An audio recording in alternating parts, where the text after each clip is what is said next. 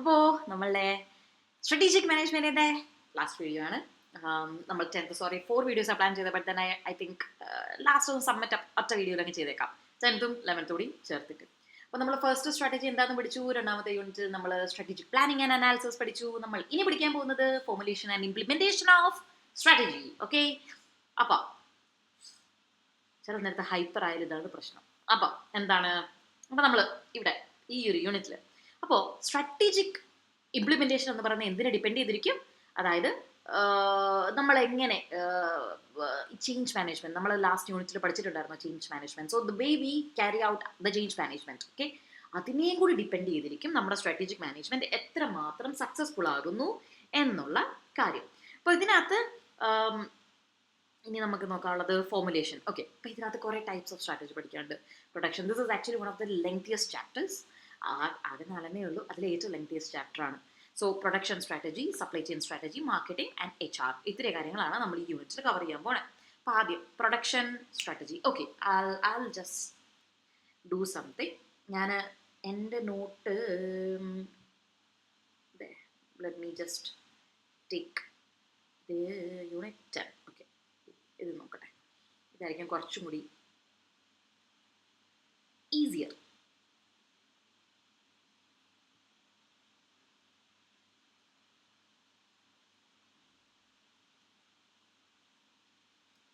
പോയടാ. Okay, here. Okay, അപ്പോൾ നോക്കിക്കേ. അപ്പോൾ മക്കളെ, ഓക്കെ, അപ്പോൾ ഇംപ്ലിമെൻറ്റേഷൻ എന്ന് പറയുമ്പോൾ അതിനകത്ത് എന്തൊക്കെയാണ് വരിക? ആളുകളെല്ലാവരെയും ഒരുമിച്ച് കൂട്ടുക, റീഅസൈൻ ചെയ്യുക, റീസോഴ്സസിനൊക്കെ അലക്കേറ്റ് ചെയ്യുക. അപ്പോൾ ഇതിനകത്ത് പല ഫങ്ഷണൽ സ്ട്രാറ്റജീസ് നമ്മൾ എടുക്കേണ്ടി വരും, പോളിസീസ് മാറ്റം വരുത്തേണ്ടി വരും, സ്ട്രക്ചേഴ്സ് മാറ്റങ്ങൾ വരുത്തേണ്ടി വരും, ഇങ്ങനെയൊക്കെ ചെയ്യേണ്ടി വരും.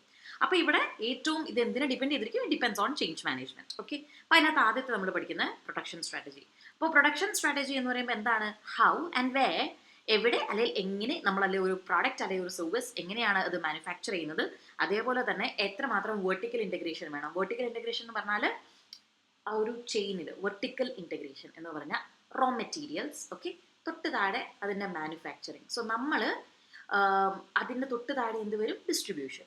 അപ്പോൾ നമ്മളുടെ വെർട്ടിക്കൽ ഇൻറ്റഗ്രേഷൻ എന്ന് പറഞ്ഞാൽ നമ്മൾ തന്നെ ഒരു ഡിസ്ട്രിബ്യൂഷൻ ചാനൽ തുടങ്ങുക. അല്ലെങ്കിൽ ഇപ്പോൾ KFC സ്വന്തം ഫാമിൽ നിന്ന് എടുത്ത് ചിക്കനെ, KFCക്ക് ഉണ്ടല്ലോ ചില ഫാംസ്, അപ്പോൾ അവരുടെ ഫാംസിൽ നിന്ന് തന്നെ ചിക്കനെ റോ മെറ്റീരിയൽ അത് ഉപയോഗിച്ചുകൊണ്ട് അവരുണ്ടാക്കുക. സോ അങ്ങനത്തെ ഇൻറ്റഗ്രേഷൻ വേണോ എന്ന് തീരുമാനിക്കുന്നതാണ് vertical integration. So vertical integration വേണോ, അതല്ലെങ്കിൽ അത് കാര്യം എന്താ? പ്രൊഡക്ഷനാണ്, പ്രൊഡക്ഷനുമായി ബന്ധപ്പെട്ടതല്ലേ. സോ വെർട്ടിക്കൽ ഇൻറ്റഗ്രേഷൻ വേണോ, റീസോഴ്സസിന് എങ്ങനെ യൂസ് ചെയ്യണം, ഏത് ടെക്നോളജി ഉപയോഗിക്കണം, ഇങ്ങനെയൊക്കെയുള്ള കാര്യങ്ങൾ, അതായത് ഒരു പ്രൊഡക്ഷനുമായി ബന്ധപ്പെട്ട. സോ ഇവിടെ ഇമ്പോർട്ടൻറ്റ് പോയിന്റ്സ് എന്തൊക്കെയാണ് വരുന്നത്? ഒന്ന്, കപ്പാസിറ്റി, ലേ ഔട്ട്, ലൊക്കേഷൻ, സിസ്റ്റത്തിൻ്റെ, പ്രൊഡക്ഷൻ സിസ്റ്റത്തിൻ്റെ, അങ്ങനെയുള്ള കാര്യങ്ങൾ വരും. പ്രൊഡക്ഷൻ ഡിസിഷൻസ് ഇവിടെ എടുക്കേണ്ടി വരും, അതായത് ഓപ്പറേഷൻസുമായി ബന്ധപ്പെട്ട്. അതേപോലെ തന്നെ എന്താണ്, എത്രമാത്രം ടെക്നോളജി യൂട്ടിലൈസ് ചെയ്യണം. അതേപോലെ തന്നെ ഒരു പ്രോഡക്റ്റിൻ്റെ, ഈ ഒരു ഫേമിൻ്റെ production strategy is affected by product life cycle. Just a second. Okay, ഒരു പ്രോഡക്റ്റ് കണ്ടോ, ദ സെയിം തിങ് കണ്ടോ, കപ്പാസിറ്റി, ലേ ഔട്ട്, ഇതൊക്കെ തന്നെയാണ് ഞാൻ പറഞ്ഞത് കണ്ടോ. ഇനി അടുത്ത് എന്താ? പ്രൊഡക്ഷൻ സിസ്റ്റത്തിൻ്റെ ഫാക്ടേഴ്സ് എന്ന് പറയുമ്പോൾ എന്തൊക്കെ ഇതിനകത്ത് വരിക എന്ന് പറഞ്ഞു കഴിഞ്ഞാൽ, നമ്മളുടെ strategy implementation would have to take into account production system factors. അതായത് നമ്മൾ ഓരോ തീരുമാനം എടുക്കുമ്പോഴും നമ്മൾ എന്തിനെ പറ്റി ചിന്തിക്കണം? നമ്മുടെ ഓപ്പറേഷൻസ് പോലുള്ള കാര്യങ്ങളെപ്പറ്റി നമ്മൾ ചിന്തിക്കണം, എന്നിട്ട് വേണം അതിനെ ഇംപ്ലിമെൻറ്റ് ചെയ്യാൻ. നെക്സ്റ്റ്, പ്രൊഡക്ഷൻ സ്ട്രാറ്റജി എന്ന് പറയുമ്പോൾ എന്താ? പ്രൊഡക്ഷൻ സ്ട്രാറ്റജി എന്ന് പറയുമ്പോൾ how and where a product, ഇതാണ് ഞാൻ തൊട്ട് മുമ്പ് ഞാൻ പറഞ്ഞത്. ഞാൻ ഡെഫിനിഷൻ ആദ്യം ഇത് വെച്ചാണ് സ്റ്റാർട്ട് ചെയ്തത്. സോ പ്ലീസ്, ഇത് ടെക്സ്റ്റ് ബുക്കിൽ ആ കറക്റ്റ് ഓർഡറിലല്ല കൊടുത്തിട്ടുള്ളത്, താഴോട്ടാണ്. സോ പ്ലീസ് ഇതൊന്ന് നോട്ട് ചെയ്യുക. ഓക്കെ, എങ്ങനെ എവിടെ വെച്ചാണ് ഒരു പ്രോഡക്റ്റ് അല്ലെങ്കിൽ ഒരു സർവീസ് നമ്മൾ മാനുഫാക്ചർ ചെയ്യുന്നത്, അതിന് എത്രമാത്രം വെർട്ടിക്കൽ ഇൻറ്റഗ്രേഷൻ വേണം, എങ്ങനെയൊക്കെയാണ് റീസോഴ്സസിനെ നമ്മൾ യൂട്ടിലൈസ് ചെയ്യാൻ പോകുന്നത്, അതേപോലെ the kind of relationship that we are going to have with the suppliers as well. ഇത്രയും കാര്യങ്ങൾ നോക്കണം. ഓക്കെ, അപ്പോൾ ആവശ്യത്തിൻ്റെ ടെക്നോളജി, ആവശ്യത്തിന് ഒപ്റ്റിമം ലെവൽ ഓഫ് ടെക്നോളജി, അതേപോലെ പ്രൊഡക്ഷൻ സ്ട്രാറ്റജീനെ ഡിപ്പെൻഡ് ചെയ്യുന്ന ഒരു കാര്യമാണ് ഒരു പ്രോഡക്റ്റിൻ്റെ life cycle. Product life cycle എന്ന് പറയുമ്പോൾ എന്താ? നമ്മളൊരു പ്രോഡക്റ്റ് ഇൻട്രൊഡക്ഷൻ സമയത്ത് നമ്മൾ അനാവശ്യമായി ഒത്തിരി ടു മച്ച് നമ്മൾ പ്രൊഡ്യൂസ് ചെയ്ത് വെക്കത്തില്ല.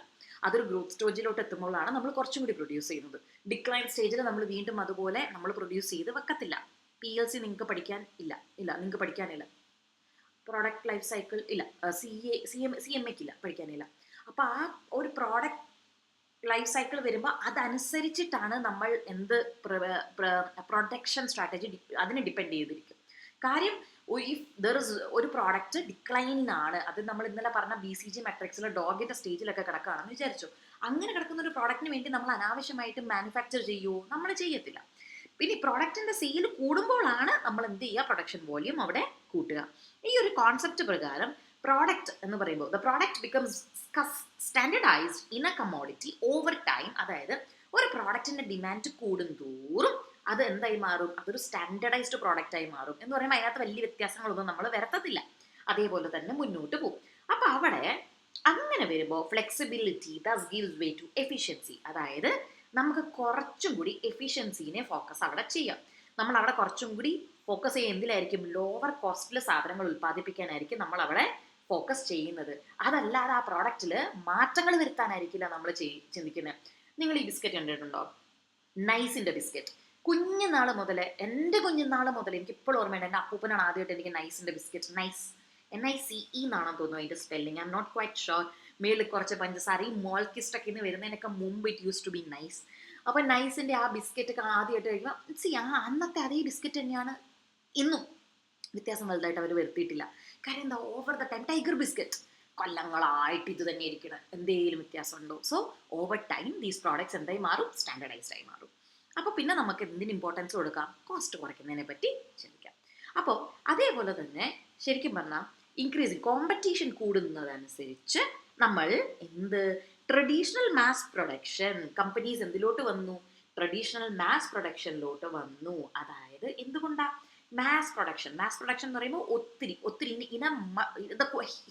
Heavy quantities. ഓക്കെ, അതായത് നമ്മൾ മെഷീനറീസ് ഒക്കെ ഉപയോഗിച്ച് ഇല്ല അച്ചൊക്കെ വെച്ചിട്ട് ചില ജാപ്പനീസിലൊക്കെ ചില ടെക്നോളജി ഉപയോഗിക്കുമ്പോൾ ചിലത് കാണാറില്ലേ, വെച്ച് ഇങ്ങനെ ഐസ്ക്രീംസ് അല്ലെങ്കിൽ ബിസ്ക്കറ്റ്സ് ഇങ്ങനെയൊക്കെയുള്ള സാധനങ്ങൾ വരുമ്പോഴത്തേക്ക് അതിൻ്റെ ആ ഒരു മോൾഡിലോട്ട് അതിടും and then they produce massively. Okay, so mass production. അപ്പോൾ നമ്മൾ ഇന്ന് ട്രാൻസ്ഫർ ലൈൻസ് ഒക്കെ ഉപയോഗിച്ചിട്ടാണ് അങ്ങനെ മാസ് പ്രൊഡക്ഷൻ ആണ് ഇന്ന് ചെയ്യുന്നത്. ഓക്കെ, അത് ആ ട്രഡീഷണൽ കാര്യം ഇന്ന് സ്ലോലി എന്തിലോട്ട് മാറിയിട്ടുണ്ട്, continuous improvement production strategy. Continuous improvement എന്ന് പറയുമ്പോൾ ബെറ്റർമെന്റ്സ് വരുത്തുന്നതിനകത്തോട്ട് മാറിയിട്ടുണ്ട്. ഇതിൽ നിന്ന് ഇതിലോട്ട് മാറിയിട്ടുണ്ട്. ഇതായിരുന്നു നമ്മൾ ചെയ്തുകൊണ്ടിരുന്നത്, ഇതായിരുന്നു മാസ് പ്രൊഡക്ഷൻ. പക്ഷെ അതിൽ നിന്ന് ബിക്കോസ് ഓഫ് കോമ്പറ്റീഷൻ നമ്മൾ എന്തിലോട്ട് വന്നു, കണ്ടിന്യൂസ് ഇംപ്രൂവ്മെന്റിലോട്ട് വന്നു, മാറ്റങ്ങൾ വരുത്തിക്കൊണ്ടിരിക്കേണ്ടി വന്നു. I hope that point is clear.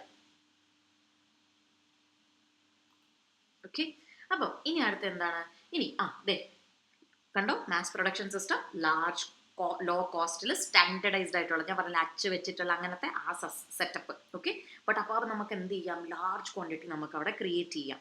അപ്പോൾ ഇവിടെ നമ്മൾ ശരിക്കും പറഞ്ഞാൽ ഇവിടെ under this system the workers were expected, അതായത് ശരിക്കും പറഞ്ഞാൽ അവനവന് കൊടുക്കുന്ന ടാസ്ക് എന്താന്ന് വെച്ചാൽ അത് ചെയ്ത് അത് നമ്മൾ ചെയ്യുന്ന കാര്യം എങ്ങനെ, അതിനൊരു വാക്ക്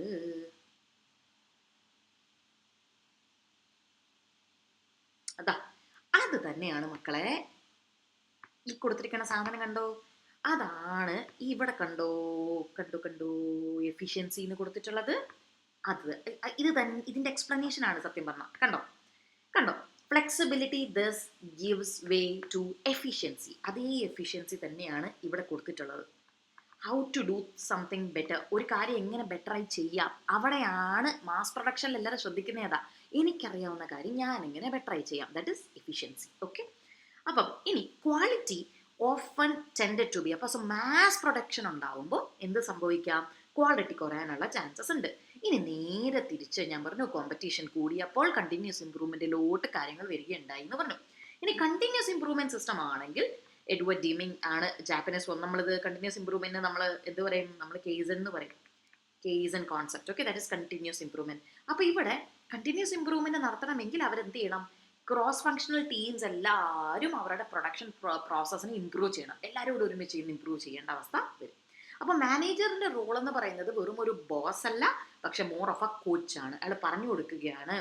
അപ്പോൾ നമ്മൾ എന്താ അങ്ങനത്തെ ഒരു രീതിയിലോട്ട് കാര്യങ്ങൾ വന്നപ്പോൾ ദിസ് റിസൾട്ടഡ് ഇൻ, അതായത് സ്റ്റാൻഡേർഡ് ഗുഡ്സ് ആൻഡ് സർവീസസ് ആണ്, പക്ഷേ അത് low cost but at the same time നല്ല സുപ്പീരിയർ ക്വാളിറ്റിയിൽ കാര്യങ്ങൾ വരാൻ തുടങ്ങി. അപ്പോൾ ഇവിടെ കണ്ടിന്യൂസ് ഇംപ്രൂവ്മെന്റിന്റെ ഏറ്റവും ഇമ്പോർട്ടൻ്റ് ആയിട്ടുള്ള ഒരു കാര്യം എന്താണ് എന്ന് ചോദിച്ചു കഴിഞ്ഞാൽ, നമ്മൾ അവിടെ എന്ത് വർക്കേഴ്സിന്റെ എക്സ്പീരിയൻസിനും നോളജിനും നമ്മൾ ഇമ്പോർട്ടൻസ് കൊടുക്കണം, അക്നോളജ് ചെയ്യണം. ദാറ്റ് വി അത് മുഖവിലേക്ക് നമ്മൾ എടുക്കണം. അതെടുത്താൽ മാത്രമേ പ്രൊഡക്ഷനിൽ പല പ്രോബ്ലംസും വരുന്നത് നമുക്ക് മനസ്സിലാക്കാൻ പറ്റത്തുള്ളൂ. അതേപോലെ വേരിയൻസസ് എന്തുകൊണ്ട് വരുന്നു എന്നുള്ളത് നമുക്ക് മനസ്സിലാക്കാൻ പറ്റത്തുള്ളൂ. So here my question is, എന്തിനാണ് വർക്കേഴ്സിന്റെ എക്സ്പീരിയൻസിന് ഇമ്പോർട്ടൻസ് കൊടുക്കുന്നത് എന്ന് ചിന്തിക്കുക. അതിൻ്റെ റീസൺ ഒന്ന് മാത്രമേ ഉള്ളൂ. ഫ്ലോർ ലെവലിൽ ജോലി ചെയ്യുന്ന ആളുകൾക്കാണ് അതുമായി ബന്ധപ്പെട്ട പ്രശ്നങ്ങളെല്ലാം അറിയാൻ പോകുന്നത്. സോ ഞാനിപ്പോൾ എൻ്റെ ഇപ്പം നിങ്ങൾ കണ്ടിട്ടുണ്ടോ, നമ്മൾ തുണിക്കടയിലൊക്കെ ചെല്ലുമ്പോൾ നമ്മൾ സാരിയൊക്കെ എടുക്കുന്ന സമയത്ത് ആ ചേച്ചിമാരോട് ചോദിച്ചാൽ ആ ചേച്ചിമാർക്ക് ആണ് അറിയാവുന്നത് ഇന്ന് ഏതാണ് ഏറ്റവും അധികം മൂവ് ആവുന്ന സാരി എന്നുള്ള കാര്യം. അതുപോലെ തന്നെയാണ്. അപ്പോൾ ഫ്ലോറിൽ നിൽക്കുന്നവർക്കാണ് ഇവരിത് മാനുഫാക്ചർ ചെയ്യുമ്പോൾ എന്തൊക്കെ പ്രശ്നങ്ങളാണ് അവിടെ വരാറുള്ളത്, എങ്ങനെയാണ് ഈ ഗുഡ്സിൻ്റെ നമ്മളുടെ ഔട്ട്പുട്ടിൽ എങ്ങനെയാണ് ഈ വേരിയൻസസ് ഉണ്ടാവുന്നത്, അതല്ലെങ്കിൽ എന്തൊക്കെ മിസ്റ്റേക്സ് ആണ് വരുത്തുന്നത് എന്ന് നമ്മൾ അറിയണം. എങ്കിൽ നമ്മൾ ആർക്ക് ഇമ്പോർട്ടൻസ് അവിടെ കൊടുക്കണം? വർക്കേഴ്സിന്, നോളജിനും എക്സ്പെർട്ടീസിനും ഇമ്പോർട്ടൻസ് നമ്മൾ അവിടെ കൊടുക്കണം. Because they know better. അല്ലാതെ being a higher manager I know everything എന്നുള്ള ആറ്റിറ്റ്യൂഡ് ഒരിക്കലും ഉണ്ടാവാൻ പാടില്ല. ഇനി ഫോർ എക്സാമ്പിൾ ഇതിനകത്താണ് പറയുന്നത് JIT. ഇത് നിങ്ങൾക്ക് പഠിക്കാനുണ്ട് FM if I am not wrong. നിങ്ങൾക്ക് കാണാൻ തോന്നുന്നു, ഉറപ്പില്ല, I think so. Just in time. നമ്മൾ ജസ്റ്റ് ഇൻ ടൈം എന്ന് പറയുമ്പോൾ നമ്മളെ ഏറ്റവും അധികം നമ്മൾ കേട്ടിട്ടുള്ളത് ടൊയോട്ടയുടെ കാര്യമാണ്. Just in time inventory. Just in time എന്ന് പറയുമ്പോൾ എന്താ, ദേ വിൽ നോട്ട് ഹോൾഡ്. വലിയതായിട്ട് അവർ എന്തേ റോ മെറ്റീരിയൽസ് അവർ ഹോൾഡ് ചെയ്ത് വെക്കത്തില്ല. നമുക്ക് ആവശ്യം വരുമ്പോഴാണ് നമ്മൾ എന്ത് ചെയ്യുക, ഓർഡർ ചെയ്ത് എടുക്കുക. ഫോർ എക്സാമ്പിൾ ഇപ്പോൾ ഞാൻ വെൻ ഐ വാസ് ആ സ്റ്റോർ മാനേജർ, ഞാൻ പറഞ്ഞിട്ടുണ്ടായിരുന്നു, ഞങ്ങൾ ഒരിക്കലും നമ്മൾ ഇപ്പോൾ ഒരു hyper market, health care hyper markets ആണ് നമ്മളുടേത്. സോ നമുക്ക് മേക്കപ്പ് മുതൽ നമുക്ക് ഹെയർ കെയർ ഷാപ്പ് എല്ലാം വിൽക്കുന്ന ഒരു സ്റ്റോറാണ് നമ്മൾ. ഈവൻ ബാത്ത് ടബ്സ് വരെ വിൽക്കും. അപ്പോൾ ഒരു ബാത്ത് ടബ് എന്ന് പറയുമ്പോൾ ഇത്രയും സ്പേസ് ഹോൾഡ് ചെയ്യുന്നൊരു സാധനമാണ് ബാത്ത് ടബ്. അപ്പം ഞങ്ങൾ ഈ ബാത്ത് ടബിനെ എല്ലാത്തിനെയും കൂടെ ഇറക്കി വെക്കാൻ പറ്റുമോ? ഇല്ല. അതും സെലക്റ്റഡ് സ്റ്റോർസിൽ മാത്രമേ ബാത്ത് ടബ് ഡിസ്പ്ലേ പോലും നമ്മൾ ചെയ്യും. നമുക്കിപ്പോൾ ടോട്ടലി 500, 550, 610 സ്റ്റോർസ് ഉണ്ടെങ്കിൽ അതിനകത്ത് ബാത്ത് ടബും ഇങ്ങനെയുള്ള ആ എൻറ്റയർ ഡിസ്പ്ലേ ഉള്ള സ്റ്റോർസ് ഒരു 50 സ്റ്റോർസ് മാത്രമേ ഉള്ളൂ. കാര്യം എന്താ, ഇറ്റ് ഈസ് അത്രയും സ്പേസ് എടുക്കുന്ന, സ്പേസ് കൺസ്യൂമിങ് ആണ്. സോ അങ്ങനെയുള്ള സാധനങ്ങൾ ഞങ്ങളുടെ സ്റ്റോറിൽ ഡിസ്പ്ലേ വെച്ചിട്ടുണ്ടായിരുന്നു. ബിക്കോസ് വലിയ സ്റ്റോർസ് ആകുമ്പോൾ വി വിൽ ഡിസ്പ്ലേ, കുഞ്ഞു സ്റ്റോർസിൽ we will not display to save the space. അപ്പോൾ എന്താ, അപ്പോൾ നമ്മൾ ഓട്ടോമൊബൈൽ ഇൻഡസ്ട്രിയൊക്കെ അപ്പോൾ എന്താ, ഇത് പ്രൊഡക്ഷനെ സഹായിക്കുന്ന ഒരു കാര്യമാണ് ജസ്റ്റ് ഇൻ ടൈം ആണെന്നുള്ള ഗുണം എന്താ, വർക്കിംഗ് ക്യാപിറ്റൽ അനാവശ്യമായിട്ട് നമ്മൾക്ക് വേസ്റ്റ് ചെയ്യത്തില്ല. നമുക്ക് we can use the capital for something else. Space നമുക്ക് സേവ് ചെയ്യാം. ഇങ്ങനെയൊക്കെയുള്ള പെട്ടെന്ന് തന്നെ കൺവേർട്ട് ചെയ്യാൻ പറ്റും. പെട്ടെന്ന് തന്നെ നമ്മളൊരു പ്രോഡക്റ്റ് മേടിച്ചാൽ ഒരു കസ്റ്റമർ ഉള്ളപ്പോഴായിരിക്കും നമ്മളത് മേടിക്കുക. സോ അങ്ങനെയൊക്കെ പൈസ നമുക്ക് ലാഭിക്കാൻ പറ്റും. ഓക്കെ. ഇനി ഇതിനകത്ത് എക്സാമ്പിൾ ഇവർ കൊടുത്തിരിക്കുന്നത് വേറൊന്ന്, സർവീസ് ഓർഗനൈസേഷൻ. ഈവൻ ദേ കണ്ടോ, മഹീന്ദ്രയ്ക്ക് സെസ്റ്റ് എന്നൊരു പരിപാടി ഉണ്ട്. എന്ന് പറഞ്ഞു കഴിഞ്ഞാൽ ക്ലബ് മഹീന്ദ്രയുടെ അവരുടെ കസ്റ്റമർ സർവീസ് അങ്ങനെയുള്ള കസ്റ്റമർ കാര്യങ്ങൾ നോക്കുന്ന ഗ്രൂപ്പിൻ്റെ ടീമിൻ്റെ പേരാണ് സെസ്റ്റ്. അപ്പോൾ സർവീസ് ഓർഗനൈസേഷൻ, അത് റിസോർട്ട് ക്ലബ് മഹീന്ദ്ര, ഇവരൊക്കെ അതേപോലെ തന്നെ പല അവരുടെ, എന്തുകൊണ്ട് ഇവിടെ സർവീസിനെ പറ്റി പറയുന്നു എന്ന് പറഞ്ഞാൽ മക്കളെ വേറൊന്നും കൊണ്ടല്ല, ഇത്രയും നമ്മൾ പറഞ്ഞത് മാനുഫാക്ചറിങ്ങിനെ പറ്റിയാണ് അല്ലെ, സാധനങ്ങൾ ഉണ്ടാക്കുന്നതിനെ പറ്റിയാണ്. ആ സാധനങ്ങൾ ഉണ്ടാക്കുന്ന പ്രോഡക്ട്സ് മാത്രമല്ല, ബട്ട് ഈവൻ സർവീസസ് ആണെങ്കിൽ പോലും ഇതേപോലത്തെ പ്രൊഡക്ഷൻ എന്താ സ്ട്രാറ്റജീസ് യൂസ് ചെയ്യും എന്നാണ് പറഞ്ഞിട്ടുള്ളത്. കാര്യം ഇപ്പം മഹീന്ദ്രയുടെ ഒരു ഓഫറിംഗ് ആണ്. അവരുടെ മഹീന്ദ്രയിൽ നിങ്ങൾ ക്ലബ് മഹീന്ദ്രയിൽ നമുക്ക് ടൂർ പാക്കേജസ്, നമുക്ക് വർഷം 3.5 ലക്ഷം ആണെന്ന് തോന്നുന്നു അതിൻ്റെ പേയ്മെൻറ്റ് വരുന്നത്. എൻ്റെ ഒരു അങ്കിൾ എടുത്തിട്ടുണ്ട്. അപ്പോൾ 3.5 ലക്ഷം സംതിങ്, 3.5 അങ്ങാണൊക്കെ നമ്മൾ എത്ര കൊടുത്താൽ നമ്മുടെ കുടുംബത്തിലുള്ളവർക്ക് എത്ര വട്ടം പേയ്മെൻറ്റ് നടത്തുന്നു എന്ന് എനിക്കറിയത്തില്ല. ഇയർലി പേയ്മെൻ്റ് ആണ്, I am not quite sure. But നമുക്ക് ക്ലബ് മഹീന്ദ്രയുടെ ഇന്ത്യയിലുള്ളതാണെന്ന് തോന്നുന്നു, ഏത് റിസോർട്ട്സിൽ വേണമെങ്കിലും നമുക്ക് പോയിട്ട് സ്റ്റേ ചെയ്യാം. അങ്ങനെ ഒരു ബെനിഫിറ്റ് അതിനുണ്ട് ഈ ക്ലബ് മഹീന്ദ്രയുടെ. സോ അവരുടെ ഈ ഇന്ത്യയിലെ ഏത് പാർട്ടിലാണെങ്കിലും അവരുടെ കുറേ റിസോർട്ട്സും കാര്യങ്ങളൊക്കെ ഉണ്ട്. അവിടെയൊക്കെ നമുക്ക് എന്ത് ചെയ്യാം, നമുക്ക് പോയി സ്റ്റേ ചെയ്യാം. നമുക്ക് മാത്രമല്ല, നമ്മളുടെ എന്താ പറയുന്നത്, നമ്മുടെ കുഞ്ഞുമക്കളെ അവരെയൊക്കെ വേണമെങ്കിൽ അതിൽ രജിസ്റ്റർ ചെയ്യാം. സോ അങ്ങനത്തെ കസ്റ്റമേഴ്സിന് കസ്റ്റമൈസ് ചെയ്ത് അവർ സാധനങ്ങൾ കൊടുക്കും. സോ അങ്ങനെ കസ്റ്റമൈസ് ചെയ്ത് കൊടുക്കുന്ന അവരുടെ സർവീസസിനെ അവരെന്ത് ചെയ്യും, കസ്റ്റമൈസ് ചെയ്യും. സോ അതിൻ്റെ കാര്യങ്ങൾ നോക്കുന്ന ഗ്രൂപ്പിൻ്റെയാണ് സെസ്റ്റ് എന്ന് പറയാം. അപ്പം ഇങ്ങനെ ഒരു മാനുഫാക്ചറിങ്ങിൻ്റെ കാര്യം നമ്മൾ പറയുമ്പോൾ ഇവിടെ കുറേ സസ്റ്റൈനബിലിറ്റി ഇഷ്യൂസ് ഉണ്ട്. എന്ന് പറഞ്ഞാൽ ഒന്ന് റീസോഴ്സസ് ഒക്കെ സ്കെയർസ് ആണ്. അത് പ്രത്യേകിച്ചും മാനുഫാക്ചറിങ്ങിൽ റീസോഴ്സസ് സ്കെയർസ് ആണ്. ഇന്ന് പ്രത്യേകിച്ചും ഓയിൽ പ്രൈസസിൻ്റെ വലിയൊരു ഇഷ്യൂ നമ്മൾ നേരിടുന്നുണ്ട്. ഇനി അതല്ല എങ്കിൽ കുറേയൊക്കെ കോസ്റ്റ് നമുക്ക് കസ്റ്റമേഴ്സിലോട്ട് നമുക്ക് കൊടുക്കാമെങ്കിൽ കൂടിയും നമുക്കൊരു പരിധിക്കപ്പുറം നമുക്ക് നമ്മുടെ സാധനങ്ങളുടെ വില കൂടുന്നതെന്ന് പറഞ്ഞിട്ട് പ്രോഡക്റ്റിൻ്റെ വില കൂട്ടി അത് കസ്റ്റമറിലോട്ട് എത്തിക്കാൻ സാധിക്കത്തില്ല. വെള്ളം വളരെയധികം സ്കെയർസ് ആണ് കുഞ്ഞാടുകളെ. ഓക്കെ, അതുകൊണ്ട് വാട്ടർ ഇൻറ്റൻസീവ്, ഫോർ എക്സാമ്പിൾ ഇപ്പോൾ പെപ്സിക്കോ ഒക്കെ ആണെങ്കിൽ അറിയാലോ, കുഴൽക്കിണർ കുഴിച്ച് നന്നായിട്ട് എടുക്കേണ്ടി വരും. സോ അങ്ങനത്തെ ഇഷ്യൂസ് ഉണ്ടാവാറുണ്ട്. അതേപോലെ തന്നെ ഗ്ലോബൽ വാർമിംഗ്, കാർബൺ എമിഷൻസ്, ഇങ്ങനെയുള്ള ഇഷ്യൂസ്. ഓക്കെ, പിന്നെ എക്കോ ഫ്രണ്ട്ലി ടെക്നോളജിയിലോട്ട് ആളുകൾ മാറുകയാണ്, ഗവൺമെൻറ് റെഗുലേഷൻസ്, ഇതൊക്കെ. അപ്പോൾ ഇതിനകത്ത് ചുരുക്കി പറഞ്ഞാൽ എന്തൊക്കെ എഴുതാമെന്ന് ചോദിച്ചാൽ, പ്രൊഡക്ഷൻ സ്ട്രാറ്റജി ഒന്ന്, പ്ലാൻസ് ആൻഡ് പോളിസീസ് ഇമ്പോർട്ടൻ്റ് ആണ്. ആദ്യം എന്താ പ്രൊഡക്ഷൻ സ്ട്രാറ്റജി എന്നുള്ള കാര്യം. Okay, please note this. Then നമ്മൾ എന്ത് ചെയ്യണം, it also deals with optimum level of technology. ഒരു production strategy it depends on ഏത് പ്രോഡക്റ്റ് ലൈഫ് സൈക്കിളിനെ ഡിപ്പെൻഡ് ചെയ്തിരിക്കും. അടുത്തത് എന്ത് പറയും, അക്കോർഡിംഗ് ടു. ഓക്കെ, ഈ ഒരു കോൺസെപ്റ്റ് വെച്ച് നോക്കുമ്പോൾ ദ പ്രോഡക്റ്റ് ബിക്കംസ് എന്താണ്, സ്റ്റാൻഡേർഡ്. പ്രോഡക്റ്റ് പയ്യെ സ്റ്റാൻഡർഡൈസ്ഡ് ആയി മാറും. ഈ ഡിമാൻഡ് കൂടുന്നതനുസരിച്ച് സ്റ്റാൻഡർഡൈസ്ഡ് ആയി മാറും. ഇനി പണ്ടൊക്കെ നമ്മൾ മാസ് പ്രൊഡക്ഷൻ ചെയ്തുകൊണ്ടിരിക്കുന്ന സമയത്ത് നമ്മൾ മാസ് പ്രൊഡക്ഷൻ ചെയ്തുകൊണ്ടിരിക്കുന്ന സമയത്ത് നമ്മളാണെങ്കിൽ എന്താണ്, നമ്മൾ ജസ്റ്റ് അതിൻ്റെ ക്വാണ്ടിറ്റി നമ്മളത് ഇൻക്രീസിങ്, ഇവിടെ പോയി നമ്മൾ അതിൻ്റെ ക്വാണ്ടിറ്റിയിലായിരുന്നു കൂടുതൽ ഫോക്കസ് പണ്ട് ചെയ്തുകൊണ്ടിരുന്നത് എങ്കിൽ ഇന്ന് നമ്മൾ എന്തിനു കുറച്ചും കൂടി ഫോക്കസ് ചെയ്യാൻ തുടങ്ങി, കണ്ടിന്യൂസ് ഇംപ്രൂവ്മെൻറ്റിന് ഫോക്കസ് ചെയ്യാൻ തുടങ്ങി. എന്നിട്ട് എന്താ എഴുതിക്കണേ, എന്താണ് മാസ് പ്രൊഡക്ഷൻ എന്ന് എഴുതാം. ഓക്കെ, അപ്പോൾ ഇനി പിന്നെന്താ പറഞ്ഞേക്കണേ, പിന്നെ എഴുതേണ്ടത് JIT പറ്റിയാണ്. കണ്ടിന്യൂസ് ഇംപ്രൂവ്മെന്റിനെ പറ്റി എഴുതുക about just in time. Okay, ഇത്രയാണ് ഇതിനകത്ത് ഉള്ള കാര്യം. നെക്സ്റ്റ് എന്താണ്, സപ്ലൈ ചെയിൻ സ്ട്രാറ്റജി. അപ്പം ആദ്യം എന്താണ് supply chain strategy? Supply chain management എന്ന് പറയുമ്പോൾ എന്താ, അതായത് നമ്മുടെ ഇൻപുട്സ് അല്ലെങ്കിൽ നമ്മളുടെ ഇൻപുട്സിന്റെ ഫ്ലോ അല്ലെങ്കിൽ കമ്പോണൻസിന്റെ ഫ്ലോ ഫ്രം സപ്ലയേഴ്സിൽ നിന്ന് കമ്പനിയുടെ പ്രൊഡക്ഷൻ പ്രോസസ്സിലോട്ടുള്ള ആ ഫ്ലോയിനെയാണ് നമ്മൾ എന്തെന്ന് പറയുന്നത്, സപ്ലൈ ചെയിൻ മാനേജ്മെന്റ് എന്ന് പറയുന്നത്. അതായത് റോ മെറ്റീരിയൽസിനെ സപ്ലയേഴ്സിൽ നിന്ന് ആരുടെ കയ്യിലോട്ട് എത്തിക്കുക, കമ്പനിയുടെ പ്രൊഡക്ഷൻ പ്രോസസ്സിലോട്ട് എത്തിക്കുക. എന്തിനു വേണ്ടി, ഒന്ന് ഇൻവെന്ററി അനാവശ്യമായി നമ്മൾ ഹോൾഡ് ചെയ്യാതിരിക്കാൻ വേണ്ടിയിട്ടും നമ്മൾ എടുത്തുകൊണ്ട് വരുന്ന ഇൻവെന്ററി എത്രയും പെട്ടെന്ന് സെയിൽസ് ആയി കൺവേർട്ട് ചെയ്യാൻ വേണ്ടിയിട്ടും. Okay, that is supply chain. അപ്പോൾ പേടിച്ചുവല്ലോ. അപ്പോൾ ഇവിടെ സപ്ലൈ ചെയിൻ എന്ന് പറയുമ്പോൾ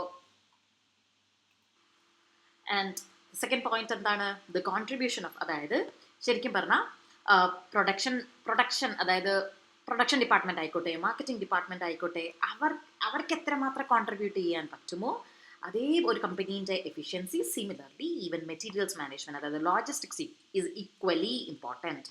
അപ്പോൾ മെറ്റീരിയൽ മാനേജ്മെന്റ് എന്ന് പറയുമ്പോൾ എന്താണ്, കറക്റ്റായിട്ട് ഇൻപുട്സ് ലഭിക്കുക, അതായത് പ്രൊഡക്ഷൻ ഫെസിലിറ്റിക്ക് എത്തിക്കുക. Okay, and then production process വഴി and even out for distribution system to the end user, അതായത് ഫൈനൽ കൺസ്യൂമറിലേക്ക്, കസ്റ്റമറിലേക്ക് അത് എത്തിക്കുക. അപ്പോൾ ഒരു പൊതുവേ നമ്മൾ പറയുകയാണെങ്കിൽ നമുക്ക് എന്ത് പറയാം, ഒരു മാനുഫാക്ചറിങ് കമ്പനീനെ പറ്റി സംസാരിക്കുമ്പോൾ മെറ്റീരിയൽസ് ആൻഡ് ട്രാൻസ്പോർട്ടേഷൻ കോസ്റ്റ് എന്ന് പറയുന്നത് ഒരു 50 to 70% അവരുടെ റവന്യൂസിൻ്റെ എത്താറുണ്ട്. സോ ഇതിനകത്ത് ഒരു ചെറിയ റിഡക്ഷൻ വന്നാൽ പോലും നമുക്ക് നമ്മുടെ പ്രോഫിറ്റബിലിറ്റിയിൽ ഒരു വലിയ ഇമ്പാക്റ്റ് എത്തിക്കാൻ സാധിക്കും എന്നാണ് പറഞ്ഞിട്ടുള്ളത്. ഇനി ഒരു കോമ്പറ്റേറ്റീവ് മാർക്കറ്റ് ആണെങ്കിൽ നമുക്കിപ്പോൾ ശരിക്കും പറഞ്ഞാൽ ഈ ഒരു മെറ്റീരിയൽസ് ഇതിനകത്ത് ഒരു 3% എങ്കിലും കുറയ്ക്കാൻ പറ്റുകയാണ് എങ്കിൽ ശരിക്കും പറഞ്ഞാൽ ഒരു റവന്യൂ 30% ഇൻക്രീസ് ചെയ്യിക്കുന്നതിനെക്കാട്ട് എളുപ്പമാണ് എന്ത്, ഈ പറയുന്ന മെറ്റീരിയൽസ് എന്ന് പറയുന്നത് ഒരു 3% എങ്കിലും കുറയ്ക്കുക. അതേപോലെ തന്നെ കണ്ടോ, അവിടെയും നമുക്ക് ജസ്റ്റ് ഇൻ ടൈമിനെ പറ്റി പറയാം മക്കളെ.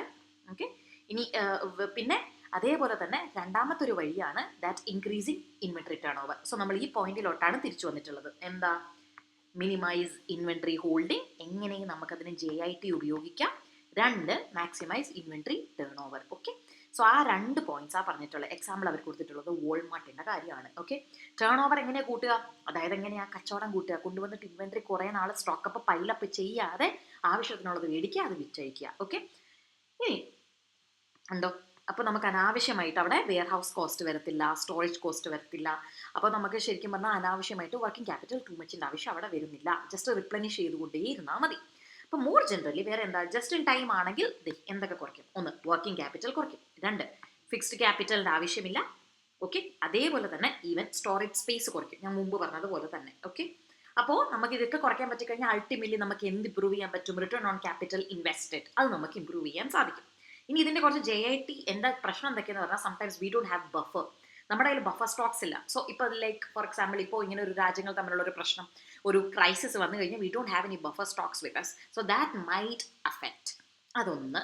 രണ്ട്, അതേപോലെ തന്നെ ബഫർ സ്റ്റോക്സ് സ്റ്റോർ ചെയ്യുക എന്ന് പറയുന്നത് എക്സ്പെൻസീവ് ആണെങ്കിൽ പോലും നമുക്ക് എന്തെങ്കിലും നാളെ ഒരു കാലത്ത് ഒരു ഷോർട്ടേജ് വന്നു കഴിഞ്ഞാൽ ബഫർ ഉണ്ടെങ്കിൽ നമുക്ക് ഡിസ്റപ്ഷൻ, അതായത് സപ്ലയേഴ്സിൻ്റെ സൈഡിൽ നിന്ന് ഒരു പ്രശ്നം വന്നാലും നേരിടാൻ പറ്റും. അത് നമുക്ക് പറ്റിയെന്നിരിക്കില്ല. അപ്പോൾ ഇതിനെ എങ്ങനെ ഓവർകം ചെയ്യാമെന്ന് ചോദിച്ചു കഴിഞ്ഞാൽ ഒന്നിലധികം സപ്ലയേഴ്സിനെ വെക്കുക. ഒരാളുടെ കയ്യിലില്ലെങ്കിലും വേറൊരാളുടെ കയ്യിൽ നിന്ന് മേടിക്കുക. ലൈക്ക് നമുക്കിപ്പോൾ എന്തിൻ്റെ പ്രശ്നമുണ്ട്, ഓയിൽ പ്രശ്നമുണ്ട് നമ്മളുടെ രാജ്യത്തിന്, അല്ലേ? So rather than just focusing on Russia, also buy from Iraq. അവരുടെ കയ്യിൽ നിന്നും കൂടി ഇറാൻ അവരുടെ കയ്യിൽ നിന്നും കൂടി പർച്ചേസ് ചെയ്യുക, അല്ലെങ്കിൽ മിഡിൽ ഈസ്റ്റിൽ നിന്ന് പർച്ചേസ് ചെയ്യുക. അങ്ങനെയും കൂടി ഒരു വഴി ഉണ്ടാക്കി വെക്കുക. ഇനി എന്താണ്, അതേപോലെ തന്നെ ഓപ്പറേഷൻസ് പ്ലാനിങ്, കൺട്രോൾ, ഇതുമായി ബന്ധപ്പെട്ട പ്രോപ്പർ ഈ പ്ലാൻസ് ആൻഡ് പോളിസീസ് ഫസ്റ്റിനകത്ത് നമ്മൾ പറഞ്ഞു. ഏതിനകത്ത്? മാനുഫാക്ചറിങ്ങിനകത്ത് നമ്മൾ പറഞ്ഞിട്ടുണ്ട്. അപ്പോൾ ഓപ്പറേഷൻസ് പ്ലാനിങ്ങും കൺട്രോളും ഉണ്ട് എങ്കിൽ നമുക്ക് എന്താ ഒബ്ജക്റ്റീവ്സിനെ കുറച്ചുകൂടി ക്ലിയർ ആയിട്ട് റിയാലിറ്റിയായി കൺവേർട്ട് ചെയ്യാം എന്നാണ് പറഞ്ഞിട്ടുള്ളത്. ഓപ്പറേഷൻസ്, കാര്യം ഓപ്പറേഷൻസ് എന്ന് പറഞ്ഞാൽ സാധനങ്ങൾ ഇങ്ങോട്ട് കൊണ്ടുവരുന്നത് എന്തിൻ്റെ ഭാഗമാണ്? ഓപ്പറേഷൻസിൻ്റെ ഭാഗമാണ്. അപ്പോൾ ഓപ്പറേഷണൽ പ്ലാനിങ്, ഓക്കെ ഇത് വരുമ്പോൾ തന്നെ, ഇത് വിറ്റ് പോകുമ്പോൾ തന്നെ അടുത്തത് വരണം എന്നുള്ള ഓപ്പറേഷണൽ പ്ലാനിങ് അവിടെ വേണം. രണ്ട്, പ്രോപ്പർ കൺട്രോൾസും ഉണ്ട് എങ്കിൽ നമുക്ക് ഒബ്ജക്റ്റീവ്സിനെ റിയാലിറ്റിയായി കൺവേർട്ട് ചെയ്യാം. So let's just come back to this supply chain strategy. 2 point എന്തൊക്കെയാണ് അത് പറഞ്ഞാൽ, ഒന്ന് മിനിമൈസിങ് ഇൻവെൻട്രി. എങ്ങനെ ഇൻവെൻട്രീനെ, ഹോൾഡിങ്ങിനെ മിനിമൈസ് ചെയ്യാം, നമുക്കതിനെ ജസ്റ്റ് ഇൻ ടൈം വെച്ചിട്ട് ഹോൾഡിങ് റെഡ്യൂസ് ചെയ്യാം. 2, ടേൺ ഓവർ കൂട്ടുക. ടേൺ ഓവർ കൂട്ടുന്നതിനകത്ത് പിന്നെ അതായത് നമ്മൾ അൾട്ടിമേറ്റ്ലി എക്സാമ്പിളായിട്ട് വാൾമാർട്ടിനെ പറയാം. ഇൻവെൻട്രി ഹോൾഡിംഗ് കോസ്റ്റ് കുറയ്ക്കും ടേൺ ഓവർ ഇംപ്രൂവ് ആയി കഴിഞ്ഞാൽ. പിന്നെ നമുക്ക് എന്ത് പറയാം, JITനെ പറ്റി പറയണം. ആൻഡ് ദെൻ ലിമിറ്റേഷൻസ് ആൻഡ് എങ്ങനെ ഓവർകം ചെയ്യാം, ഇത്ര കാര്യങ്ങളാണ്.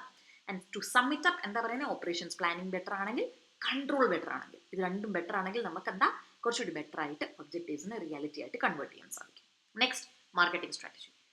മാർക്കറ്റിംഗ് സ്ട്രാറ്റജി എന്ന് പറയുമ്പോൾ നമുക്ക് എഗെയിൻ ഇതും കണ്ടോ, ഈ സെന്റൻസ് കണ്ടോ, സെയിം ആണ്. Impact on efficiency and cost structure. കണ്ടോ കണ്ടോ, എഫിഷ്യൻസി ഇംപ്രൂവ് ചെയ്യാം. ഇതേ എഫിഷ്യൻസി ഇവിടെയും നമ്മൾ പറഞ്ഞു. കണ്ടോ, way to efficiency. So please common ആയിട്ടുള്ള സാധനങ്ങളെങ്കിലും, അതുകൊണ്ടാണ് ഞാൻ ആദ്യത്തെ വീഡിയോ മുതൽ പറയുന്നത്, പ്ലീസ് ഫോക്കസ് ചെയ്താൽ definitely you will score good marks. Okay, ഞാൻ പറയുന്നില്ല 40 മാർക്ക് ഞാൻ എപ്പോഴും ക്ലാസ്സിൽ പറയാറുണ്ട്. 40 on 40 മേടിക്കാൻ സാധിക്കും. Don't settle for anything less, score 40. അത് നിങ്ങളെ കൊണ്ട് പറ്റും ഇഫ് യു ഫോക്കസ്. ഇനി അപ്പോൾ മാർക്കറ്റിംഗ് സ്ട്രാറ്റജിയുടെ അർത്ഥം എന്താണ്? ഇറ്റ് റെഫേഴ്സ് ടു, അതായത് നമ്മൾ നമ്മുടെ മാർക്കറ്റ് സെഗ്മെന്റേഷനുമൊക്കെയായി ബന്ധപ്പെട്ട, അല്ലെ pricing, promotion, advertising, product design, distribution, ഇതുമൊക്കെയായി ബന്ധപ്പെട്ട് നിൽക്കുന്ന നമ്മളുടെ ആ ഓരോ ആക്ടിവിറ്റീസിനെ, അതിനെ നമുക്ക് മാർക്കറ്റിംഗ് സ്ട്രാറ്റജിക്കകത്ത് പറയാം. എല്ലാ കാര്യങ്ങളും വരും. എന്തൊക്കെ വരാം? മാർക്കറ്റ് സെഗ്മെന്റേഷൻ, പ്രൈസിങ്, പ്രൊമോഷൻ, ഇതെല്ലാം അതിൽ വരും. അപ്പോൾ എഗെയിൻ കണ്ടോ മക്കളെ, efficiency. Some of the steps leading to greater efficiency are fairly obvious. നമ്മൾ നല്ല സ്റ്റെപ്സ് എടുക്കുകയാണെങ്കിൽ എഫിഷ്യൻസി ഇംപ്രൂവ് ചെയ്യാൻ പറ്റും. അപ്പോൾ എക്സ്പീരിയൻസ് കർവ് കൂടും തോറും നമുക്ക് കോസ്റ്റ് കുറയ്ക്കാൻ സാധിക്കും. ഒരു കാര്യം ബെറ്ററായി ചെയ്യാൻ അറിയാമെങ്കിൽ നമുക്ക് കോസ്റ്റ് കുറയ്ക്കാൻ, വിത്ത് ടൈം നമ്മളത് കോസ്റ്റ് കുറയ്ക്കാൻ നമ്മൾ പഠിപ്പിക്കും. നമ്മൾ പഠിക്കും. അതായത് വിത്ത് റിഗാർഡ്സ് ടു പ്രൈസ് എങ്ങനെ കറക്റ്റായിട്ട് ഫിക്സ് ചെയ്യണം, അല്ലെങ്കിൽ എങ്ങനെ ബെറ്റർ പ്രൊമോഷൻസ് കാര്യങ്ങൾ ചെയ്യണം, അഡ്വർടൈസിങ്ങിൽ അനാവശ്യമായിട്ട്. ഫോർ എക്സാമ്പിൾ ഇപ്പോൾ ഞാൻ ഒരു കാര്യം പറയാം. നിങ്ങളെല്ലാവരും ഒരു ബ്രാൻഡിൻ്റെ പരസ്യം കണ്ടിട്ടുണ്ടായിരുന്നു ഈ അടുത്ത്. നമ്മുടെ ലാലേട്ടനിട്ട് എത്ര ബഡ്ജറ്റായിട്ടുണ്ടാവും ആ ഒരു ബ്രാൻഡിൻ്റെ പരസ്യം ചിലവാക്കാൻ, പരസ്യം റൺ ചെയ്യണമെന്ന് ആലോചിച്ചൊക്കെ. ബ്രാൻഡിൻ്റെ പേരൊന്നും ഞാൻ പറയുന്നില്ല. ആരും കൊതിച്ചു പോകും എന്ന് പറഞ്ഞിട്ട് ലാലേട്ടൻ കഴുത്തിലിട്ടേക്കുന്ന ഒരു ഡയമണ്ട് സെറ്റ്, അല്ലേ, നമ്മളെല്ലാവരും കണ്ടിട്ട് they might have spent crore or maybe lakhs on that particular advertisement. Karyam, it was directed by one such great guy. Another, the leading actor is against like epitome, അല്ലെ, അത്രയും വലിയൊരാൾ. പക്ഷേ നിങ്ങൾക്ക് ആ ബ്രാൻഡിൻ്റെ പേര് എത്ര പേർക്കറിയാം? ഒന്ന് ആലോചിച്ച് നോക്കിക്കേ. അവിടെ ആ ബ്രാൻഡിൻ്റെ പേര് നിങ്ങളുടെ മനസ്സിലോട്ട് വരുന്നുണ്ടോ? ഞാൻ പറയുന്നില്ല പേര്, ആ ബ്രാൻഡിൻ്റെ പേര് നിങ്ങളുടെ മനസ്സിലോട്ട് വരുന്നുണ്ടോ? അവിടെയാണ് ആ ഒരു അഡ്വർടൈസ്മെന്റ് വന്ന ചെറിയൊരു പാകപ്പഴയ എന്ന് പറയുന്നത്, അല്ലെ? അല്ലെ, you are not able to recollect the brand. ഇത്രയും കൂടി ചിലവാക്കിയിട്ട് ബ്രാൻഡിൻ്റെ പേര് ആളുകളുടെ മനസ്സിലിരിക്കുന്നില്ല. ആളുകളുടെ മനസ്സിലോട്ട് ഇരിക്കുന്നത് ലാലേട്ടൻ, ആര് കൊതിച്ചു പോകും, ഇങ്ങനെയല്ലേ ഇരിക്കുന്നത്, ആര് കൊതിച്ചു പോകും, ഇങ്ങനെയല്ലേ ഇരിക്കുന്നത്. സോ നമുക്കെന്താ, അപ്പോൾ നമ്മൾ ഈ എക്സ്പീരിയൻസ് കർവിലോട്ട് ഇമ്പ്രൂവ് ആകും തോറും, with more experience we will understand ഇതിന് ഇത്ര സ്പെൻഡ് ചെയ്യണോ വേണ്ടായോ, വി വിൽ അണ്ടർസ്റ്റാൻഡ്. പിന്നെ അടുത്ത എന്താണ്, അതേപോലെ കസ്റ്റമർ ഡിഫെക്ഷൻ. മക്കളെ ഇതൊക്കെ ശ്രദ്ധിച്ച് 2 മാർക്സിനെ ശ്രദ്ധിക്കാം. കസ്റ്റമർ ഡിഫെക്ഷൻ റേറ്റും അതുപോലെ കോസ്റ്റ് സ്ട്രക്ചർ, ഇങ്ങനെയുള്ള ഇതൊക്കെ തമ്മിലുള്ള റിലേഷൻസ് എന്തൊക്കെയാണ് എന്നും നമുക്ക് മനസ്സിലാക്കാൻ സാധിക്കും. കസ്റ്റമർ ഡിഫെക്ഷൻ, അതായത് ഒരു പ്രോപ്പർ മാർക്കറ്റിംഗ് സ്ട്രാറ്റജി ഉണ്ടെങ്കിൽ യു വിൽ അണ്ടർസ്റ്റാൻഡ് അബൌട്ട് ഈ കസ്റ്റമർ ഡിഫെക്ഷൻസ് റേറ്റും കോസ്റ്റ് സ്ട്രക്ചറും യൂണിറ്റ് കോസ്റ്റും ഒക്കെ തമ്മിലുള്ള ബന്ധവും എന്താണ് എന്നൊക്കെ നമുക്ക് മനസ്സിലാക്കാൻ പറ്റും. ഡിഫെക്ഷൻ റേറ്റ് അല്ലെ ചേൺ റേറ്റ് എന്ന് പറഞ്ഞു കഴിഞ്ഞാൽ നമ്മളെ എത്ര കസ്റ്റമർ നമ്മളെ വിട്ടിട്ട് കോമ്പറ്റീറ്ററിൻ്റെ അടുത്ത് പോയി, that is churn rate or defection rate. Defection rate എന്ന് പറയുമ്പോൾ ശരിക്കും പറഞ്ഞാൽ ഭയങ്കര ബ്രാൻഡ് ലോയൽറ്റി ഉള്ള കസ്റ്റമേഴ്സ് ആണെങ്കിൽ ദേ വിൽ നോട്ട് ലീവ്, നമ്മുടെ കൂടെ തന്നെ കാണും. സോ അതുകൊണ്ടാണ് പറയുന്നത് defection rates are determined by customer loyalty. Loyal customer ആണെങ്കിൽ പോകുമോ? ഞാനിപ്പോൾ എന്താ പറയുന്നത്, ആപ്പിൾ എന്ന് പറയുന്ന ബ്രാൻഡിൻ്റെ വലിയൊരു ലോയൽ കസ്റ്റമർ ആണെങ്കിൽ they will never lose me to Samsung. ഞാൻ ഒരിക്കലും ആപ്പിൾ വിട്ട് സാംസങ്ങിലോട്ട് മൂവ് ചെയ്യില്ല. സോ എന്താണ്, it determined by customer loyalty. ഇവിടെ കണ്ടോ, സോറി, ഇതിൻ്റെ ക്വസ്റ്റ്യൻ കഴിഞ്ഞ യൂണിറ്റിൽ നമ്മൾ ഡിസ്കസ് ചെയ്തു. ഓർമ്മയുണ്ടോ നിങ്ങൾക്ക് മക്കളെ? 2 മാർക്കിന് ചോദിച്ചു. ഞാനും വൈകിട്ടായതുകൊണ്ട് ഇച്ചിരി കിളി പോയിട്ടിരിക്കാം. അപ്പം നിങ്ങൾ ചോദിക്കും, അതിന് ചേച്ചിക്ക് കിളി ഒരിക്കലും ഇല്ലല്ലോ എന്നുള്ള കാര്യം. സത്യമാണ്. 2 മാർക്സ്, 2 മാർക്കിൻ്റെ ഇതിനു മുമ്പ് ചോദിച്ചിരുന്നു കസ്റ്റമർ ലോയൽറ്റി എന്താ. കണ്ടോ explanation, which in turn is a function of ability of company to satisfy its customers. അതാണ് എന്ത്, കസ്റ്റമർ ലോയൽറ്റി. Okay, ability. അപ്പോൾ ഇത് 2 മാർക്സിന് ചോദിച്ചത്. അപ്പോൾ ഡയറക്റ്റ് ആയിട്ട് പെട്ടെന്ന് നമുക്ക് മനസ്സിലാവണമെന്നില്ല, കാരണം ഇൻഡയറക്റ്റ് ആയിട്ടാണ് കൊടുത്തിട്ടുള്ളത് ലോയൽറ്റി. പക്ഷേ നമുക്ക് കോമൺ സെൻസ് ആണ്, നമുക്ക് ആ ഒരു ഓപ്ഷൻ കണ്ടാൽ തന്നെ we can understand that's loyalty എന്ന് മനസ്സിലാക്കാൻ പറ്റും. ഓക്കെ, ഇനി എന്തുകൊണ്ടാണ് നമ്മളുടെ ഈ പറയുന്ന ഡിഫെക്ഷൻ റേറ്റ് അല്ലെങ്കിൽ നമ്മളുടെ ഈ പറയുന്ന ചേൺ റേറ്റ് എന്തുകൊണ്ടാണ് ഇമ്പോർട്ടൻറ്റ് ചോദിച്ചാൽ, അതെന്തുകൊണ്ടാണ് ഇമ്പോർട്ടൻ്റ് എന്ന് ചോദിച്ചാൽ മക്കളെ, അതിനൊരൊറ്റ റീസണേ ഉള്ളൂ. ഒരു പുതിയ കസ്റ്റമറെ അക്വയർ ചെയ്യുക ഇസ് കോസ്റ്റ്ലിയർ. അതിന് ചിലവുണ്ട്. അതായത് നമ്മൾ പരസ്യം വീണ്ടും റൺ ചെയ്യേണ്ടി വരും, മാർക്കറ്റിംഗ് ക്യാമ്പയിൻസ് റൺ ചെയ്യേണ്ടി വരും. ഓക്കെ, അപ്പോൾ അങ്ങനെയുള്ള ചിലവുകൾ അതിൻ്റെ പിന്നിലുണ്ട്.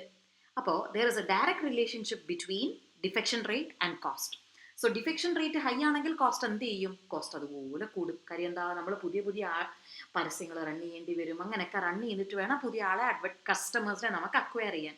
അതേപോലെ തന്നെ കണ്ടോ, there is cost and promotions. Okay, പ്രൊമോഷൻസും പുതിയ കസ്റ്റമേഴ്സിനെ സബ്സ്ക്രൈബേഴ്സിനെ അട്രാക്ട് ചെയ്യുന്നതിൽ it comes with a cost. അതുകൊണ്ട് ഡിഫെക്ഷൻ റേറ്റ് കുറച്ചാൽ മാത്രമേ നമുക്ക് എന്ത് ചെയ്യാൻ പറ്റുള്ളൂ, ലോവർ കോസ്റ്റ് സ്ട്രക്ചറിലോട്ട് എത്തിക്കാൻ സാധിക്കത്തുള്ളൂ.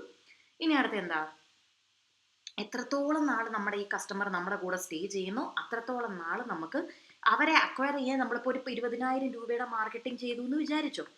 ഈ കസ്റ്റമർ നമ്മുടെ കൂടെ 5 കൊല്ലം ഉണ്ടെങ്കിൽ നമുക്ക് എന്ത് ചെയ്യാം? 20,000 എന്ന് പറയുന്നത് ഒരു കസ്റ്റമറിനെ ആയിരിക്കത്തില്ലല്ലോ, കുറേ കസ്റ്റമേഴ്സിന് ചേർന്നായിരിക്കില്ലേ. അപ്പോൾ നമ്മൾക്ക് അത് അത്രയും വർഷം, 5 വർഷത്തേക്ക് നമുക്കത് സ്പ്രെഡ് ചെയ്യാൻ പറ്റും. അല്ലെ ഒരു പുതിയ കസ്റ്റമർ വന്നു എന്നിട്ട് ഒരു വട്ടം പർച്ചേസ് ചെയ്തു അവർ പോയി കഴിഞ്ഞാൽ നമുക്ക് we won't get any benefits out of it. Okay, അപ്പോൾ നമുക്ക്, അതായത് the longer the stay the longer the profit of the company. ഇനി അതേപോലെ തന്നെ ഡിഫെക്ഷൻ റേറ്റ് കുറയ്ക്കാൻ പറ്റിക്കഴിഞ്ഞാൽ നമുക്ക് അതുപോലെ തന്നെ നമുക്ക് എന്ത് ചെയ്യാൻ പറ്റും? It can make a much better return on investment. ഒരു ബെറ്റർ റിട്ടേൺ ഓൺ ഇൻവെസ്റ്റ്മെൻറ്റ് ആയിരിക്കും. അതായത് when it comes to acquiring customers and thereby നമ്മുടെ പ്രോഫിറ്റബിലിറ്റീനെ ഇംപ്രൂവ് ചെയ്യാം. അതായത് പ്രോഫിറ്റിനെ ഇംപ്രൂവ് ചെയ്യാൻ പറ്റും, പ്രോഫിറ്റബിലിറ്റി. ഇനി എന്താ, അതേപോലെ തന്നെ ഓൾറെഡി ഉള്ള കസ്റ്റമേഴ്സ് എന്ത് ചെയ്യും? നമ്മളെ പറ്റി പുതിയ കസ്റ്റമേഴ്സിനോട് പറയും. So that is kind of ആ ഫ്രീ അഡ്വർടൈസിങ്. ഓക്കെ, ലോയൽ ലോങ് ടേം കസ്റ്റമേഴ്സ് ആണ്. ഞാൻ എപ്പോഴും എല്ലാ ക്ലാസ്സിലും ഐ സ്പീക്ക് അബൌട്ട് IFB. ഞാൻ പറയാറില്ലേ, ഒരു washing machine brand, because I'm a loyal customer. So എപ്പോഴും ഞാൻ ചെയ്യുന്നത് എന്താണ്? That's a free advertising. അപ്പോൾ we have to reduce the defection rate and building customer loyalty. ഇത് രണ്ടുമാണ് ഇവിടുത്തെ point. Lower cost structure maintain ചെയ്യാൻ ഈ 2 കാര്യങ്ങളും വേണം. ഇങ്ങനെ ഓർത്ത് വെച്ചേ, ഒന്നും നിങ്ങൾക്ക് ഓർമ്മയില്ല, ഒരു തേങ്ങയും ഓർമ്മയില്ല, നോക്കിക്കേ, ബേർ മിനിമം കുറച്ച് പോയിന്റ്സ് നമ്മുടെ ഓർമ്മയിൽ ഇരിക്കും. ഒന്ന്, പ്രൊഡക്ഷൻ സ്ട്രാറ്റജി എന്ന് പറയുമ്പോൾ മാസ് പ്രൊഡക്ഷനെ പറ്റി പറയണം. അതേപോലെ അതിനകത്ത് ജസ്റ്റ് ഇൻ ടൈമിനെ പറ്റി പറയണം. പിന്നെ നമ്മളെന്താ, കണ്ടിന്യൂസ് ഇമ്പ്രൂവ്മെന്റിനെ പറ്റി പറഞ്ഞിട്ട് ജസ്റ്റ് ഇൻ ടൈമിനെ പറ്റി നമ്മൾ പറയണം. ഓക്കെ, ഇനി അടുത്തത് സപ്ലൈ ചെയിനെ പറ്റി പറയുകയാണെങ്കിൽ എന്താണ് സപ്ലൈ ചെയിൻ എന്നുള്ളത് എഴുതുക. അതേപോലെ തന്നെ അവിടെ മെറ്റീരിയൽസ് മാനേജ്മെന്റ് ഇമ്പോർട്ടൻ്റ് ആണ്. വർക്കിംഗ് ക്യാപിറ്റൽ JIT അതിനകത്തും എഴുതണം. ഓക്കെ, അതേപോലെ തന്നെ മെറ്റീരിയൽസിനെ മാനേജ് ചെയ്യുന്നതിൻ്റെ ചിലവെന്ന് പറയുന്നത് ബെറ്റർ ആക്കുക, ഈസിയർ ആണ് കമ്പയർഡ് ടു അതർ എക്സ്പെൻസസ്. പിന്നെ വേറെ നമ്മൾ പറഞ്ഞത് എന്താ, ഇനി അടുത്തത് മാർക്കറ്റിംഗ് സ്ട്രാറ്റജി. ഈ മാർക്കറ്റിങ്ങിനകത്തും അതേപോലെ തന്നെ തൊട്ട് മുമ്പ് പറഞ്ഞതിനകത്തും, അതായത് മാർക്കറ്റിംഗ് തൊട്ടുമുമ്പ് പറഞ്ഞ എന്ത് സ്ട്രാറ്റജി, സപ്ലൈ ചെയിൻ, ഇത് രണ്ടിലും നമുക്ക് കോമൺ ആയി നമ്മുടെ ഒരു കാര്യം എന്താ പറയുന്നത്, എഫിഷ്യൻസി ഇംപ്രൂവ് ചെയ്യുക, എഫിഷ്യൻസി. ഓക്കെ, ഇനി മാർക്കറ്റിങ്ങിനകത്ത് നമ്മൾ പറഞ്ഞ രണ്ട് കാര്യങ്ങൾ, ഡിഫെക്ഷൻ റേറ്റും അതേപോലെ തന്നെ നമ്മൾ വേറെ കാര്യം കൂടെ പറഞ്ഞു, അതായത് വേറെ എന്തായിരുന്നു, കോസ്റ്റ് സ്ട്രക്ചർ, അതെ, defection rate, churn rate, cost structure. Okay, അപ്പോൾ ഇനി ദ ലോവർ ഡിഫെക്ഷൻ റേറ്റ് കുറയ്ക്കണം. ഡിഫെക്ഷൻ റേറ്റിന് ഡയറക്റ്റ് പ്രോഫിറ്റബിലിറ്റിയായി ബന്ധമുണ്ട്. The lower the defection rate, നമുക്ക് പ്രോഫിറ്റബിലിറ്റി അത്രമാത്രം ബെറ്റർ ആയിരിക്കും. ഇനി അടുത്തത് എന്താ, അടുത്തത് human resource, HR strategy. Okay, അപ്പോൾ ശരിക്കും പറഞ്ഞാൽ ഇതിനകത്ത് എന്തൊക്കെയാണ് പറയുന്നത്, അപ്പോൾ ഒരു കമ്പനീൻ്റെ ഹ്യൂമൻ റിസോഴ്സ് ഫംഗ്ഷൻ എന്ന് പറഞ്ഞു കഴിഞ്ഞാൽ അവരുടെ ഏറ്റവും വലിയ ചലഞ്ച് എന്ന് പറയുന്നത് എന്താണ്, അതായത് എങ്ങനെ ഇവരുടെ പ്രൊഡക്ടിവിറ്റി ഇമ്പ്രൂവ് ചെയ്യാം. That is the biggest challenge that they face. അപ്പോൾ അതിനകത്ത് വരുന്നതാണ് ഹയറിംഗ് സ്ട്രാറ്റജി. അപ്പോൾ നമ്മൾ പോസിറ്റീവ് ആറ്റിറ്റ്യൂഡുള്ള ആളുകളെ ഇവിടെ കുറച്ച് ഇത് ഞാൻ പിന്നെ അതുപോലെ എംപ്ലോയി ട്രെയിനിങ് കൊടുക്കണം. നിങ്ങൾ ജസ്റ്റ് വായിച്ചു നോക്കിയാൽ മതി, ഞാൻ കുറച്ച് കാര്യങ്ങൾ എടുത്ത് പറയാം. അപ്പോൾ അതേപോലെ തന്നെ നമ്മുടെ കൾച്ചറുമായിട്ടും ഒക്കെ ബന്ധപ്പെട്ട് നിൽക്കുന്ന നമ്മുടെ പ്രയോറിറ്റീസ് അതേപോലെ ഉള്ള കുറച്ച് ആളുകളെ വേണം നമ്മൾ ഹയർ ചെയ്യാൻ. ഓക്കെ, പിന്നെ self managing teams. Self managing teams എന്താണ്, ഈസിയാണ്, സിമ്പിളാണ്. 5 മുതൽ 15 എംപ്ലോയീസ് ഒക്കെ ആണെങ്കിൽ നമ്മൾ എന്ത് ചെയ്യും, സെൽഫ് മാനേജിങ് ടീംസ് ഒക്കെ നമുക്ക് ഉപയോഗിക്കാം. ഇവിടെ അവർ തന്നെ അവരുടെ ആക്ടിവിറ്റീസ് ഒക്കെ കോർഡിനേറ്റ് ചെയ്ത് അവർ തന്നെ എന്ത് ചെയ്യും, ഹയർ ചെയ്യും, ട്രെയിൻ ചെയ്യും, റിവാർഡ് ചെയ്യും. എന്നിട്ട് അവരങ്ങനെ തന്നെ എന്ത് ചെയ്യും, അങ്ങനെ അങ്ങ് ഓടിച്ചങ്ങ് മുന്നോട്ട് പൊക്കോളും. ഇവർക്ക് ഓരോരുത്തർക്കും എല്ലാ കാര്യങ്ങളും ചെയ്യാൻ അറിയാം. ദേ learn everything, literally everything. Okay, അപ്പോൾ അവിടെ കുറച്ചും കൂടി ഫ്ലെക്സിബിൾ ആണ്. കാരണം ഒരാളില്ലെങ്കിലും വേറൊരാൾ എന്ത് ചെയ്യും, അത് ഹാൻഡിൽ ചെയ്യാൻ അവർക്കറിയാം. അതേപോലെ അവർക്ക് നമ്മൾ എന്ത് ചെയ്യും, അവർക്ക് നമ്മൾ ബെറ്റർ ഓട്ടോണോമി, കുറച്ച് റെസ്പോൺസിബിലിറ്റി, കുറച്ചുകൂടി ഫ്രീഡം ഒക്കെ നമ്മൾ അവർക്ക് കൊടുക്കണം. ഇനി അതേപോലെ performance bonus link to team, അവരുടെ ടീമിൻ്റെ പ്രൊഡക്ഷനെ ഡിപ്പെൻഡ് ചെയ്ത്, അവരുടെ ഔട്ട്പുട്ടിനെ ഡിപ്പെൻഡ് ചെയ്ത്, അതേപോലെ തന്നെ ക്വാളിറ്റി ടാർഗറ്റ്സ് അതിനൊക്കെ ഡിപ്പെൻഡ് ചെയ്ത്, അതേപോലെ തന്നെ നമ്മുടെ ക്വാളിറ്റിയെ ബന്ധപ്പെട്ട ടാർഗറ്റ്സും കാര്യങ്ങളും എല്ലാം ഇവർ അഡീഷണൽ ആയിട്ട് മോട്ടിവേറ്റ് ചെയ്യും. പിന്നെ വേറെ എന്താ, അപ്പോൾ ശരിക്കും പറഞ്ഞാൽ നമുക്ക് കോസ്റ്റ് കുറയ്ക്കാൻ പറ്റും. ബിക്കോസ് അനാവശ്യമായിട്ട് സൂപ്പർവൈസേഴ്സ്, ഇവരെ നോക്കാൻ സൂപ്പർവൈസേഴ്സ് ഒന്നുമില്ല. ഇത് കുറച്ചുകൂടി ഫ്ലാറ്റർ സ്ട്രക്ചറാണ്. ഫ്ലാറ്റർ എന്ന് പറയുമ്പോൾ ഇങ്ങനെ ഒരു ഹയറാർക്കി അവിടെ ഇല്ല. ഇവിടെ കുറച്ചുകൂടി ഫ്ലാറ്ററാണ്, എല്ലാവരും ഒരേപോലത്തെ നിലയിൽ നിൽക്കുന്നതാണ്. അപ്പം നമുക്ക് ചുരുക്കി പറഞ്ഞാൽ എന്താ, ഈ സെൽഫ് മാനേജിങ് ടീംസ്, അതായത് അതായത് ഇവിടെ നോക്കിക്ക്, ഇൻ മാനുഫാക്ചറിങ് കമ്പനീസ് ആണ് എങ്കിൽ എങ്ങനെ കോസ്റ്റ് കുറയ്ക്കാമെന്ന് ചോദിച്ചാൽ സെൽഫ് മാനേജിങ് ടീംസിനെ ഉപയോഗിക്കുക വിത്ത് ബെറ്റർ ആയിട്ടുള്ള മാനുഫാക്ചറിങ് സെല്ലുകൾ എന്നവിടെ പറയുന്നത് മെഷീൻസിൻ്റെ അല്ലെങ്കിൽ വർക്കേഴ്സിൻ്റെ ചെറിയ യൂണിറ്റുകളെയാണ് അവിടെ പറയുന്നത്. ഒരു പർട്ടിക്കുലർ ടാസ്ക് ഒക്കെ ചെയ്യണമെങ്കിൽ അങ്ങനത്തെ യൂണിറ്റുകളായിട്ട് നമ്മൾ തരംതിരിക്കുക സെൽഫ് മാനേജിങ് ടീംസിനെ. അപ്പോൾ എന്താ, നമുക്ക് പെർഫോമൻസ് ബെറ്റർ ചെയ്യാൻ സാധിക്കും. ഇനി അടുത്ത എന്താ, ഇനി അതേപോലെ തന്നെ നെക്സ്റ്റ് ടീംസ്, ഇവിടെ ഇത് മാത്രം ചെയ്താൽ പോരാ. നമ്മൾ ശരിക്കും പറഞ്ഞാൽ നല്ല മാനുഫാക്ചറിങ് ടെക്നോളജി ഉപയോഗിച്ചിട്ടില്ല എങ്കിൽ എന്താണ്, കാര്യമില്ല. നമ്മൾ ടീം മാത്രം വെച്ചിട്ട് കാര്യമില്ല. Teams are no panacea. ഇതൊക്കെ കണ്ടിട്ട് ഈ പനീഷ്യ എന്തോ വലിയ കാര്യമെന്ന് പറഞ്ഞിട്ട് അതാണ് കീവേഡ് എന്ന് പറഞ്ഞ് എഴുതി വെക്കരുത്. കീവേഡ് പനീഷ്യ എന്ന് പറഞ്ഞാൽ സൊല്യൂഷൻ എന്നൊരു അർത്ഥം മാത്രമേ അതിനുള്ളൂ. ടീംസ് ആർ നോ പനീഷ്യ എന്ന് പറഞ്ഞാൽ ടീംസ് ഒരു സൊല്യൂഷൻ അല്ല എന്ന് പറഞ്ഞാൽ പനീഷ്യ മാത്രം എഴുതിയ പോരാ, ബാക്കി വേണമെന്നാണ്. പനീഷ്യ വേണ്ടെന്നല്ല പറയണേ, but you have to write the rest as well. Okay, അല്ലാതെ ചിലപ്പോൾ നമ്മളിത് ഇങ്ങനെ കാണുമ്പോഴത്തേക്ക് പനീഷ്യ, അപ്പുറം നോക്കുമ്പോൾ മെറ്റാമോർഫസിസ്, അത് മാത്രമല്ല, you have to write the entire thing. Okay, metamorphosis എന്നൊക്കെ പറഞ്ഞാൽ എന്താ, it's just united. So you have to write the whole thing. Okay, ഇനി അടുത്ത എന്താ, ഇനി അടുത്തത് അതേപോലെ നമ്മൾ പ്രൊവൈഡ് ചെയ്യണം, അവർക്ക് ട്രെയിനിങ് നമ്മൾ പ്രൊവൈഡ് ചെയ്യണം. We have to give pay for performance. അതൊന്നും മറക്കല്ലേ, അവരുടെ പെർഫോമൻസിന് we have to link with pay. ജോലി ചെയ്യുന്നതിനനുസരിച്ച് നമ്മൾ അവർക്ക് റിവാർഡ്സ് ഒക്കെ കൊടുക്കണം. ഓക്കെ, ഇനി അതേപോലെ തന്നെ എന്താ, HR ഫംഗ്ഷൻ അവിടെ ഉണ്ട്. ഒരു ഫോർമൽ HR സിസ്റ്റം ഉണ്ടെങ്കിൽ കൂടി സംടൈംസ് എന്താണ്, നമ്മുടെ സ്ട്രാറ്റജി വിചാരിക്കുന്ന പോലെ മുന്നോട്ട് കൊണ്ടുപോകണമെന്നില്ല. ഇതുമായി ബന്ധപ്പെട്ട 3 ഇഷ്യൂസാണ് മനുഷ്യരുമായി ബന്ധപ്പെട്ട് നമുക്ക് വരുന്നത്. People as A resource, people and behaviour, അതേപോലെ നീഡ് ടു ഓർഗനൈസ് പീപ്പിൾ. അതിനകത്ത് ആദ്യത്തത് പീപ്പിൾ ആസ് എ റീസോഴ്സ്. അപ്പോൾ ഇതിനെ നമ്മൾ ചില ഇഷ്യൂസിനെ ഇത് ശ്രദ്ധിച്ചോണേ, നമ്മൾ ഹാർഡർ ഇഷ്യൂസ് എന്നും ഈ ആളുകളെ മാനേജ് ചെയ്യുന്നതിന് ബന്ധപ്പെട്ട ചില ഇഷ്യൂസിനെ നമ്മൾ ഹാർഡർ എന്നും സോഫ്റ്റർ എന്നും തരംതിരിക്കും. ഹാർഡർ എന്ന് പറഞ്ഞാൽ രണ്ടിൻ്റെ എക്സ്പ്ലനേഷൻ ഉണ്ട്. ഫസ്റ്റ് സെൻറ്റൻസ് ആയിട്ട് ട്രഡീഷണൽ HR ആക്ടിവിറ്റീസിനെ ഹാർഡർ എന്നും, ഇനി തൊട്ട് താഴെ നോക്കിക്കഴിഞ്ഞാൽ സോഫ്റ്റ്വെയർ, അയ്യോ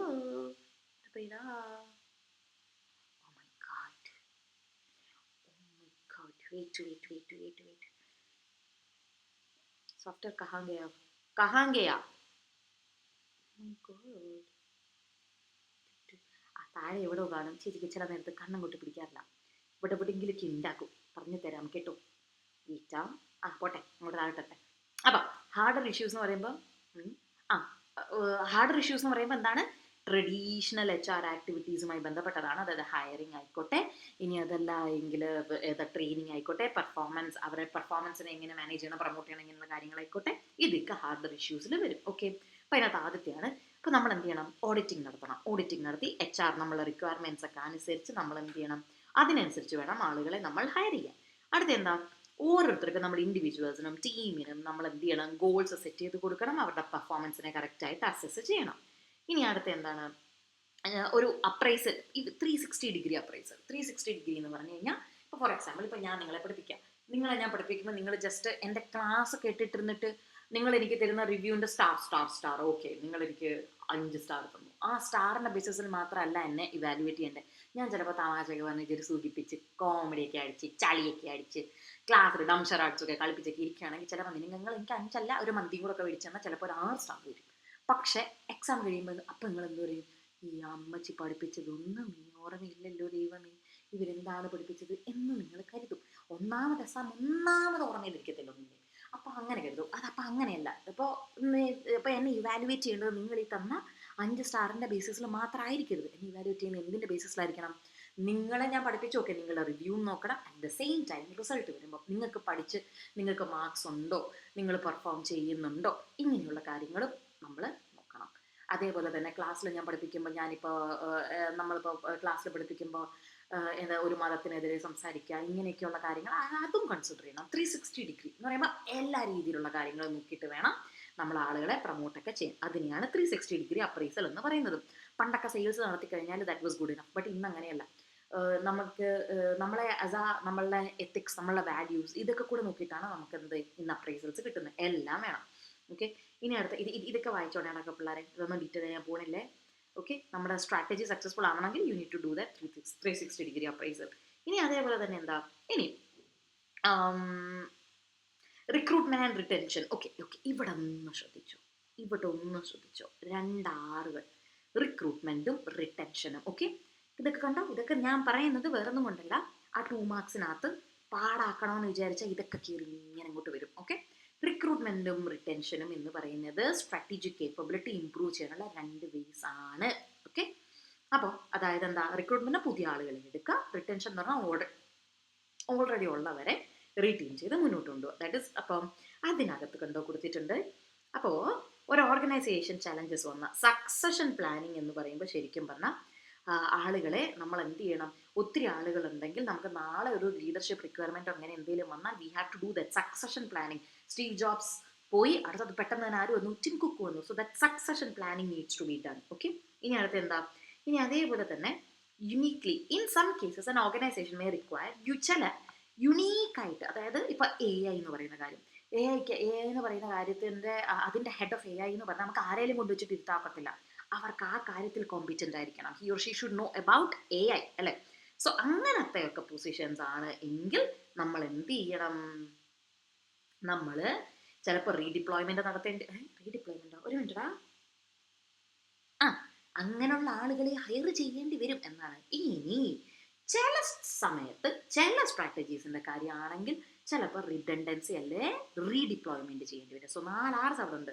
അപ്പോൾ എന്താണ് റിഡൻഡൻസി, എന്താണ് റീഡിപ്ലോയ്മെന്റ്, ഇത് നിങ്ങൾക്ക് കാണാൻ പഠിക്കാനില്ല. But just for your information, redeployment എന്ന് പറഞ്ഞാൽ ഒരു ഡിപ്പാർട്ട്മെന്റ് മാറ്റി വേറെ വെക്കുമ്പോൾ ദാറ്റ് ഇസ് റീഡിപ്ലോയ്മെന്റ്.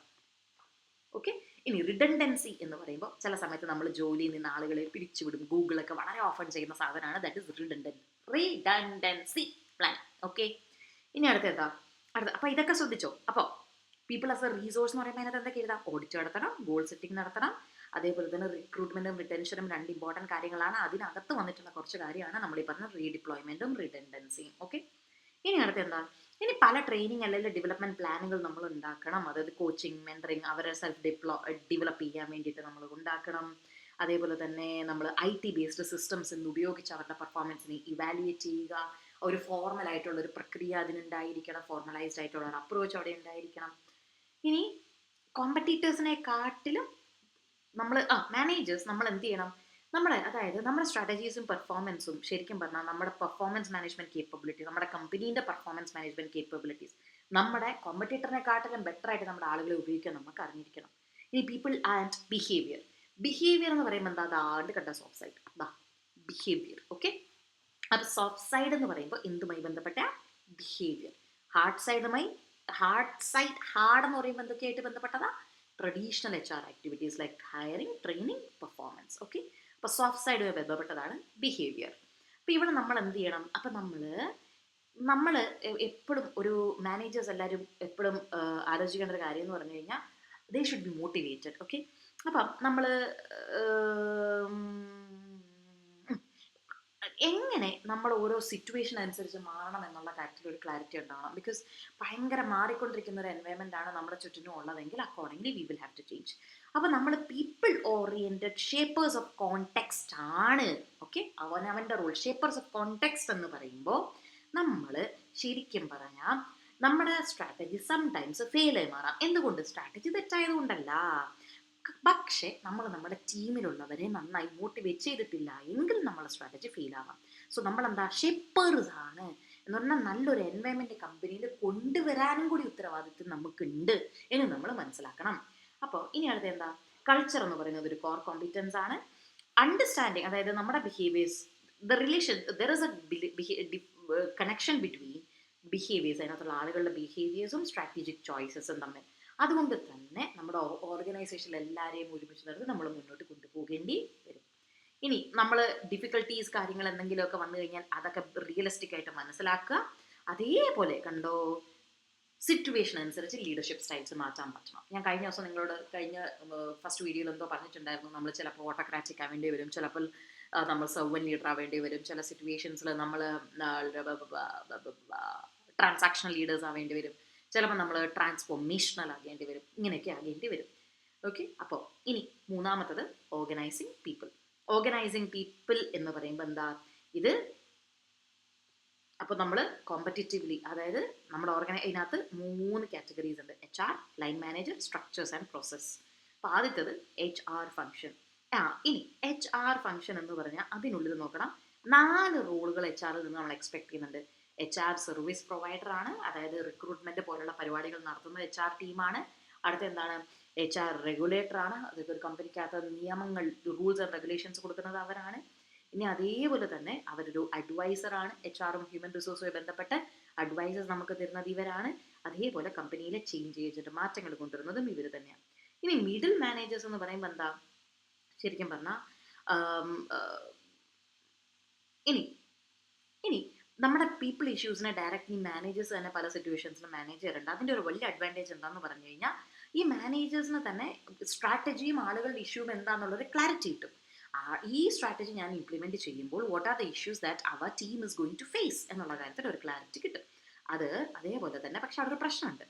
എല്ലാ ലൈൻ മാനേജേഴ്സും ചിലപ്പോൾ ഒരു കോമ്പിറ്റൻറ്റ് HR പ്രൊഫഷണൽ ആവണം എന്ന് നിർബന്ധം ഇല്ല. ഓക്കെ, അപ്പം അതേപോലെ തന്നെ ചില സമയത്ത് നമ്മൾ ഇവർക്ക് വളരെയധികം പ്രഷർ കൊടുത്തു കഴിഞ്ഞാൽ അവർ ആ സെയിൽസ് ഫിഗേഴ്സ് അങ്ങനെയുള്ള കാര്യങ്ങൾക്ക് ഇമ്പോർട്ടൻസ് അവർ കൊടുക്കും, അല്ലാതെ ആളുകൾക്ക് വലിയ ഇമ്പോർട്ടൻസ് അവർ കൊടുക്കണമെന്നില്ല. കാര്യം അവരുടെ ടാർഗറ്റ്സ് ആണ് അവർക്ക് അവിടെ ഇമ്പോർട്ടൻറ്റ്. അതേപോലെ തന്നെ ട്രേഡ് യൂണിയൻസ് ഒക്കെ ആണെങ്കിൽ അവരൊക്കെ പ്രിഫർ ചെയ്യുന്നത് എന്താണ്? ഒരു സിംഗിൾ സെൻട്രലൈസ്ഡ് ആളുകളോട് ഡീൽ ചെയ്യുന്നതാണ് ട്രേഡ് യൂണിയനിലുള്ളവരൊക്കെ പ്രിഫർ ചെയ്യുന്നത്. മൾട്ടിപ്പിൾ ബോഡീസിനോട് താല്പര്യപ്പെടുന്നില്ല. അതേപോലെ തന്നെ ഒരു മാനേജർക്ക് തന്നെ ശരിക്കും പറഞ്ഞാൽ ഈ HR ഫംഗ്ഷൻ കൂടെ ചെയ്യുന്നതിന് അഡീഷണൽ പൈസ ഒന്നും കൊടുക്കത്തൊന്നുമില്ല. Like when I was a store manager I was also a trainer. അപ്പോൾ ഞാൻ ആ ട്രെയിനിങ് ചെയ്യുന്നെന്നും പറഞ്ഞിട്ട് എനിക്ക് അഡീഷണൽ പൈസ അവിടെ കിട്ടുന്നുണ്ടോ? കിട്ടുന്നില്ല. അത്രയേ ഉള്ളൂ. ഇനി സ്ട്രക്ചേഴ്സിനെ പറ്റിയാണ്.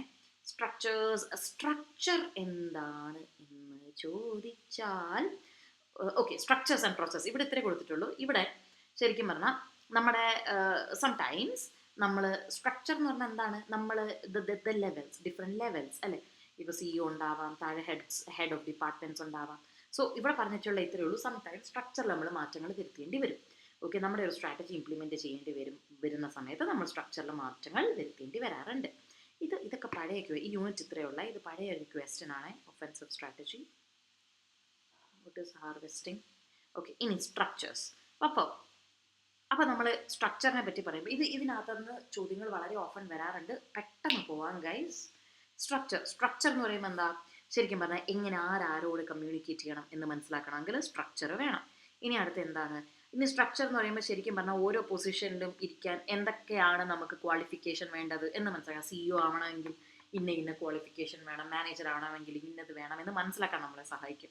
അപ്പോൾ ഫോർമൽ സ്ട്രക്ചേഴ്സ് എന്ന് പറയുമ്പോൾ ശരിക്കും പറഞ്ഞാൽ നമുക്ക് എന്ത് റോളാണ് ചെയ്യേണ്ടത് ഇതിനെപ്പറ്റി നമുക്ക് മനസ്സിലാക്കാൻ നമ്മളെ സഹായിക്കും. അപ്പോൾ സ്ട്രക്ചേഴ്സ് ഡിഫറെൻറ്റ് ടൈപ്സ് ആണ്. ഇനി ഒരു കമ്പനിക്ക് ഒരു പർട്ടിക്കുലർ സ്ട്രക്ചർ ആയിരിക്കാൻ പറ്റാറ് അത് മറ്റേ കമ്പനിക്ക് സെറ്റ് ആവണം എന്ന് യാതൊരു നിർബന്ധവും ഇല്ല. പക്ഷെ എന്നാലും നമ്മൾ പൊതുവേ പറയുന്ന ചില കാര്യങ്ങളുടെ ബേസിസിലാണ് നമ്മൾ സംസാരിക്കുന്നത്. കണ്ടോ, എന്തൊക്കെ ചലഞ്ചസ് ആണ് ഒരു ഓർഗനൈസേഷൻ ഫേസ് ചെയ്യുന്നത് അതിനനുസരിച്ചിട്ടാണ് അവർ അതിന് വേണ്ടുന്ന സ്ട്രക്ചർ പിക്ക് ചെയ്യുക. അപ്പം ഇനി ആദ്യത്തെ സ്ട്രക്ചർ ഫങ്ഷണൽ സ്ട്രക്ചർ. ഇതെല്ലാം പഠിക്കുമ്പോൾ ഒന്ന് അഡ്വാൻറ്റേജസും ഡിസഡ്വാൻറ്റേജസും നോക്കി പോകണം. സോ ആദ്യത്തത് ഫങ്ഷൻസ്. അപ്പോൾ ഇവിടെ നമ്മൾ ഫങ്ഷൻസിൻ്റെ ബേസിസിലായിരിക്കും ഡിവൈഡ് ചെയ്യുക. Manufacturing, marketing, finance, HR, R&D. So നമ്മൾ എന്ത് എഴുതേണ്ടത് ഫങ്ഷൻസിന് ആ വേർഡാണ് പ്രൈമറി ആക്ടിവിറ്റീസ്. അതിൻ്റെ ബേസിസിലാണ് നമ്മളിവിടെ ഡിവൈഡ് ചെയ്യുക. അപ്പോൾ ഇവിടെ അതാത് ഡിപ്പാർട്ട്മെൻറ്റിൻ്റെ മാനേജർക്ക് ഓപ്പറേഷൻസ് കാര്യങ്ങൾക്ക് എല്ലാം അവൻ്റെ ഡിപ്പാർട്ട്മെൻറ്റ് ബന്ധപ്പെട്ട കാര്യങ്ങൾക്ക് നല്ല ക്ലാരിറ്റി ഉണ്ടാവും. മാനുഫാക്ചറിങ് മാനേജർക്ക് അവൻ്റെ ഡിപ്പാർട്ട്മെൻറ്റിനെ പറ്റി അറിയാം, മാർക്കറ്റിങ്ങിന് അവൻ്റെ ഡിപ്പാർട്ട്മെൻറ്റിനെയും അറിയാം.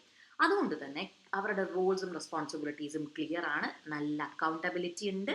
അതുപോലെ തന്നെ ഈ അവനവൻ്റെ ഡിപ്പാർട്ട്മെൻറ്റിൽ പണിയെടുത്ത് അവർക്ക് ആ ഒരു എക്സ്പെർട്ടീസ് ഉണ്ട്. ഓക്കെ, ഇനി സെൻട്രലൈസ് ഡിസിഷൻ മേക്കിംഗ് അതേപോലെ തന്നെ നമ്മുടെ ടാലൻറ്റ് കാര്യങ്ങൾ നമുക്ക് ബെറ്റർ ആയിട്ട് ഇവിടെ യൂട്ടിലൈസ് ചെയ്യാൻ പറ്റും. പക്ഷേ ഇതിന് കുഴപ്പങ്ങളുണ്ട്. ഒന്ന്, ഒരേ കാര്യങ്ങളാണ് ഡെയിലി ചെയ്തുകൊണ്ടിരിക്കുന്നത്. അതുപോലെ തന്നെ മാർക്കറ്റിംഗ് കാരണം അവൻ്റെ ഡിപ്പാർട്ട്മെൻറ്റിനെ മാത്രമായിരിക്കും, നാരോ ആയിരിക്കും അവൻ്റെ ഇൻട്രസ്റ്റ് എന്ന് പറയുന്നത്. ആ ഡിപ്പാർട്ട്മെൻറ്റിനെ മാത്രമായിരിക്കും അവൻ നോക്കുന്നത്. അങ്ങനെ വരുമ്പോൾ നമുക്ക് ശരിക്കും പറഞ്ഞാൽ കമ്പനിയുടെ മൊത്തത്തിലൊരു വ്യൂ കിട്ടി എന്നിരിക്കില്ല. സോ എന്താണ്, it's hard either to take a strategic view of the company, the entire കമ്പനീൻ്റെ ഒരു നല്ല വ്യൂ അയാൾക്ക് ഉണ്ടാവണം എന്നില്ല.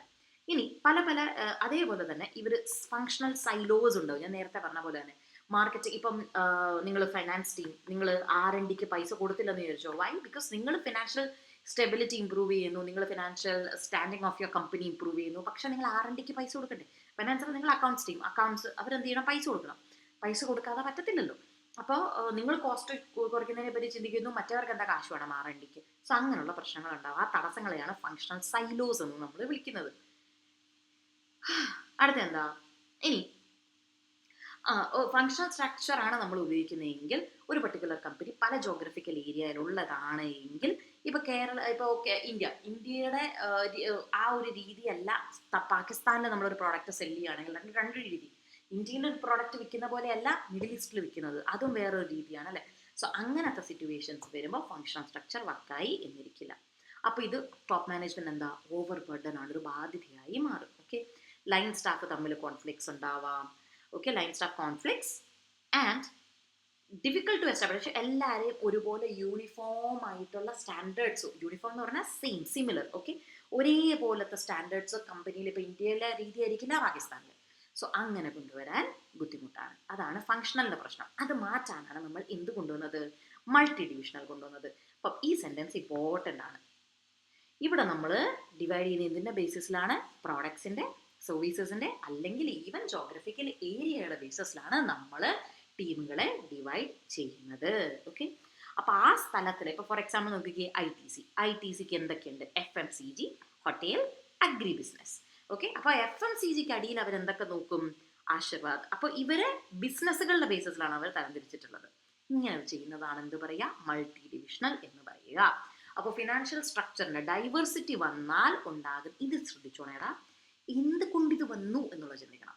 ഇന്നതിൽ നമ്മൾ പറഞ്ഞു ഫങ്ഷണൽ ഡൈവേഴ്സിറ്റി വന്നാൽ കുഴപ്പമുണ്ടാകും എന്ന് പറഞ്ഞു. അതുകൊണ്ടാണ് നമ്മൾ എന്തിൽ വരുന്നത്, മൾട്ടി ഡിവിഷണൽ. അങ്ങനെ ചിന്തിക്കണം, ചോദിക്കാം. ഓക്കെ, അങ്ങനെ തിരിച്ചും ചോദിക്കാം, അഡ്വാൻറ്റേജസും ചോദിക്കാം, ഡിസഡ്വാൻറ്റേജും ചോദിക്കാം, എന്തുകൊണ്ട് ഇത് വന്നു എന്നും ചിന്തിക്കണം.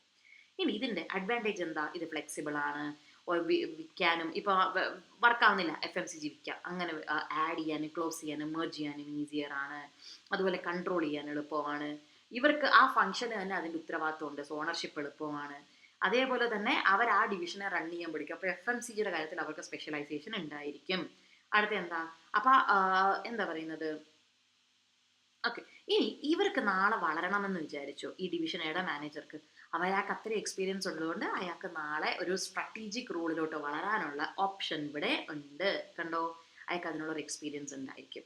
ഇനി എങ്ങനെ ഇവർ തമ്മിൽ ഫങ്ഷണൽ ഏരിയാസ് ഇതിനകത്ത് എന്തെങ്കിലും പ്രശ്നങ്ങൾ ഉണ്ടാവുകയാണെങ്കിൽ അവനവൻ്റെ ഡിപ്പാർട്ട്മെൻറ്റിന് അക്കൗണ്ടബിലിറ്റി ഫോക്കസും ഒക്കെ ബെറ്റർ കൊടുത്തു കഴിഞ്ഞാൽ അവർ തമ്മിലുള്ള പ്രശ്നം നമുക്ക് സോൾവ് ചെയ്യാം. പക്ഷെ ഇവൻ്റെ പ്രശ്നം എന്താണെന്ന് ചോദിച്ചാൽ അവസാനം ഇവൻ അങ്ങ് സെൽഫ് സഫീഷ്യൻ്റ് ആയി മാറും. അതായത് ഞാൻ FMC ഞാൻ ഒറ്റയ്ക്ക് നടത്തിക്കോളാം എന്നുള്ള രീതിയിലാവും. അതൊരു പ്രശ്നമാണ്. അതേപോലെ തന്നെ ഇതിനകത്ത് തന്നെ എന്ത് വരാനുള്ള ചാൻസസ് ഉണ്ട്? ഫങ്ഷൻസ്. ഇപ്പം നമ്മൾ ശ്രദ്ധിച്ചോ, ഇതിനകത്ത് ഡിവിഷൻ എയ്ക്കകത്ത് എന്തൊക്കെയുണ്ട്? Marketing, operational, personal. ഡിവിഷൻ ഇതിപ്പോൾ FMCG ആണെന്ന് വിചാരിച്ചോ, ഓക്കെ, ഇത് അവരുടെ ടൊബാക്കോ അങ്ങനെയുള്ള കാര്യങ്ങളാണെന്ന് വിചാരിച്ചോ, അതിനകത്തും ഉണ്ട് മാർക്കറ്റിംഗ്, ഓപ്പറേഷൻസ്, പേഴ്സണൽ. അപ്പോൾ അവിടെ എന്താ? ഡ്യൂപ്ലിക്കേഷൻ ആണ്. അപ്പോൾ കോസ്റ്റുകൾ എൻ്റയർ കമ്പനിക്ക് കൂടുകയാണ്. ഓക്കെ, ഇനി അടുത്ത എന്താണ്? അടുത്തത് ഇവിടെ കോപ്പറേഷൻ ഫങ്ഷൻസ്, പല പല ബിസിനസ് യൂണിറ്റ് തമ്മിൽ കോപ്പറേഷൻ്റെ പ്രശ്നവും അങ്ങനെയുള്ള കുഴപ്പങ്ങളുണ്ടാവും. സോ എക്സ്പെർട്ടീസ് എല്ലാവർക്കും ഇല്ല, ഫ്രാഗ്മെൻറ്റഡ് ആയിരിക്കും. ചിലർക്കറിയാം, ചിലർക്കറിയത്തില്ല. അവനവൻ്റെ ഫംഗ്ഷനെ പറ്റി മാത്രമേ അറിയത്തുള്ളൂ. അങ്ങനെയുള്ള പ്രശ്നങ്ങളുണ്ടാവും. ഇവനങ്ങ് ഓട്ടോണോമസ് ആയി മാറും. അതായത് ഞാൻ എൻ്റെ സ്വന്തം നിലനിൽപ്പ് എന്നുള്ള രീതിയിൽ അവനങ്ങ് സ്വന്തം ആ രീതിയിലായി മാറും. ഓക്കെ, ഇനി അടുത്ത് എന്താ? ഇനി അതേപോലെ തന്നെ difference in image and quality, different division. ചിലപ്പോൾ ഇവരുടെ FMCG വർക്ക് ചെയ്യുന്ന പോലെ ആയിരിക്കത്തില്ല. നിങ്ങൾ നോക്കിക്കേ, ആശീർവാദ്, സൺഫീസ്റ്റ്, ബിങ്കോ, ഫിയാമ, ഇതൊക്കെ നമുക്ക് അടിപൊളി, നമുക്കറിയാം. പക്ഷെ നമുക്ക് എത്ര പേർക്ക് അറിയാം ഈ പറയുന്ന വെൽക്കം ഹോട്ടൽ ഇവരുടെയാണ് എന്നുള്ളത്? അല്ലെങ്കിൽ ഈ ITC ഹോട്ടൽസ് നമുക്ക് പിന്നെയും അറിയാം. സോ ചില ഫങ്ഷൻസ് അടിപൊളിയായിരിക്കും, ചില ഡിവിഷൻസ് അടിപൊളിയായിരിക്കും, ചിലത് അത്രയും ആവണം എന്നില്ല. So quality issues across the divisions വരാനുള്ള ചാൻസസ് ഉണ്ട്. അടുത്ത എന്താ പറയുന്നത്? ഷോർട്ട് ടേം പെർഫോമൻസിന് ഇവർ ഇമ്പോർട്ടൻസ് കൊടുക്കാം. അങ്ങനെ ചിലപ്പോൾ എന്ത് ചെയ്യാം, ഈ FMCG കമ്പനിയെ അങ്ങ് വളരെയധികം എന്താ പറയുന്നത്, പവർ ചെലുത്താനുള്ളൊരു സിറ്റുവേഷനിലോട്ട്. കാര്യം അവരാണ് മേജറായിട്ട് ഇതിൻ്റെ പ്രോഫിറ്റ്സ് കൊണ്ടുവരുന്നതെങ്കിൽ അവരങ്ങനെ ചെയ്യാനുള്ള ചാൻസസും ഇതിനകത്ത് ഉണ്ടാവും. ഇനി അടുത്തത് എന്താ? മെട്രിക്സ്. ഇത് സിമ്പിളായി പറഞ്ഞാൽ ഇത്ര മാത്രമേ ഉള്ളൂ, എളുപ്പമാണ് പഠിക്കാൻ. ഇവിടെ കണ്ടോ, കോർപ്പറേറ്റ് ലെവലിൽ ഓരോ ഫങ്ഷൻസിൻ്റെ ആളുകളുണ്ട്. ഓപ്പറേഷൻ, സെയിൽസ്, പ്രൈമറി ആക്ടിവിറ്റീസ് ആണ്. ശ്രദ്ധിച്ച് നോക്കിക്കഴിഞ്ഞാൽ കാണാം. ഇനി ഇതിലെ ഓരോരുത്തരെ നമ്മൾ എടുക്കും. എന്നിട്ട് നമ്മൾ എന്ത് ചെയ്യും? ഒരു പ്രൊജക്റ്റ്, അതിൻ്റെ അടിയിൽ ഇതിലൊരു ഓപ്പറേഷൻസിൻ്റെ ഒരു സ്പെഷ്യലിസ്റ്റ്, സെയിൽസിൻ്റെ ഒരു സ്പെഷ്യലിസ്റ്റ്, ഫിനാൻസിൻ്റെ ഒരു സ്പെഷ്യലിസ്റ്റ്, HR-ൻ്റെ ഒരു സ്പെഷ്യലിസ്റ്റ്. ആരാ മാനേജ് ചെയ്യുന്നത്? Project manager A. ഇങ്ങനെ വരുന്നതിനാണ് മെട്രിക്സ് എന്ന് വിളിക്കുന്നത്. Matrix. Okay, matrix. Combination of structures, അതായത് ഇത് പ്രോഡക്റ്റിൻ്റെ ബേസിസിലാവാം, ജോഗ്രഫിക്കൽ ഡിവിഷൻ്റെ ബേസിസിലാവാം, ഫംഗ്ഷൻ്റെ ആവാം, ഡിവിഷണലിൻ്റെ ആവാം, ഇന്ത്യൻ്റെ ബേസിസിലും ആവാം. ഓക്കെ, ഇനി ഇതിൻ്റെ അഡ്വാൻറ്റേജ് ഡിസഡ്വാൻറ്റേജ് ചോദിച്ചിട്ടുണ്ട്. ഈ സ്ട്രക്ചേഴ്സ് നോക്കിയിട്ട് പോണേ. അപ്പോൾ സെപ്പറേറ്റ് ആണോ? അതായത് ഇപ്പോൾ AI ഹെഡ് ചെയ്യുന്നവർ, ഒരു AI-യുടെ പ്രൊജക്റ്റിനായിരിക്കും ചിലപ്പോൾ ഇവരെല്ലാം ഒരുമിച്ച് വരുന്നത്. സോ അവിടെ എന്ത് വരുന്നുണ്ട്? അവരുടെ പല ഡിപ്പാർട്ട്മെൻറ്റിലെ ആളുകൾ ഒരുമിച്ച് വരുമ്പോൾ അവരുടെ ആ നോളജിനെ മൊത്തം നമ്മൾ ഇൻറ്റഗ്രേറ്റ് ചെയ്യും എന്ന് പറഞ്ഞാൽ എല്ലാവരും കൂടെ ഒരുമിച്ച് കയറ്റി നമുക്ക് മുന്നോട്ട് കൊണ്ടുപോകാൻ പറ്റും. അടുത്തത്, ഇത് ഫ്ലെക്സിബിളാണ്. ആവശ്യത്തിനനുസരിച്ച് നമുക്ക് ഫോം ചെയ്യാം. പലയിടത്തിരുന്നിട്ട് ആളുകൾക്ക് വേണമെങ്കിൽ ഇതിൽ ജോലി ചെയ്യാം. റിസോഴ്സസിനെ നന്നായിട്ട് എഫിഷ്യൻ്റായിട്ട് നമുക്ക് യൂട്ടിലൈസ് ചെയ്യാൻ പറ്റും. അതേപോലെ തന്നെ എന്താ പറയുന്നത്, ആളുകൾക്ക് ബെറ്റർ റെസ്പോൺസിബിലിറ്റീസ് അസൈൻ ചെയ്ത് കൊടുക്കാം. കാര്യം ഈ എൻറ്റയർ പ്രൊജക്റ്റിന് ഇവർ ഉത്തരവാദികളാണ്. അങ്ങനെ അസൈൻ ചെയ്ത് കൊടുക്കാൻ നമുക്ക് പറ്റും. പിന്നെ ഇതിനകത്ത് ചില പ്രശ്നങ്ങൾ എന്തൊക്കെയാണെന്ന് പറഞ്ഞു കഴിഞ്ഞാൽ, ഇതിൻ്റെ പ്രശ്നങ്ങൾ എന്തൊക്കെയാണെന്ന് പറഞ്ഞു കഴിഞ്ഞാൽ, ഒന്ന്, ഒരു തീരുമാനം എടുക്കണമെങ്കിൽ ഇച്ചിരി ബുദ്ധിമുട്ടാണ്. കാര്യം ഇവിടെ ഈ വടംവലി നടക്കും. ആര്? ഈ പ്രൊജക്ട് മാനേജർ Aയും ഈ ഓപ്പറേഷൻസ് ഹെഡും തമ്മിലുള്ളതൊക്കെ ചിലപ്പോൾ വടംവലികൾ ഉണ്ടാവാം. സോ ഒരു തീരുമാനം എടുക്കുക ഇത്തിരി ബുദ്ധിമുട്ടാണ്. അടുത്തത്, ഇത് കൺട്രോൾ ചെയ്യാൻ ബുദ്ധിമുട്ടാണ്. അതേപോലെ തന്നെ ടീം വർക്കിനെ ഭയങ്കരമായിട്ട് ഡിപ്പെൻഡ് ചെയ്തിരിക്കും. എന്താ പറയുന്നത്, സമയത്ത് തീരുമാനങ്ങൾ എടുക്കാൻ പറ്റില്ല എന്നുള്ളതൊക്കെയാണ് ഇതിൻ്റെ ഏറ്റവും വലിയ പ്രശ്നം എന്ന് പറയുന്നത്. ഇനി ഇതൊരു സക്സസ്ഫുള്ളായി, ഇതും കൂടി ശ്രദ്ധിക്കണം, സക്സസ്ഫുള്ളായി നടത്തണമെങ്കിൽ കൊളാബറേറ്റീവ് റിലേഷൻഷിപ്സ് വേണം. എന്ന് പറഞ്ഞാൽ ഇതിനകത്തുള്ള മാനേജേഴ്സ് എല്ലാം അങ്ങോട്ടും ഇങ്ങോട്ടും കൊളാബറേറ്റ് ചെയ്ത് സഹായിച്ച് നിൽക്കുന്ന മാനേജേഴ്സ് ആയിരിക്കണം. ഇനി ട്രാൻസ്നേഷണൽ എന്താന്ന് പറഞ്ഞു കഴിഞ്ഞാൽ, ഇവിടെ നമ്മൾ ഇൻ്റർനാഷണൽ, നമ്മുടെ ഇപ്പം യൂണിലിവർ ഹെഡ് ക്വാർട്ടേർഡ് ഇൻ UK അല്ലെ, ലണ്ടൻ. അപ്പോൾ അവിടുത്തെ ഈ ഒരു ഇൻ്റർനാഷണൽ സബ്സിഡറി. ഓക്കെ, പക്ഷേ അതിന് മര്യാദയ്ക്ക് നാട്ടിൽ നമ്മുടെ രാജ്യത്ത് ഓടിപ്പോണെങ്കിൽ ഇന്ത്യ ലോക്കൽ റെസ്പോൺസിബിലിറ്റീസ് ആണ്. എന്ന് പറഞ്ഞാൽ ഇന്ത്യൻ മാർക്കറ്റിനെ അവരറിയണം. ഇത് രണ്ടും കൂടെ കമ്പൈൻ ചെയ്യുമ്പോഴാണ് ട്രാൻസ്നേഷണൽ. അപ്പോൾ എന്താ, ഇവിടെ ഗ്ലോബൽ പ്രോഡക്റ്റ് കമ്പനീസ് ആണ്. ഓക്കെ, അപ്പോൾ അവരുടെ കോർഡിനേഷൻ പ്ലസ് ലോക്കൽ റെസ്പോൺസിവ്നെസ്, ഇതാണ് ചേരുമ്പോൾ ട്രാൻസ്നേഷണൽ എന്ന് പറയും. അപ്പോൾ ഇവിടെ എങ്ങനെയാണെന്ന് ചോദിച്ചു കഴിഞ്ഞാൽ, ഇതൊരു മെട്രിക്സ് പോലെയാണ്, പക്ഷെ രണ്ട് ഫീച്ചേഴ്സ് ഉണ്ട്. ഒന്ന്, ഇവിടെ എന്താ പറയുന്നത്, it responds specifically to challenge of internationalization. Second, it tends to be more fixed responsibilities within a cross-cutting dimension. എന്ന് പറഞ്ഞാൽ ഇത്രയേ ഉള്ളൂ. രണ്ട് കാര്യങ്ങളാണ്. ഒന്ന്, ഇന്റർനാഷണലി നമ്മുടെ കമ്പനിക്ക് റെസ്പോണ്ട് ചെയ്യണമെങ്കിൽ, ഇപ്പം യൂണിലിവർ P&Gക്ക് റെസ്പോണ്ട് ചെയ്യേണ്ടി വരും. അവരുടെ എന്തെങ്കിലും ഒരു വന്നാൽ അത് ഇവർക്ക് ഇവിടെ ചെയ്യാനും പറ്റും. രണ്ട്, ഈ പറയുന്ന രാജ്യത്ത്, എൻ്റെ ഒരു ചെറിയ എക്സാമ്പിളായി കൊടുത്തിട്ടുള്ളത് കണ്ടോ, യൂണിലിവർ 190 രാജ്യത്തുണ്ട്. അതേപോലെ തന്നെ അവർക്ക് ഗ്ലോബൽ എഫിഷ്യൻസി അവർ നോക്കും, സെയിം ടൈം ലോക്കൽ റെസ്പോൺസിവ്നെസ് നോക്കും. ഇപ്പോൾ ലോക്കൽ നോക്കുമ്പോഴത്തേക്ക് ഇവർക്ക് കോമ്പറ്റീറ്ററായിട്ട് 15 മാർക്കറ്റ് വന്നു. ഇങ്ങനെയൊക്കെ വരുമ്പോഴത്തേക്ക് പെട്ടെന്ന് അവരെന്ത് ചെയ്യും, അതനുസരിച്ച് റെസ്പോണ്ട് ചെയ്യും. ഇന്നിപ്പോൾ ഒരു സോപ്പ് ഞാൻ കണ്ടു, അതിനകത്ത് 2 സൈഡ്സോ, ഒരു സൈഡിൽ എക്സ്ഫോളിയേറ്റർ, അടുത്ത സൈഡിൽ എന്താണ് ടാൻ റിമൂവർ, 2 അങ്ങനത്തെ ഒരു ഡ്യുവൽ പ്രോഡക്റ്റ്. സോ അങ്ങനെ ഒരു കാര്യം ഇന്ത്യയിൽ നടന്നിട്ടുണ്ട് എങ്കിൽ ട്രാൻസ്നാഷണൽ ആണെങ്കിൽ യൂണിലിവർ അപ്പം തന്നെ ഹെഡ് ക്വാർട്ടേഴ്സ് എന്ത് ചെയ്യും, ഓക്കെ ഇങ്ങനൊരു സംഭവം ഉണ്ടെന്ന് ഇവിടെ നിന്നുള്ള അതിൻ്റെ ഹെഡ് ഇൻഫോം ചെയ്യും, അത്രേ ഉള്ളൂ. അപ്പോൾ ലോക്കൽ ടേസ്റ്റിനനുസരിച്ച് ഇവിടുത്തെ റെഗുലേറ്ററി എൻവയൺമെൻറ്റിനൊക്കെ അനുസരിച്ച് അവർക്ക് എന്ത് ചെയ്യാം, മാറ്റങ്ങൾക്ക് റെസ്പോണ്ട് ചെയ്യാൻ എളുപ്പമായിരിക്കും. അപ്പോൾ ഇതിൻ്റെ ഗുണം എന്താണെന്ന് ചോദിച്ചു കഴിഞ്ഞാൽ ഇന്ത്യൻ യൂണിറ്റ് എന്തായിരിക്കും, ഇൻഡിപെൻഡൻ്റ് ആയിട്ടായിരിക്കും റൺ ചെയ്യുന്നത് കേട്ടോ. ഇനി സ്പെഷ്യലൈസേഷൻ, അതായത് ശരിക്കും പറഞ്ഞാൽ അവർക്ക് ഈ രാജ്യം എങ്ങനെ ഓടിക്കണം, ഈ രാജ്യത്ത് മാർക്കറ്റ് എങ്ങനെ റൺ ചെയ്യണം എന്നുള്ള കാര്യത്തിൽ അവർക്ക് നല്ല ധാരണയുണ്ടാവും. യൂണിലിവർ ഇത്രയും രാജ്യങ്ങളുണ്ടെങ്കിൽ ഓരോ രാജ്യവും എങ്ങനെ കൊണ്ടുപോകണം എന്നവർക്ക് നല്ല ധാരണയുണ്ടാവും.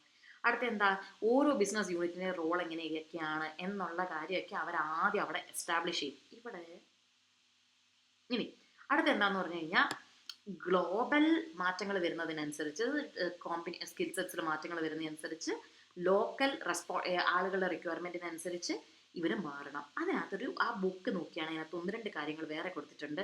ഒന്ന്, ഇതിൻ്റെ ഒരു എക്സാമ്പിൾ അവർ പറഞ്ഞിട്ടുള്ളത്, ഗ്ലോബൽ ബിസിനസ് മാനേജേഴ്സ് ഉണ്ടാവും അതിനകത്ത്, കൺട്രി മാനേജേഴ്സ് ഉണ്ടാവും അതിനകത്ത്, അതേപോലെ തന്നെ ഫങ്ഷണൽ മാനേജേഴ്സും അതിനകത്തുണ്ടാവും. ഈ ഗ്ലോബൽ ബിസിനസ് മാനേജർ എന്ന് പറയുമ്പോൾ എന്ത് ചെയ്യും, ഗ്ലോബലി ഈ പറയുന്ന യൂണിലിവറിനെ നോക്കുന്നത് അവരായിരിക്കും. ഇനി അടുത്ത എന്താ, അവരതേപോലെ തന്നെ പല രാജ്യങ്ങൾ മൊത്തത്തിലായിരിക്കും, ഗ്ലോബലി ലാർജ് സ്കെയിലായിട്ടായിരിക്കും അവരുടെ ആക്ടിവിറ്റീസ് നോക്കുന്നത്. അപ്പോൾ എവിടോട്ടൊക്കെ പുതിയതായിട്ട് ഇറങ്ങണം, അക്വിസിഷൻ, ഇങ്ങനെയുള്ള കാര്യങ്ങളൊക്കെ അവരായിരിക്കും നോക്കുന്നത്. ഇനി കൺട്രി മാനേജേഴ്സ്, ഇപ്പോൾ നമ്മൾ കേട്ടിട്ടുണ്ടാവും നിങ്ങൾ പ്രിയ നായർ ഈ യൂണിലിവറിൻ്റെ ഇന്ത്യൻ CEO ആണ് പ്രിയ നായർ. അപ്പോൾ പുള്ളിക്കാരുടെ റെസ്പോൺസിബിലിറ്റി എന്തുമായിരിക്കും, കൺട്രി മാനേജറിൻ്റെ എന്ന് പറഞ്ഞാൽ രാജ്യത്തെ നീഡ്സ്. കാര്യം പുള്ളിക്കാരി എപ്പോഴേ പറഞ്ഞു, നമ്മുടെ യൂണിലിവർ ഏറ്റെടുത്തപ്പോഴേ പുള്ളിക്കാരി പറഞ്ഞു it's going to be a customer centric approach ആയിരിക്കും ഇന്ത്യയിൽ എന്നുള്ളത്. സോ അങ്ങനത്തെ ലോക്കൽ നീഡ്സിനെ മനസ്സിലാക്കിയിട്ടായിരിക്കും അവർ അതിനനുസരിച്ചുള്ള കോമ്പിറ്റൻസി സ്കിൽ സെറ്റ്സ് അവരവിടെ ബിൽഡ് ചെയ്യുന്നത്. ഇനി ഫങ്ഷണൽ മാനേജർ എന്ന് പറഞ്ഞാൽ ഈ ലോക്കലിനകത്ത് അതിനകത്തെ HR കാര്യങ്ങളും എല്ലാം നോക്കുന്നത് അവരായിരിക്കും. ഇനി അതല്ലാതെ കോർപ്പറേറ്റ് ഹെഡ് ഓഫീസ് മാനേജേഴ്സ് ഉണ്ട്, ഓക്കെ, അവർ ദേ ആർ ലിറ്ററലി ലീഡേഴ്സ്. ഇനി പ്രൊജക്ട് ബേസ്ഡ് സ്ട്രക്ചർ എന്നൊരു സ്ട്രക്ചർ ഉണ്ട്. ഇവിടെ നമ്മൾ ടീമുകളെ ക്രിയേറ്റ് ചെയ്യും, ആ പണി തീർക്കും, അത് കഴിയുമ്പോൾ ആ ടീം എന്ത് ചെയ്യും, ആവിയിലായി പോയി, ഡിസോൾവ് ആയി പോകും. അപ്പോൾ ഒരു സ്പെഷ്യലൈസ്ഡ് പ്രോജക്റ്റിന് വേണ്ടിയിട്ടാണ്. ഇതിപ്പോൾ വളരെ ഫ്ലെക്സിബിൾ ആണ്. അപ്പോൾ ഓരോരുത്തർക്കും അവരവൻ്റെ ഡിപ്പാർട്ട്മെൻറ്റിൻ്റെ അക്കൗണ്ടബിലിറ്റിയും കൺട്രോളും ഇതേ പോയിന്റ് തന്നെ നമ്മൾ മറ്റിടത്തും പറഞ്ഞു, ഏതിനകത്ത് മെട്രിക്സിനകത്ത്. ഇനി അതേപോലെ തന്നെ ഇതെന്തിനാന്ന് ചോദിച്ചു കഴിഞ്ഞാൽ നോളജ് എക്സ്ചേഞ്ച് ചെയ്യാൻ നല്ലതാണ്. നമുക്ക് ഒരാവശ്യത്തിന് പല രാജ്യത്തുള്ള ഏറ്റവും മിടുക്കരെ നമുക്ക് കൊണ്ടുവരാം. സോ നോളജ് എക്സ്ചേഞ്ച് ചെയ്യാൻ നല്ലതാണ്, ഇന്റർനാഷണൽ ആളുകൾ എടുക്കാം. ഇതിൻ്റെ പ്രശ്നം എന്താ, ഇത് മര്യാദയ്ക്ക് നടത്തിയില്ല എങ്കിൽ, കൺട്രോൾ ഇല്ല എങ്കിൽ ഈ പ്രൊജക്റ്റുകൾ പാളിപ്പോകും എന്നുള്ളതാണ് പ്രശ്നം. അതേപോലെ തന്നെ നമ്മൾ ഇങ്ങനെ ഒരു പ്രൊജക്ട് ടീംസ് ഫോം ചെയ്യുമ്പോൾ ആരും മൊത്തത്തിലൊന്നും പഠിക്കുന്നില്ല എന്നുള്ളതാണ് ഇതിൻ്റെ പ്രശ്നം. നോളജ് അക്യുമുലേറ്റ് ചെയ്യുന്നില്ല എന്ന് പറഞ്ഞു കഴിഞ്ഞാൽ ഓക്കെ, വീണ്ടും ബ്രേക്കായി പോകുന്നു, അടുത്ത ടീം വരുന്നു, വീണ്ടും ബ്രേക്കായി പോകുന്നു. അതാണ് ഇതിൻ്റെ കുഴപ്പം. ഇനി എന്താ, ഇത് പഠിക്കാനുള്ളതല്ല, ഞാൻ ജസ്റ്റ് ക്ലാസ് എടുക്കുമ്പോൾ പറഞ്ഞു കൊടുക്കുന്ന ഒരു കാര്യമാണ്, അഡീഷണൽ പോയിന്റ്സ് ആണ്. ഇനി അടുത്തത് സ്ട്രക്ചർ. ഇത് ചോയ്സ് ഓക്കെ. നമ്മൾ ഇവിടെ കൊടുത്തിരിക്കുന്ന എന്താ, Michael gold and Andrew Campbell പറഞ്ഞത് 9 ഡിസൈൻ ടെസ്റ്റുകൾ. ഇത് പ്രത്യേകം ശ്രദ്ധിക്കണേ. സ്ട്രക്ചറൽ സൊല്യൂഷൻ, ഏത് സ്ട്രക്ചർ വേണം എന്ന് നോക്കുമ്പോൾ 9 ടെസ്റ്റുകൾ. അതിലെ 4 ടെസ്റ്റുകൾ എന്ന് പറയുന്നത് നമ്മുടെ കമ്പനിയുടെ ഒബ്ജക്റ്റീവ്സ് പോലത്തെ കാര്യങ്ങളുടെ ബേസിസിലാണ്. ആദ്യത്തെ 4 ടെസ്റ്റ്, ആദ്യത്തേത് market advantage test. Okay, market advantage test എന്ന് പറഞ്ഞാൽ ഈ സ്ട്രക്ചർ നമ്മൾ മുമ്പോട്ട് കൊണ്ടുപോയി കഴിഞ്ഞാൽ മാർക്കറ്റിൽ പിടിച്ചു നിൽക്കാൻ നമ്മളെ സഹായിക്കും. അതാണ് market advantage test. 2, parenting advantage test എന്ന് പറഞ്ഞു കഴിഞ്ഞാൽ നമ്മുടെ കോർപ്പറേറ്റ് സെൻറ്റർ ഹെഡ് ഓഫീസ് ശരിക്കും ഇവിടെ വാല്യൂ ആഡ് ചെയ്യുന്നുണ്ടോ എന്നാണ് നമ്മൾ പേരൻറ്റിങ് അഡ്വാൻറ്റേജ്. നമ്മുടെ പേരൻ്റ് ആണല്ലോ അവർ, അത് നമ്മൾ നോക്കുന്നത്. എല്ലാ ബിസിനസ് യൂണിറ്റുകളെയും ഗൈഡ് ചെയ്യാൻ അവർക്ക് പറ്റുന്നുണ്ടോ, പറ്റുന്നില്ലെങ്കിൽ അങ്ങനെ സെപ്പറേറ്റ് ആക്കിയിട്ട് കാര്യമില്ല. അടുത്തത് പീപ്പിൾ ടെസ്റ്റ്. ഇത് നടത്താനുള്ള എബിലിറ്റി ഈ ആളുകൾക്ക് ഉണ്ടോ. ഓക്കെ, അപ്പോൾ ശരിക്കും പറഞ്ഞാൽ എന്താ, ഈ ഇൻഡിപെൻഡൻ്റ് ആയിട്ട് നമ്മൾ ഈ മാനേജറായിട്ട് വെക്കുന്നവന് അത് നടത്താനുള്ള കഴിവുണ്ടോ എന്ന് നോക്കുന്നതാണ് പീപ്പിൾ ടെസ്റ്റ്. ഫീസിബിലിറ്റി ടെസ്റ്റ് എന്ന് പറയുമ്പോൾ ഇതിനൊക്കെ ചോദിക്കാട്ടോ, ഇതൊക്കെ 2 മാർക്സ് ചോദിക്കുക പിള്ളേരെ, ഇതൊക്കെ 2 മാർക്സ് വരാവേ. പേരൻറ്റിങ് റോളെന്ന് കണ്ടാൽ തന്നെ അറിയാം. പീപ്പിൾ ടെസ്റ്റ് എന്ന് ചോദിച്ചാൽ എന്താ, അതിനുള്ള കഴിവുള്ള ആളുകൾ അവിടെ ഉണ്ടോ. ഫീസിബിലിറ്റി ടെസ്റ്റ് മൊത്തത്തിൽ ഇത് നമുക്ക് നടത്താൻ പറ്റും. ഓക്കെ, ക്യാച്ച് ഓൾ കാറ്റഗറി, ആ വാക്ക് ശ്രദ്ധിച്ചു, ക്യാച്ച് ഓൾ കാറ്റഗറി, ഇത് മൊത്തത്തിൽ നമുക്ക് നടത്താൻ പറ്റുമോ. ഓക്കെ, അതാ. ഇനി അടുത്ത 5 ടെസ്റ്റ് എന്ന് പറയുമ്പം ജനറൽ ഡിസൈൻ്റെ ബേസിസിലാണ് പറയുന്നത്. Okay, gold and Campbell.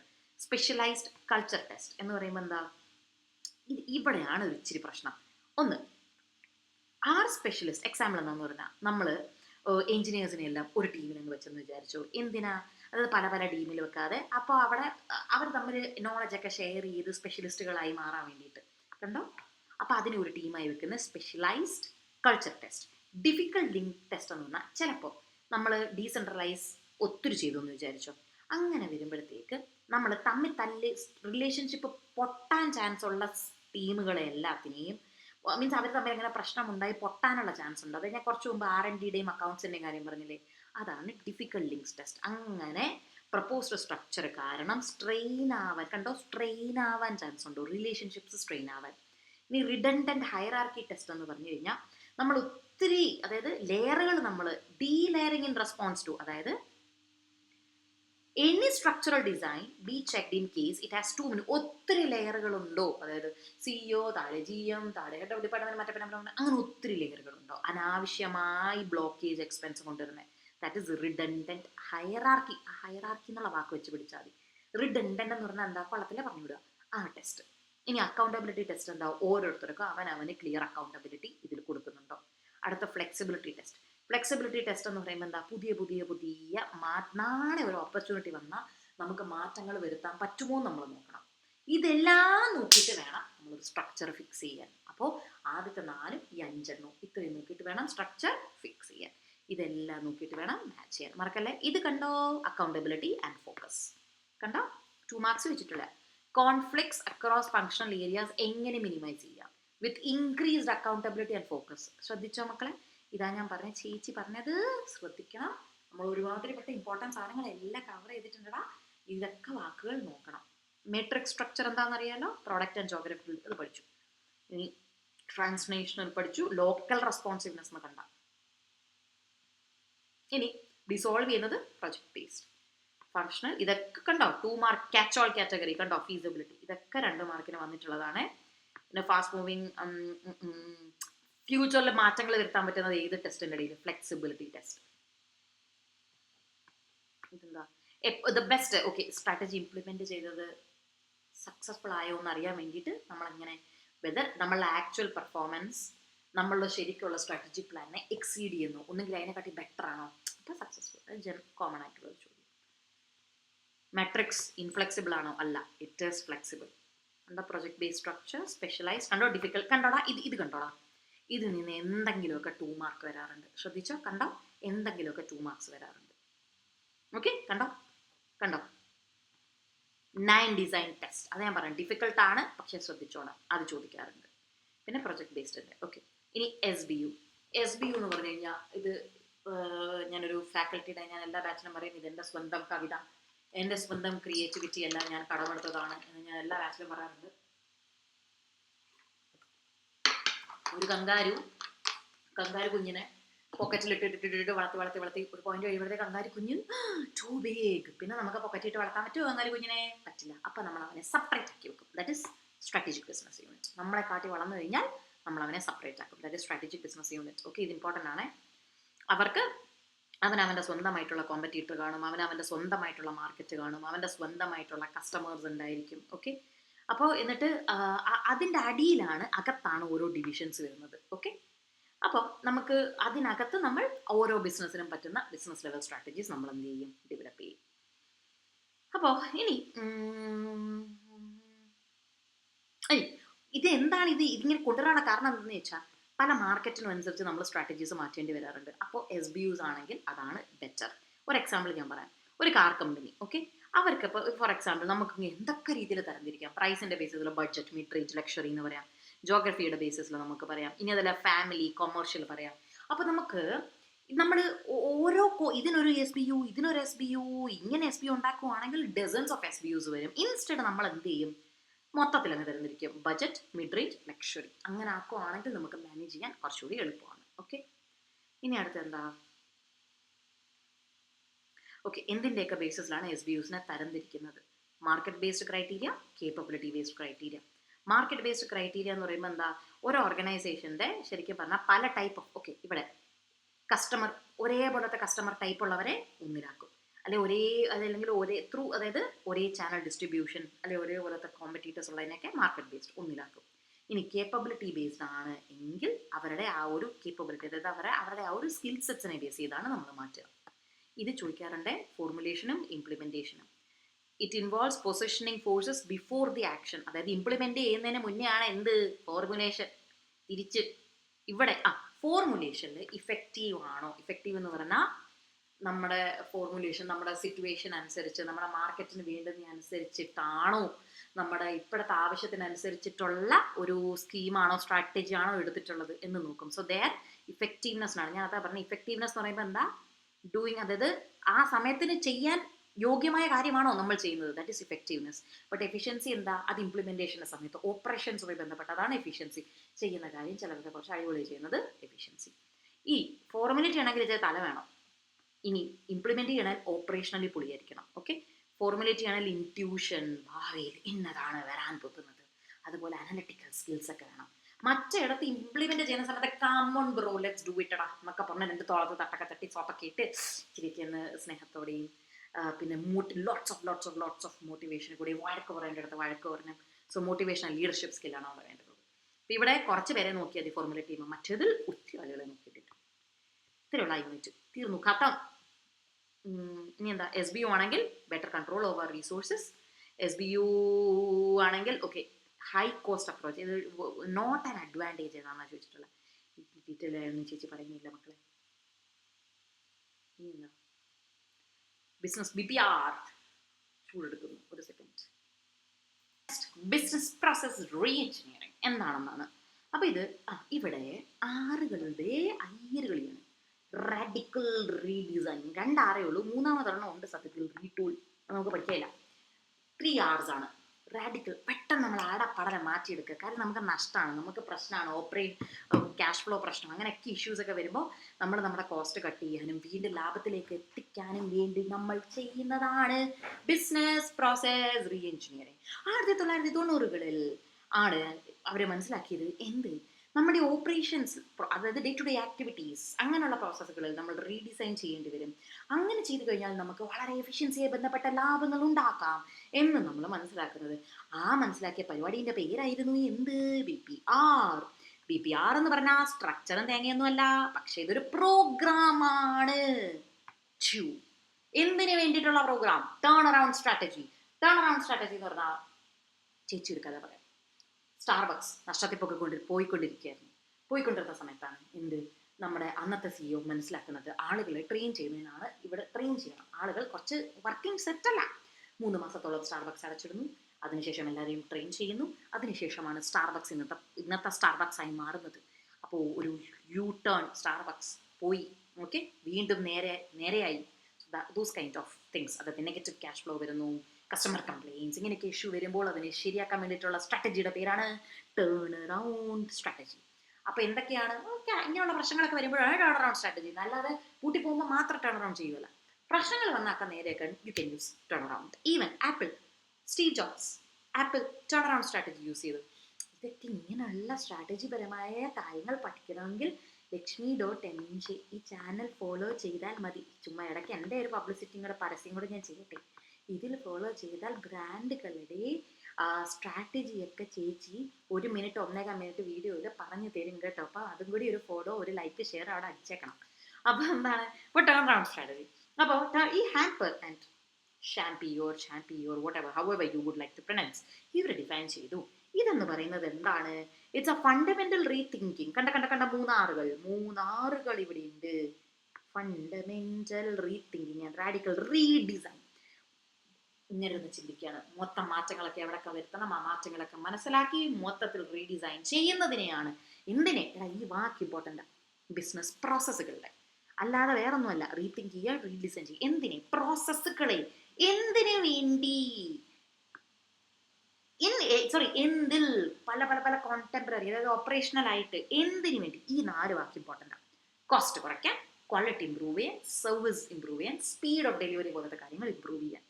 പ്രശ്നങ്ങളായിരിക്കുമല്ലോ, ഇപ്പം നമുക്കൊക്കെ അറിയാം, ഓല 2 വീലർ ഒക്കെ, അതായത് ഇലക്ട്രിക് വണ്ടികൾ, പ്രശ്നം മാത്രമുള്ള ഒരു കമ്പനിയെ ഇരിക്കുകയാണ്. സോ ഇവർക്ക് എന്താണ് അവിടെ ചെയ്യേണ്ടത്, BPR. Okay, yes. അപ്പോൾ ഇതാ കണ്ടോ, കസ്റ്റമർ കംപ്ലൈൻ്റ് ഒക്കെ പറഞ്ഞു. ഞാൻ ഈ പറഞ്ഞ കാര്യങ്ങളൊക്കെ തന്നെ ഇത് വായിച്ചു നോക്കിക്കോണേ, തന്നെ വായിച്ചോ, ഞാൻ പറയൂല. അപ്പോൾ എന്താണ് കസ്റ്റമർ കംപ്ലയിൻസ് ഒക്കെ റെഗുലർ ആയിട്ടുണ്ട്. അടുത്ത എന്താണ് നമുക്ക് പിന്നെ ഒരു കാര്യം കൂടെ കൊടുത്തിട്ടുണ്ട്. നമുക്ക് റീ എഞ്ചിനീയറിംഗ് എന്ന് പറയുന്നത് ചിലപ്പോൾ നമ്മൾ ഓൾറെഡി ഉള്ള സിറ്റുവേഷനെ കാട്ടി ബെറ്റർ ആവണമെങ്കിലും റീ എഞ്ചിനീയറിംഗ് ചെയ്യാം. അല്ല നാശത്തിൽ പോയതുകൊണ്ട് മാത്രമല്ല കേട്ടോ, ഓൾറെഡി ഉള്ളതിനെക്കാട്ടി ബെറ്റർ ആണെങ്കിലും. അപ്പം ഇതിൻ്റെ കുറച്ച് എക്സാമ്പിൾസ് എന്തൊക്കെയാണെന്ന് വെച്ച് കഴിഞ്ഞാൽ, നമ്മൾ ഒരുപോലത്തെ ടാസ്കുകളൊക്കെ അങ്ങ് ചിലപ്പോൾ അങ്ങ് ഒരുമിച്ചാക്കും. അപ്പോൾ അനാവശ്യമായിട്ടുള്ള ആളുകളെ വെട്ടാം. അതേപോലെ തന്നെ ചിലപ്പം വർക്കേഴ്സിന് തീരുമാനങ്ങൾ എടുക്കാൻ നമ്മൾ സമ്മതിക്കും. ഓരോ കാര്യങ്ങൾക്കൊക്കെ ഒരു ഓർഡർ കൊണ്ടുവരിക, പ്രോസസ്സുകളെയൊക്കെ നേരെയാക്കി എടുക്കുക. ഇനി എന്താണ് അനാവശ്യമായിട്ട് ഒരു കാര്യം തന്നെ. ഇവിടെ ഒരു എക്സാമ്പിൾ എടുത്തിട്ടുണ്ട്, അത് നിങ്ങൾ വായിച്ചു നോക്കുമ്പോൾ മനസ്സിലാവും മക്കളെ. എവിടെയാണ്? ഏതോ ഒരു ക്രെഡിറ്റ് കാർഡ് കമ്പനിയുടെ എക്സാമ്പിൾ നമുക്കവിടെ പഠിക്കാനുണ്ടായിരുന്നു. IBM ക്രെഡിറ്റിൻ്റെ. IBM ആദ്യം ഒരാൾ നോക്കും, അപ്രൂവ് ചെയ്യുന്നു, അടുത്ത ആൾ നോക്കുന്നു, അപ്രൂവ് ചെയ്യുന്നു. അതിൻ്റെ ആവശ്യമില്ല. IBM ക്രെഡിറ്റ് എക്സാമ്പിൾ ചോദിക്കുകയാണെങ്കിൽ IBM ക്രെഡിറ്റ് അതിൻ്റെ ഒരു കേസ് സ്റ്റഡി 5 സ്റ്റെപ്പ് രീതി ഞാൻ ഇവിടെ കൊടുത്തിട്ടുണ്ട്, തന്നെ വായിച്ചു നോക്കണേ. അവരെന്ത് ചെയ്തു, എങ്ങനെ നേരെയാക്കി എടുത്തു എന്ന് ചോദിച്ചു കഴിഞ്ഞാൽ, ചില കാര്യങ്ങൾ ഉണ്ടാകത്തില്ല. ഒരാളൊത്ത് നോക്കും, അടുത്ത ആളൊത്ത് നോക്കും, എടുത്ത ആളെടുത്തു, അങ്ങനെ ആവശ്യമില്ല. അതിന് പകരം അവരെന്ത് ചെയ്തു, ജനറലിസ്റ്റുകളെ വെച്ചു. ജനറലിസ്റ്റുകൾ അതന്നെ സ്പെഷ്യലിസ്റ്റുകളെ റീപ്ലേസ് ചെയ്തു. സ്പെഷ്യലിസ്റ്റ് എന്ന് പറഞ്ഞാൽ അവൻ്റെ കാര്യം നോക്കാൻ മാത്രമേ അറിയത്തുള്ളൂ, അപ്പുറത്തവൻ്റെ അറിയില്ല. ജനറലിസ്റ്റിന് എല്ലാം നോക്കാൻ അറിയാം. സോ അങ്ങനെയുള്ള ആളുകളെ വെച്ചു. അപ്പോൾ ഒത്തിരി ആളുകളെ വെട്ടാം, അനാവശ്യമായ ടൈം ഡിലേ അവിടെ ഒഴിവാക്കാം. എന്നിട്ട് സ്പെഷ്യലിസ്റ്റുകൾ ഓൺലി ഇൻവോൾവ്, അതായത് വളരെ കോംപ്ലക്സ് കാര്യങ്ങൾ മാത്രമാണ് സ്പെഷ്യലിസ്റ്റ് മതി. ഇതിൻ്റെ ഒരു ക്രെഡിറ്റ് കൊടുക്കുന്നതിനാണ്. അപ്പോൾ ക്രെഡിറ്റ് അപ്രൂവൽ അവർ പെട്ടെന്ന് 6 ദിവസം എന്നുള്ളത് 4 മണിക്ക് ഒരു പരിപാടി ഖത്തം തീർത്തു. ഓക്കെ, അപ്പോൾ ഇവിടെ കുറച്ച് പേരെ പറഞ്ഞു തരുന്നു, കുറച്ച് പേരെ. ഓക്കെ, പക്ഷെ ഡിലേസ് ഭയങ്കരമായിട്ട് ടോട്ടൽ ഡീലുകൾ വളരെ കാര്യം ഒത്തിരിയാണ് അവർക്ക് പെട്ടെന്ന് ചെയ്തു തീർക്കാൻ പറ്റും. അങ്ങനെ ഒരു ഗുണമുണ്ട്. പക്ഷേ ഇതിൻ്റെ പ്രശ്നം എന്താ? ഒന്നെന്താ, ഇത് കോംപ്ലക്സ് ആണ്. ഓക്കെ, ഇങ്ങനെയുള്ള ചേച്ചിയുടെ ഇല്ല, ഒരു ഇച്ചിരി മിന്നി കളിക്കുന്നുണ്ട്. ഈ യൂണിറ്റ് ഇപ്പോൾ എടുക്കാം. അപ്പോൾ ഇതിൻ്റെ ഒരു പ്രശ്നം എന്താന്ന് വെച്ചാൽ, ഇങ്ങനത്തെ കാര്യങ്ങൾ ഇവിടെ ഇങ്ങനത്തെയുള്ള റീഡിസൈൻ എന്ന് പറയുന്നത്, റീഡിസൈൻ ചെയ്യണമെങ്കിൽ ആദ്യം ഇത് മനസ്സിലാക്കണം, ഇതിൻ്റെ കുഴപ്പം മനസ്സിലാക്കണം. അതെന്നാ മാത്രമേ ചെയ്യാൻ പറ്റത്തുള്ളൂ.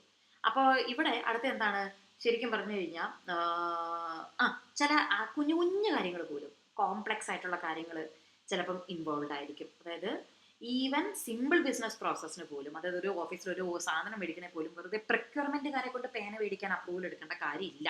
ഓക്കെ, ഇനി അടുത്ത എന്താ, ഇനി പല സിറ്റുവേഷൻ, ഇത് വളരെ കോമൺ ആണ്, പലയിടത്തും എല്ലാവരും ചെയ്യും, ഈ പ്രോസസ്സുകൾ പലതും ചെയ്യും. ബട്ട് നോബഡി അണ്ടർസ്റ്റാൻഡ്സ് ഇത് എന്തിനാണ് ചെയ്യുന്നതെന്ന് ആർക്കും അറിയത്തില്ല എന്നുള്ളൊരു പ്രശ്നമുണ്ട്. കാര്യം ചിലയിടത്തൊക്കെ ഇപ്പോൾ ചിലയിടത്ത് കണ്ടിട്ടില്ലേ, നമ്മളൊരു ക്രെഡിറ്റിനൊക്കെ അപ്ലൈ ഒക്കെ ചെയ്ത അനാവശ്യമായിട്ടുള്ള സ്റ്റെപ്സ് ഉണ്ടായാൽ nobody actually understands why we are doing this. അത് മനസ്സിലാക്കണം. അത് മനസ്സിലായാൽ മാത്രമേ ഇത് വേണോ വേണ്ട ചിന്തിക്കാൻ പറ്റത്തുള്ളൂ. അപ്പോൾ എന്താ, ശരിക്കും പറഞ്ഞാൽ ഈ ഷാമ്പി ചേട്ടനും പറഞ്ഞ എന്താണ്, അത് ചമ്പി വോട്ടെവർ പറഞ്ഞ എന്താണ്, ശരിക്കും പറഞ്ഞാൽ ഒരു ക്ലീൻ സ്ലേറ്റിലോട്ട് നമ്മൾ വീണ്ടും തുടങ്ങുകയാണ്. ഓർഗനൈസേഷൻ പണ്ടത്തെ പ്രശ്നങ്ങളെ മൊത്തം നമ്മൾ നിർത്തി, നമ്മൾ ലോങ് പീരീഡ് ഓഫ് ടൈം ചെയ്തിരുന്ന എല്ലാത്തിനും നിർത്തി, we are starting from scratch. ഇതേ കണ്ടോ, ഫണ്ടമെന്റൽ റീതിങ്കിങ്, റാഡിക്കൽ റീഡിസൈൻ. കാരണം അതൊക്കെ ചോദിച്ചിട്ടുണ്ട് ഇതിനു മുമ്പ്. ഓപ്പറേഷണൽ പ്രോസസ് ഞാൻ പറഞ്ഞായിരുന്നു, ഇത് ശ്രദ്ധിച്ചോണേ, ഇത് ഏത് ടൈപ്പ് ഓഫ് പ്രോസസ് ആണെന്ന് ചോദിച്ചിട്ടുണ്ട് മക്കളെ. ഓപ്പറേഷണൽ പ്രോസസ് ഇതെപ്പോൾ അറിയാം, BPR എപ്പോഴാണ്, പ്രോബ്ലംസ് എന്തൊക്കെ പ്രോബ്ലംസാ. ഓപ്പറേഷണൽ കോസ്റ്റ് കുറവാ, അതിന് BPR വേണോ? കോസ്റ്റ് കുറവല്ലേ, നല്ല കാര്യം, BPR വേണ്ട. നല്ല പെർഫോമൻസ് ആ മിഡിൽ ലെവൽ, അതിന് BPR ചെയ്യണോ? വേണ്ട. ഡിസ്ട്രിബ്യൂഷൻ ഒക്കെ അടിപൊളി, വേണ്ട. പക്ഷേ ലോ ക്വാളിറ്റി, കസ്റ്റമറിന് കൊടുക്കുന്ന ക്വാളിറ്റി പൊട്ടയാ, BPR ചെയ്യണോ? യെസ്, ചെയ്യണം. ഓക്കെ, BPR എന്ന് പറയുമ്പോൾ എന്താ, പ്രശ്നം വരുമ്പോഴാണ് നമ്മൾ BPR ചെയ്യുന്നത്. ഇതൊക്കെ പണ്ടത്തെ ക്വസ്റ്റ്യൻസാണ്.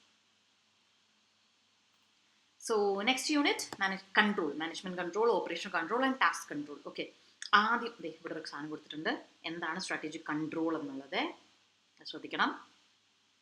ഓക്കെ, എന്ന് പറയുമ്പോൾ മെക്കാനിസമാണ്, നമുക്ക് നമ്മുടെ മാനേജേഴ്സിന് മോണിറ്റർ ചെയ്യാനും ഇവാലുവേറ്റ് ചെയ്യാനും. നമ്മുടെ ബിസിനസ് മോഡൽ എന്ന് പറഞ്ഞാൽ, ഇപ്പോൾ for example what is business model? Business model എന്ന് പറഞ്ഞാൽ അവർ എന്ത് ചെയ്താണ് കച്ചവടം നടത്തി പൈസ ഉണ്ടാക്കുന്നത്. ഫോർ എക്സാമ്പിൾ ഇപ്പോൾ മറ്റേ നമ്മുടെ ഹെൽമാൻസിൻ്റെ നമ്മൾ നോക്കിക്കഴിഞ്ഞാൽ എന്ത് കാണാം, കെച്ചപ്പ് കാണാം, മയനീസ് കാണാം, അല്ലേ? So that's their business model.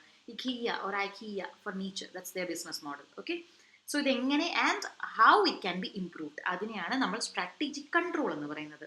അപ്പോൾ ഇവിടെ മോണിറ്റർ ചെയ്യുക മാത്രമല്ല, ഇത് എങ്ങനെ ഇംപ്രൂവ് ചെയ്യാമെന്നാണ് നോക്കുന്നത് കേട്ടോ. എഫിഷ്യൻസി, ക്വാളിറ്റി, ഞാൻ കീവേഡ്സ് പറഞ്ഞു പോയാൽ, because this video is again getting so lengthy, അതുകൊണ്ട് കീവേഡ്സ് പറഞ്ഞു പോവേ. അപ്പോൾ കൺട്രോളും എഫിഷ്യൻസിയും, കൺട്രോളും ക്വാളിറ്റിയും, കൺട്രോളും ഇന്നോവേഷനും, കൺട്രോളും റെസ്പോൺസീവ്നെസ് ടു കസ്റ്റമർ, ഈ 4 കാര്യങ്ങളാണ് അവിടെ പറയുന്നത്. Control efficiency. എഫിഷ്യൻസി എന്ന് പറയുമ്പോൾ എന്താ, ഇത്ര സമയത്തിൽ എത്ര യൂണിറ്റ് പ്രൊഡ്യൂസ് ചെയ്യുന്നു, ദാറ്റ് ഇസ് എഫിഷ്യൻസി. അവിടെ ഒരു പ്രോപ്പർ കൺട്രോൾ സിസ്റ്റം ഉണ്ടെങ്കിൽ നമുക്ക് എന്താ എഫിഷ്യൻ്റ് ആയിട്ട് കാര്യങ്ങൾ മുന്നോട്ട് നടക്കും. കൺട്രോൾ ആൻഡ് ക്വാളിറ്റി എന്ന് പറയുമ്പോൾ എന്താണ്, സ്ട്രാറ്റജിക് കൺട്രോൾ, അവിടെയും കൺട്രോൾ വേണം. എന്നാൽ മാത്രമേ നമ്മൾ കസ്റ്റമേഴ്സ് പറയുന്ന, അതായത് ഫീഡ്ബാക്ക് ഒക്കെ ഇമ്പോർട്ടൻ്റ് ആയിട്ട് എടുത്ത് നമ്മൾ ക്വാളിറ്റി ഇമ്പ്രൂവ് ചെയ്യത്തുള്ളൂ, കസ്റ്റമർ കംപ്ലയിൻസും കാര്യങ്ങളും.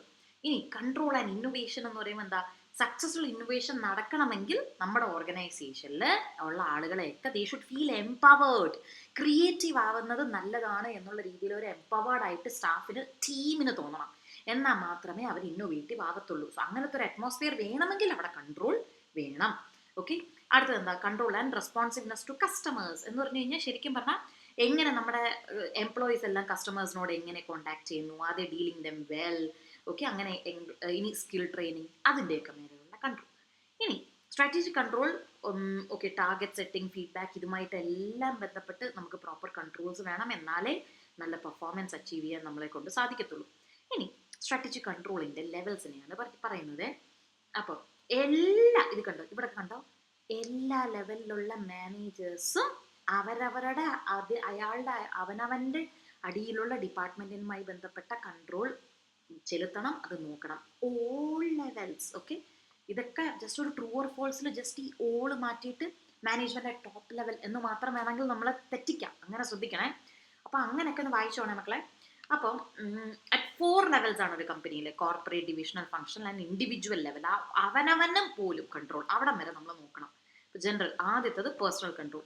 പേഴ്സണൽ കൺട്രോൾ എന്ന് പറയുമ്പോൾ എന്താ, ബിഹേവിയർ ഓഫ് എ പേഴ്സണുമായി ബന്ധപ്പെട്ടതാണ്. ഇനി അടുത്തത് അപ്പോൾ ഇവിടെ പേഴ്സണൽ കൺട്രോൾ എന്നുണ്ട്, ഒരാളെ കൺട്രോൾ ചെയ്യാനുള്ള ഏറ്റവും നല്ല വഴിയാണ് ഡയറക്റ്റ് സൂപ്പർവിഷൻ, 1-on-1. ഇപ്പം എൻ്റെ അടിയിൽ ഒരു കുട്ടി ഉണ്ടെങ്കിൽ ഞാൻ ആ കുട്ടീനെ ഡയറക്റ്റ് സൂപ്പർവൈസ് ചെയ്യുമ്പോൾ that is the best form of personal control. Okay, അപ്പോൾ ആ സിറ്റുവേഷനെ ബെറ്റർ ആയിട്ട് എനിക്ക് മനസ്സിലാക്കാൻ എന്നെ സഹായിക്കും. ഇനി പേഴ്സണൽ കൺട്രോൾ ഒരു ഗ്രൂപ്പിനെ വേണമെങ്കിൽ നമുക്ക് ഗ്രൂപ്പിനെ വേണം, അതായത് can also come from a group of peers. അതുപോലെ നമ്മുടെ കൂടെയുള്ളവർ, അതായത് ഒരു ടീമായിട്ട് വർക്ക് ചെയ്യുകയാണ് എങ്കിൽ എന്താ, ശരിക്കും പറഞ്ഞു കഴിഞ്ഞാൽ അവർ അങ്ങോട്ടും ഇങ്ങോട്ടും ഒരു ബെറ്റർ സോർട്ട് ഓഫ് കൺട്രോളാണ്. നമ്മൾ നേരത്തെ സെൽഫ് മാനേജിങ് ടിപ്സിനെ പറ്റി പറഞ്ഞ പോലെ അങ്ങനെ ഉണ്ടാവുകയാണെങ്കിൽ അവിടെ 2 കാര്യങ്ങൾ പ്രിവെൻറ്റ് ചെയ്യാം, ഫ്രീ റൈഡിങ്ങും ഷിർക്കിങ്ങും. ഫ്രീ റൈഡിങ് എന്ന് പറഞ്ഞു കഴിഞ്ഞാൽ അതായത് ഒരു പണിയും ചെയ്തിട്ടില്ല, എന്നിട്ട് ഓസിന് ചിലപ്പോൾ ചിലർ പേര് നേടാൻ വേണ്ടി മാത്രം വരില്ലേ, ദാറ്റ് ഇസ് ഫ്രീ റൈഡിങ്. ഇനി ഷിർക്കിങ് എന്ന് പറഞ്ഞാൽ മനഃപൂർവ്വം പണിയെടുക്കുക, അയ്യോ എന്നാ വെച്ച് കഴിഞ്ഞാൽ നടുവേദനയാണ് എന്നൊക്കെ പറഞ്ഞാൽ പണിയെടുക്കുമ്പോൾ ദാറ്റ് ഇസ് ഷിർക്കിങ്. ഓക്കെ. ഇനി അടുത്തത് ഔട്ട്പുട്ട് കൺട്രോൾ. ഔട്ട്പുട്ട് എന്ന് പറയുമ്പോൾ എൻഡ് റിസൾട്ടിനെ കൺട്രോൾ ചെയ്യുന്നതിനാണ് ഔട്ട്പുട്ട് കൺട്രോൾ. ഓക്കെ, അപ്പോൾ ഇവിടെ ഇറ്റ് ഈസ് എ സിസ്റ്റം. കണ്ടോ, ഇതൊക്കെ നോക്കിക്കോണം. ഓരോ ഡിവിഷനെയും പെർഫോമൻസ് ഇത്ര വേണം, ആ ഒബ്ജക്റ്റീവ് നിങ്ങളുടെ ഇതാണ് എന്ന് പറയുമ്പോൾ നമുക്ക് അവരുടെ ഔട്ട്പുട്ടിനെ അങ്ങനെ കൺട്രോൾ ചെയ്യാൻ സാധിക്കും. ഓക്കെ, ഓരോരുത്തർക്കും ഇന്നതാണെന്നുള്ള ഔട്ട്പുട്ട് മെഷേഴ്സ് നമ്മളിവിടെ കൊടുക്കും. അതേപോലെ തന്നെ റിവാർഡ്സ് ആൻഡ് ഇൻസെൻറ്റീവ് സ്കീം ഉണ്ടായിരിക്കണം ഓരോരുത്തരുടെ പെർഫോമൻസിനനുസരിച്ച്, and that will motivate them further. പിന്നെ എന്താണ്, ഗോൾസ് എല്ലാം നമ്മൾ ക്ലിയർ ആയിട്ട്, ഗോൾസ് കീപ് മാനേജേഴ്സ് ഇൻഫോംഡ്. അതുണ്ട്, ഗോൾസ് ഉണ്ടെങ്കിൽ നമുക്ക് ശരിക്കും പറഞ്ഞാൽ നമുക്കെന്താ ഫ്യൂച്ചർ സക്സസ്സിലോട്ട് നമുക്ക് ഒബ്വിയസ്ലി എത്താൻ പറ്റും. നമ്മുടെ സ്ട്രാറ്റജീസ് ഒക്കെ എത്ര നന്നായി പോകുന്നുണ്ട് എന്ന് മനസ്സിലാക്കാൻ പറ്റും. ഗോൾസ് എല്ലാ ലെവലിലുള്ള ആളുകൾക്കും വേണം, എന്നാലേ ഔട്ട്പുട്ട് അച്ചീവ് ചെയ്യാൻ പറ്റത്തുള്ളൂ.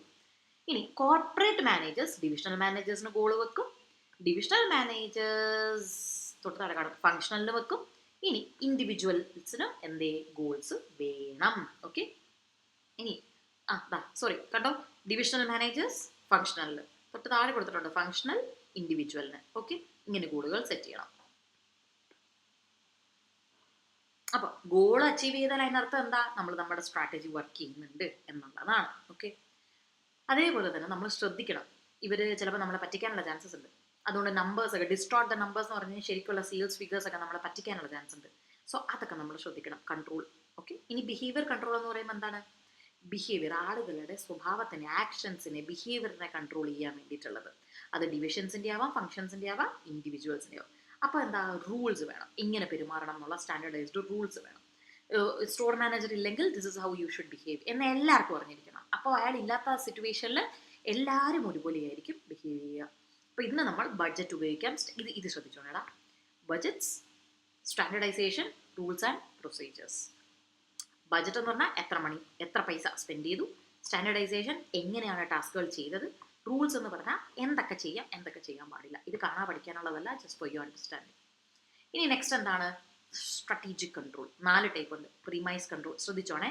പ്രീമൈസ് എന്ന് പറഞ്ഞാൽ ചുറ്റുപാടുകളും എൻറ്റയർ എൻവയൺമെന്റിനെ. ചുറ്റുപാടെന്ന് പറയുമ്പോൾ നമ്മുടെ എൻവയൺമെന്റ്, എൻറ്റയർ അസംഷൻസിന് നമ്മളൊരു സ്ട്രാറ്റജി ഉണ്ടാക്കുമ്പോൾ നമ്മൾ ഓക്കെ അന്ന് ആ സമയത്ത് നമുക്ക് ഇന്ന കോമ്പറ്റീറ്റേഴ്സ് ഉണ്ടായിരുന്നു, നമ്മുടെ സെയിൽസ് ഇങ്ങനെയായിരുന്നു, ഇന്ന ബ്രാൻഡ്സ് ആയിരുന്നു ഉണ്ടായിരുന്നത്. അതാണ് നമ്മളെ പ്രീമൈസ്. അതിനെ ബിൽഡ് ചെയ്തിട്ടാണ് നമ്മൾ സ്ട്രാറ്റജി ഉണ്ടാക്കിയത്. അത് തന്നെയാണോ പിന്നെ ലേറ്റർ ഓൺ അതിൽ മാറ്റം വന്നിട്ടുണ്ടോ, പുതിയ കോമ്പറ്റീറ്റർ വന്നിട്ടുണ്ടോ നോക്കുന്നതാണ് പ്രീമൈസ് കൺട്രോൾ. ഓക്കെ, അതുകൊണ്ടോ ആ സ്ട്രാറ്റജി സ്റ്റിൽ വാലിഡ് ആണോ നോക്കുന്നത്. വാലിഡ് അല്ലെങ്കിൽ സ്ട്രാറ്റജി മാറ്റേണ്ടി വരും.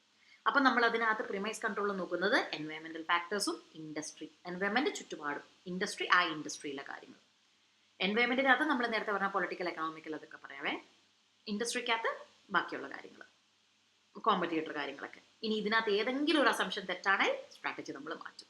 അതാദ്യത്തത് എന്തേ? പ്രീമൈസ് കൺട്രോൾ. ഓക്കെ, ഇനി അടുത്ത് എന്താണെന്നറിയോ? സർവൈലൻസ്. നമ്മുടെ വീടിനപ്പുറത്തുള്ള ചേച്ചിമാരില്ലേ, CCTV ക്യാമറ പോലിരിക്കുന്ന അയൽക്കാർ, അതാണ് സ്ട്രാറ്റജിക് സർവൈലൻസ്. അപ്പുറത്തെ കുട്ടി ആരോട് സംസാരിച്ചു ഒളിച്ചോടിപ്പോയോ നോക്കുന്നു, ദാറ്റ് വൺ. ഓക്കെ, അപ്പോൾ ഡെയിലി ഓപ്പറേഷൻസ്, അത് വിത്തിൻ ദി ഓർഗനൈസ്. സർവൈലൻസ് എന്ന് പറയുമ്പോൾ കുറച്ചുകൂടി ബ്രോഡ് ഒരു വിജിലൻസ് ആക്ടിവിറ്റിയാണ്. അപ്പോൾ നമ്മുടെ ഡെയിലി ഓപ്പറേഷൻസ് ഒക്കെ അത് വിത്തിൻ ദ കമ്പനി ആവും, പുറത്തു ആകാം. That is strategic surveillance. Okay, അടുത്തത് സ്പെഷ്യൽ അലേർട്ട്. നമ്മൾ അൺഎക്സ്പെക്റ്റഡ് ആയിട്ടുള്ള ഈവൻസ് എന്തെങ്കിലും നടന്നിട്ടുണ്ടോ, that is special alert control. ഇനി ഇംപ്ലിമെന്റേഷൻ കൺട്രോൾ, ഇംപ്ലിമെന്റ് ചെയ്യുമ്പോൾ അതിനകത്ത് എന്തെങ്കിലും പ്രശ്നങ്ങളുണ്ടെങ്കിൽ ഇംപ്ലിമെന്റേഷൻ കൺട്രോൾ. അപ്പോൾ അവിടെ നമ്മുടെ പ്ലാൻസും പ്രോഗ്രാംസും പോളിസിയൊക്കെ നമ്മൾ വിചാരിച്ച പോലെയാണോ ഇംപ്ലിമെന്റ് ചെയ്തേക്കുന്നത്. നെക്സ്റ്റ് എന്താണ്? എന്തെങ്കിലും ഇംപ്ലിമെന്റേഷൻ നമ്മുടെ ഓവറോൾ സ്ട്രാറ്റജിയിൽ എന്തെങ്കിലും മാറ്റങ്ങൾ നമ്മൾ വരുത്തേണ്ടി വരുമോ. അതേപോലെ ഇതിനകത്ത് 2 കാര്യങ്ങളാണ്, സ്ട്രാറ്റജിക് ത്രസ്റ്റും മൈൽ സ്റ്റോൺസും. സ്ട്രാറ്റജിക് ത്രസ്റ്റ് എന്ന് പറഞ്ഞാൽ ഇവിടെ ശ്രദ്ധിക്കേണ്ടത് ക്രിട്ടിക്കൽ പ്രൊജക്റ്റുകൾ. ഓക്കെ, ഇവിടെ ഇവന്റ് എന്നുണ്ട് ഇവിടെ. സോറി. ഓക്കെ, എന്ന് പറഞ്ഞു കഴിഞ്ഞാൽ എന്താ? നമ്മൾ ഫോർ എക്സാമ്പിൾ നമ്മളിപ്പോൾ പറയുകയാണെങ്കിൽ, നമ്മളിപ്പോൾ നമ്മുടെ ലക്ഷ്യം എന്ന് പറയുന്നത് 10 100 സ്റ്റോർസ് ഓപ്പൺ ചെയ്യണം ഇൻ അനദർ 12 months എന്നാണെങ്കിൽ, അപ്പം നമ്മൾ എന്ത് ചെയ്യും? നമ്മൾ ഇതിനെ ഡിവൈഡ് ചെയ്യും. അപ്പം അതായത് ആദ്യത്തെ ക്വാർട്ടറിൽ അപ്പം നമ്മൾ അറ്റ്ലീസ്റ്റ് 35 കടയെങ്കിലും തുറക്കണ്ടേ. ആ 35 കട, അതാണ് നമ്മുടെ എന്ത് ഇവന്റ് അല്ലെങ്കിൽ നമ്മൾ മൈൽ സ്റ്റോൺസ് ഒക്കെ നമ്മൾ പറയുന്നത്. ആ 35 എത്തിയോ? ഓരോ ക്രിട്ടിക്കൽ പ്രൊജക്ട്സ്, അത്ര 35ാമത്തെ കട നമ്മൾ ഉദ്ഘാടനം ചെയ്തു, that is strategic thrust. Okay, ആ ഒരു സ്പെസിഫിക് പ്രൊജക്ട് അതുവരെ നമ്മൾ എത്തിക്കഴിഞ്ഞോ നമ്മൾ നോക്കും. ഇനി മൈൽ സ്റ്റോൺസ് എന്ന് പറയുമ്പോൾ എന്താ? ഇത് ഇംപ്ലിമെന്റ് ചെയ്യുമ്പോൾ നമ്മൾ എത്തിപ്പെടേണ്ട ചില ഇവന്റുകൾ. Okay, that is milestone, നാഴികക്കല്ലുകൾ. ഓക്കെ, അതിന് നമ്മൾ CPM-ഉം PE എഫേർട്ടും. ഇത് നിങ്ങൾക്ക് വേറെ ഏതൊരു പേപ്പറിൽ പഠിക്കാനുണ്ടല്ലോ. ആ 2 സാധനം നമുക്കിവിടെ ജസ്റ്റ് പേര് മാത്രം പഠിച്ചാൽ ഡീറ്റെയിൽ ആയി പഠിക്കാനില്ല. ഇനി അടുത്തത് ഇവിടെ 2 കാര്യം പറഞ്ഞിട്ടുണ്ട്. There are 2 സ്ട്രാറ്റജി കൺട്രോളിന് 2 അപ്രോച്ച് ഉണ്ട്, ട്രഡീഷണലും കോണ്ടംപററി. ട്രഡീഷണൽ ഇതൊക്കെ ഒന്ന് ശ്രദ്ധിച്ചോണേ പിള്ളേരെ, അതിൻ്റെ സ്റ്റെപ്സ് നോക്കിക്കോണേ. ഓക്കെ, സ്ട്രാറ്റജീസ് ആദ്യം ഫോർമുലേറ്റ് ചെയ്യും, ഇംപ്ലിമെന്റ് ചെയ്യും, എന്നിട്ട് പെർഫോമൻസ് മെഷർ ചെയ്യും, കറക്റ്റീവ് ആക്ഷൻസ് എടുക്കും, and then you have to write about feedback loop as well. Okay, ഇനി അതിൻ്റെ ലിമിറ്റേഷൻ എന്ന് പറയുന്നത് ഇത് കൊല്ലത്തിലൊരിക്കൽ ചെയ്യുന്ന കാര്യമാണ്. സോ അത്രയും ഡിലേസ് ഉണ്ടാവും നമുക്ക്. അതുകൊണ്ടാണ് നമ്മൾ കോണ്ടംപററി അപ്രോച്ച് കൊണ്ടുവന്നത്. എന്ന് പറഞ്ഞാൽ ഡെയിലി നമ്മൾ നോക്കിക്കൊണ്ടേയിരിക്കും. നമ്മളല്ലാതെ ഒരു കൊല്ലം മൊത്തം ഇത് ഒരു കണ്ടിന്യൂസ് പരിപാടിയാണ് എന്ന് നമ്മൾ മനസ്സിലാക്കുന്നതിനെയാണ് നമ്മൾ കോണ്ടംപററി അപ്രോച്ച് എന്ന് പറയുന്നത്. ഓക്കെ, അപ്പോൾ ആവശ്യത്തിനനുസരിച്ച് എൻവയൺമെന്റൽ, എക്സ്റ്റേണൽ ഇന്റേണൽ എൻവയൺമെന്റിലെ മാറ്റങ്ങൾ വരുന്നതനുസരിച്ച് അപ്പോൾ നമ്മൾ റെസ്പോണ്ട് ചെയ്യും. നമ്മൾ കണ്ടിന്യൂസ് ആയി സ്കാൻ ചെയ്യും. That is contemporary. നിങ്ങളിപ്പോൾ CMA ഇത് പഠിച്ച് പാസ്സാവുന്നത് നിങ്ങൾ അവസാന നിമിഷം പോയി നോക്കിക്കഴിഞ്ഞാൽ നമ്മൾ തോറ്റു. നമ്മളപ്പോൾ മുന്നേ എന്ത് ചെയ്യണം? നമ്മൾ മുന്നേ ഇനി ഇത്ര മാസങ്ങളും കൂടി മാത്രമേ എക്സാമിനുള്ളൂ, അപ്പോൾ ഞാൻ ഇത്ര പഠിച്ച് തീർക്കണം. That is contemporary approach. ഇനി നേരെ എൻഡിലെ അവസാന സ്റ്റഡി ലീവിൻ്റെ സമയത്ത് മാത്രം പഠിക്കാൻ ഇരിക്കുകയാണ്, അപ്പം നോക്കുകയാണെങ്കിൽ ഒരു കൊല്ലം കഴിഞ്ഞല്ലോ ക്ലാസ് തുടങ്ങിയിട്ട്, അപ്പോൾ ഇരിക്കുകയാണെങ്കിൽ ദാറ്റ് ഇസ് ട്രഡീഷണൽ അപ്രോച്ച്. ഇനി സ്ട്രാറ്റജി കൺട്രോൾ ഇതിൻ്റെ എലമെൻറ്റ്സ് ഒക്കെയാണ് ഇത്. റോൾ, അംബീഷ്യസ് ഗോൾസ്, ടാർഗറ്റ്സ് ഒക്കെ വെക്കണം. നമുക്കതിന് പറ്റുന്ന ഒരു ഫങ്ഷണൽ സ്ട്രക്ചർ ഉണ്ടായിരിക്കണം.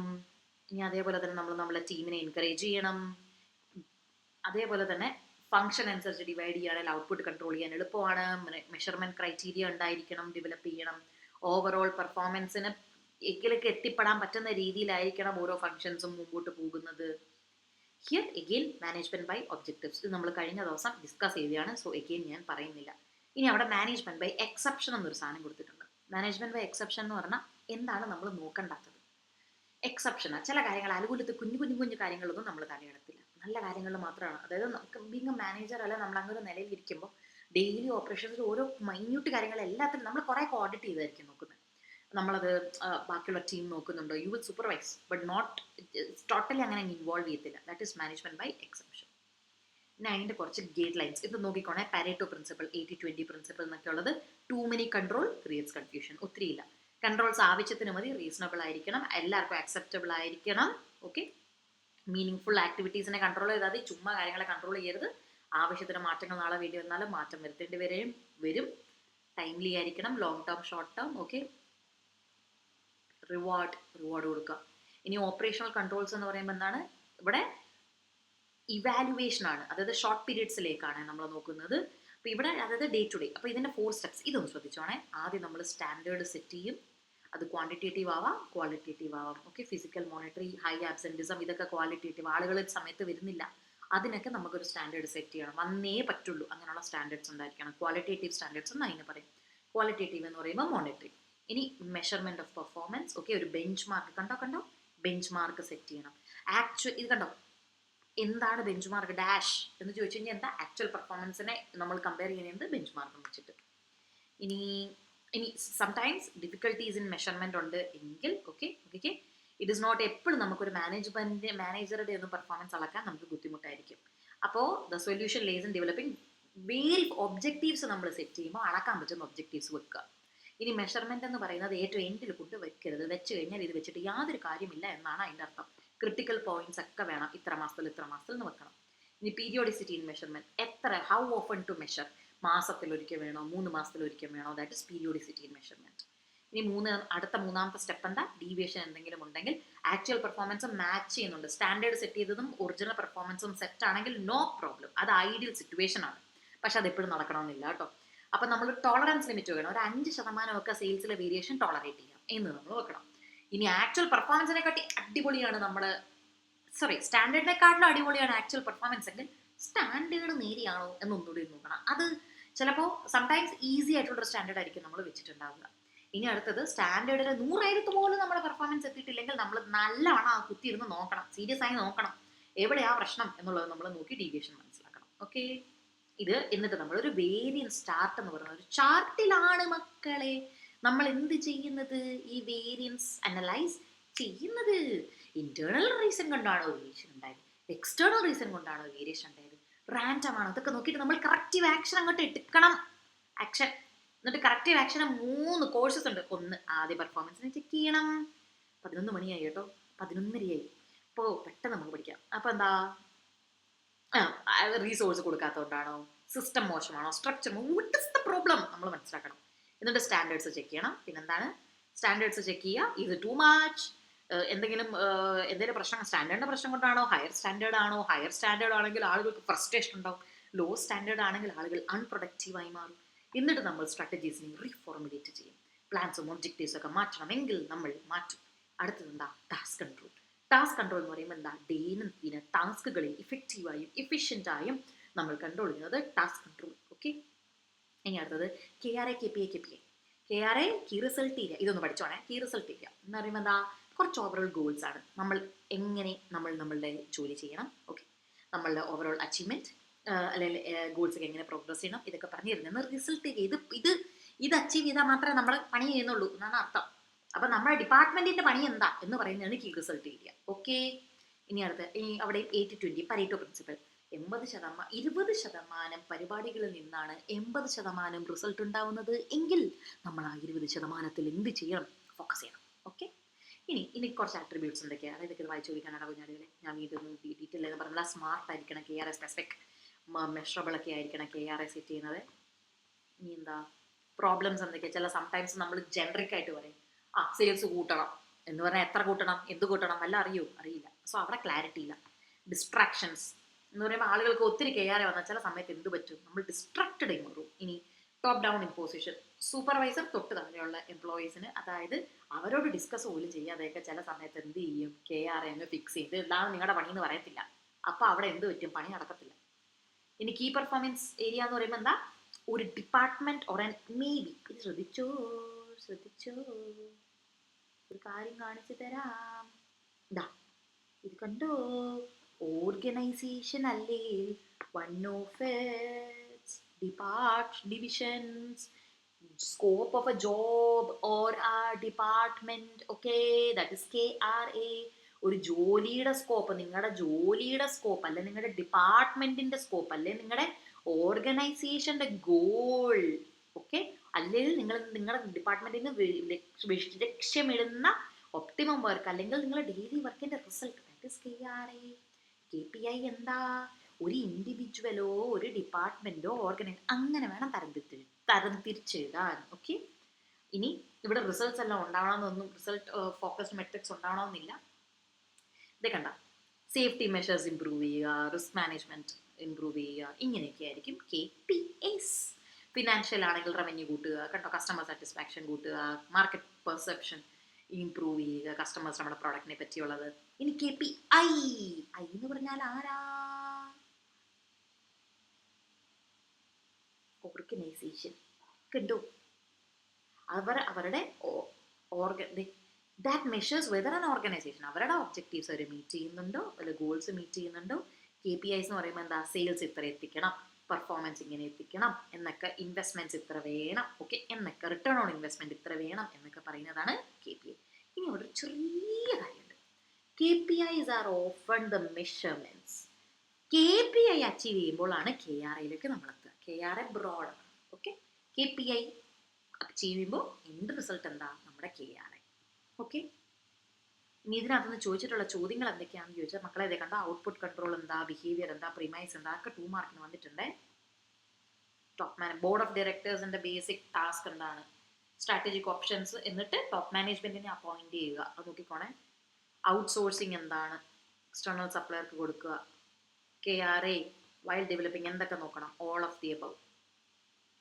ഓക്കെ, ഓപ്പറേഷൻ കൺട്രോളിന്റെ setting of standard second step ആണെന്ന്, അല്ല, അത് ഫസ്റ്റ് സ്റ്റെപ്പാണ്. കണ്ടോ, മോണിറ്ററിംഗ് ത്രസ്റ്റ് എന്ന് പറയുന്നത് ക്രിട്ടിക്കൽ ഇവന്റ്, ത്രസ്റ്റ് അല്ല, അത് മൈൽ സ്റ്റോൺ ആണ്. ഡെഫിനേഷൻ കണ്ടോ, തിരിച്ച് ചോദിക്കും.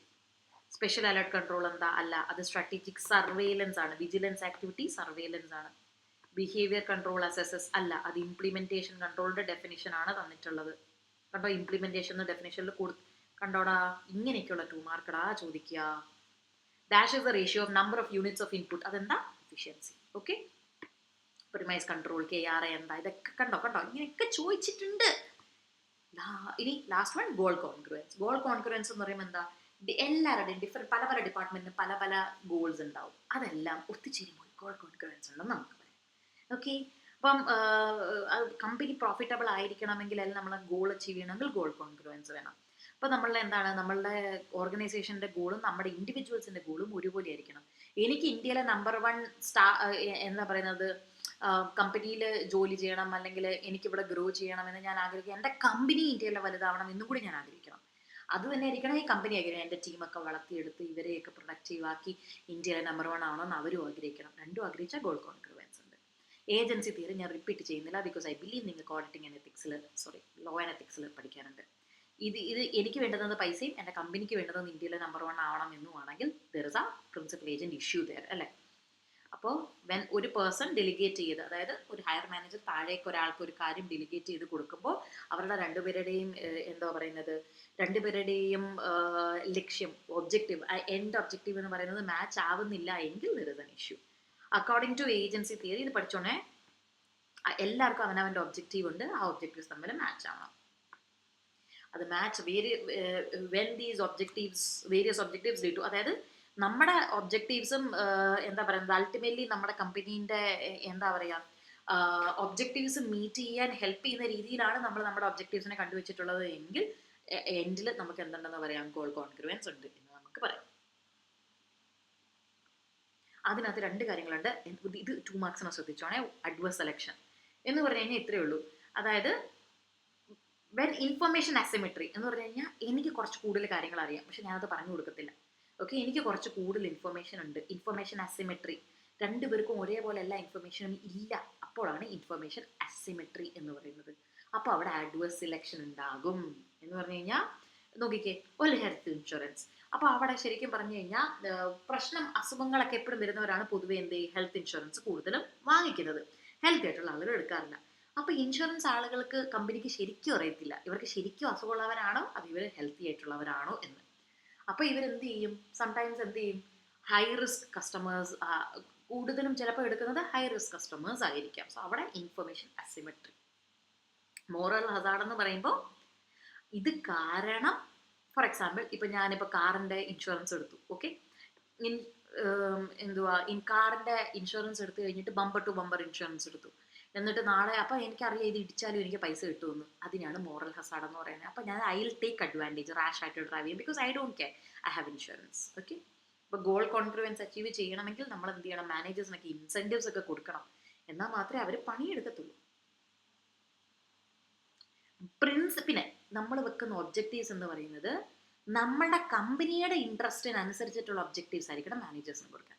നമുക്ക് നമ്മുടെ കമ്പനിയുടെ ഇൻട്രസ്റ്റ് എന്ന് പറയുന്നത് ഓക്കെ ഇവിടുത്തെ മാർക്കറ്റ് ഷെയറിൻ്റെ 50% നമുക്ക് വേണമെന്നാണെങ്കിൽ അതിനെ വേണം നമ്മൾ ചെറുതാക്കി ആർക്ക് കൊടുക്കാൻ? ഈ പറയുന്ന ആൾക്ക് കൊടുക്കാൻ. അല്ലാതെ നമ്മൾ എന്താ പറയുന്നത്, ഒരു ബന്ധമില്ലാത്ത സാധനമായിരിക്കരുത് ഇൻസെൻറ്റീവ്സ് നമ്മൾ കൊടുക്കുന്നത് കേട്ടോ. ഇനി എങ്ങനെയൊക്കെ പ്രോബ്ലത്തിന് ഡീൽ ചെയ്യാന്നുണ്ടെങ്കിൽ ബോണസ് കൊടുക്കണം, റിവാർഡ് ചെയ്യണം, മാനേജേഴ്സിന് കൊടുക്കണം, അവർക്ക് ഷെയർ ഓപ്ഷൻസ് കൊടുക്കണം. അതൊക്കെ ഒന്ന് പഠിച്ചോണേ. ഇതൊക്കെ ഒരു ചോദ്യമാണെന്ന് തോന്നുന്നു കേട്ടോ പിള്ളേരെ. അതെ, the value of N option will increase. അതായത് നമ്മൾ ഇത് കമ്പനി ലാഭത്തിലാണെങ്കിൽ ഒബ്വിയസ്ലി നാളെ അയാൾക്ക് ആ ഓപ്ഷൻ എക്സസൈസ് ചെയ്യുന്ന സമയത്ത് അയാൾക്ക് ബെറ്റർ പൈസ ആയിരിക്കുമല്ലോ, ബെറ്റർ വാല്യൂ അയാൾക്ക് അവിടെ കിട്ടും. ഇനി ആസ്പെക്ട്സ്, നല്ല കമ്മ്യൂണിക്കേഷൻ ഉണ്ടായിരിക്കണം, നമ്മൾ അയാൾക്ക് ഒരു പ്രോപ്പർ ഡയറക്ഷൻ കൊടുക്കണം, മോട്ടിവേറ്റഡ് ആയിരിക്കണം, ഇൻസെൻറ്റീവ്സ് കൊടുക്കണം. കണക്ഷൻ എന്ന് പറഞ്ഞാൽ ഗോൾസും പെർഫോമൻസ് മെഷേഴ്സും ഇൻസെൻറ്റീവ്സും തമ്മിലൊക്കെ ഒരു പ്രോപ്പർ ബന്ധം ഉണ്ടായിരിക്കണം. ഇത്രയാണ് ഈ ഒരു യൂണിറ്റ്. ഞാൻ 2 വീഡിയോ ആയിട്ട് ചെയ്യാമെന്ന് കരുതിയതാ, but I think I do it as a 1 video. Just കുറച്ച് സമയം കൂടെ മതി അടുത്തതിന്. അപ്പോൾ മക്കളെ, നമ്മുടെ ലാസ്റ്റ് യൂണിറ്റ് 11 ഡിജിറ്റൽ സ്ട്രാറ്റജി. ഇതിനകത്ത് കൂടുതലൊന്നുമില്ല, കുറച്ച് കാര്യങ്ങളേ ഉള്ളൂ. അപ്പോൾ ആദ്യം ഇതിനകത്ത് ശ്രദ്ധിക്കേണ്ട എന്തൊക്കെയാണെന്ന് ഞാൻ പെട്ടെന്ന് പറയാം. ഒന്ന് ഡിജിറ്റൽ, ഓക്കെ, ഇത് ഞാൻ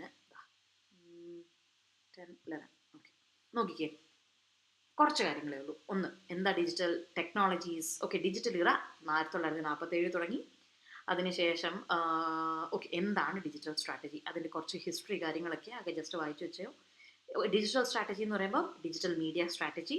അതെന്താ? ബിസിനസ് ബെനിഫിറ്റ്സ്, അതായത് ഡേറ്റ അസറ്റ്സ് ഉപയോഗിച്ച് അല്ലെങ്കിൽ ടെക്നോളജി ഫോക്കസ്ഡ് ആയിട്ട് നമ്മൾ ബിസിനസ്സിൽ നിന്ന് ബെറ്റർ, അതായത് ബിസിനസ് ബെനിഫിറ്റ്സ് മാക്സിമൈസ് ചെയ്യും, അത് പ്രോഫിറ്റ് മാക്സിമൈസ് ചെയ്യുമ്പോൾ ഡേറ്റ ഉപയോഗിച്ച്, ഡേറ്റ അസറ്റ്സ് ഉപയോഗിച്ച് അല്ലെങ്കിൽ ടെക്നോളജി ഉപയോഗിച്ച് ചെയ്യുമ്പോഴാണ് ഡിജിറ്റൽ സ്ട്രാറ്റജി എന്ന് പറയുന്നത്.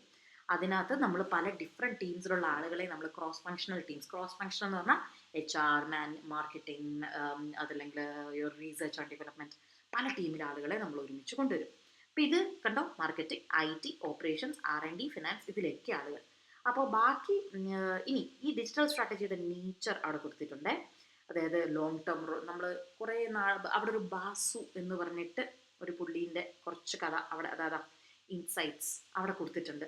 അതിനകത്ത് കാര്യമായിട്ടൊന്നും പഠിക്കാൻ, കാര്യമായിട്ട് ഒത്തിരി ഒന്നുമില്ല, കുറച്ച് കുഞ്ഞു കുഞ്ഞു കുഞ്ഞു ചില കാര്യങ്ങളാണ്. ഒരു മിനിറ്റ്, ആ ഒരു പാർട്ട് ഞാനിവിടെ നോട്ടിൽ കാണിച്ചു തരാം. ബിക്കോസ് ഇനി ഇവിടെ ഈ 2 കാര്യം ശ്രദ്ധിക്കണം.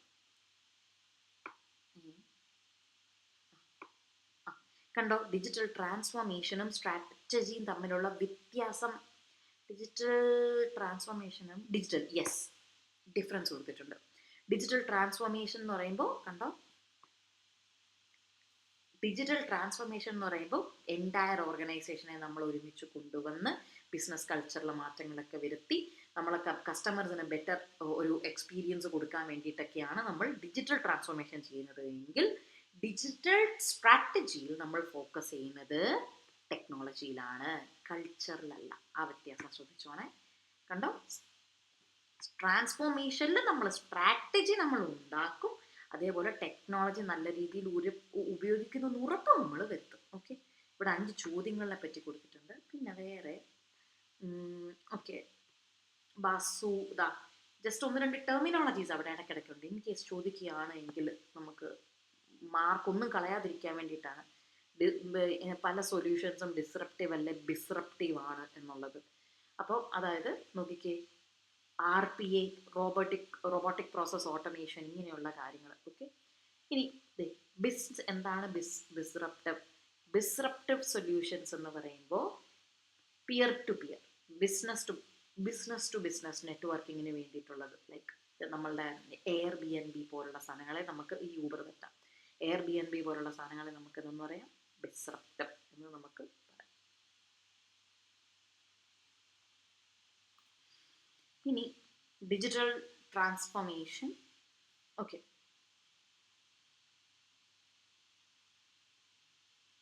2 മാർക്സിന് ചോദിക്കാൻ ഒരു സാധനമുണ്ട്, ട്രാൻസ്ക്രിയേറ്റഡ് എന്ന് പറഞ്ഞു കഴിഞ്ഞാൽ ഒരു പുതിയ product, a new versatile product, അതിനെയാണ് ട്രാൻസ്ക്രിയേറ്റഡ് എന്ന് പറയുന്നത്.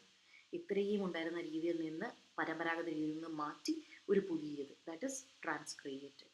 ഓക്കെ, ഇനി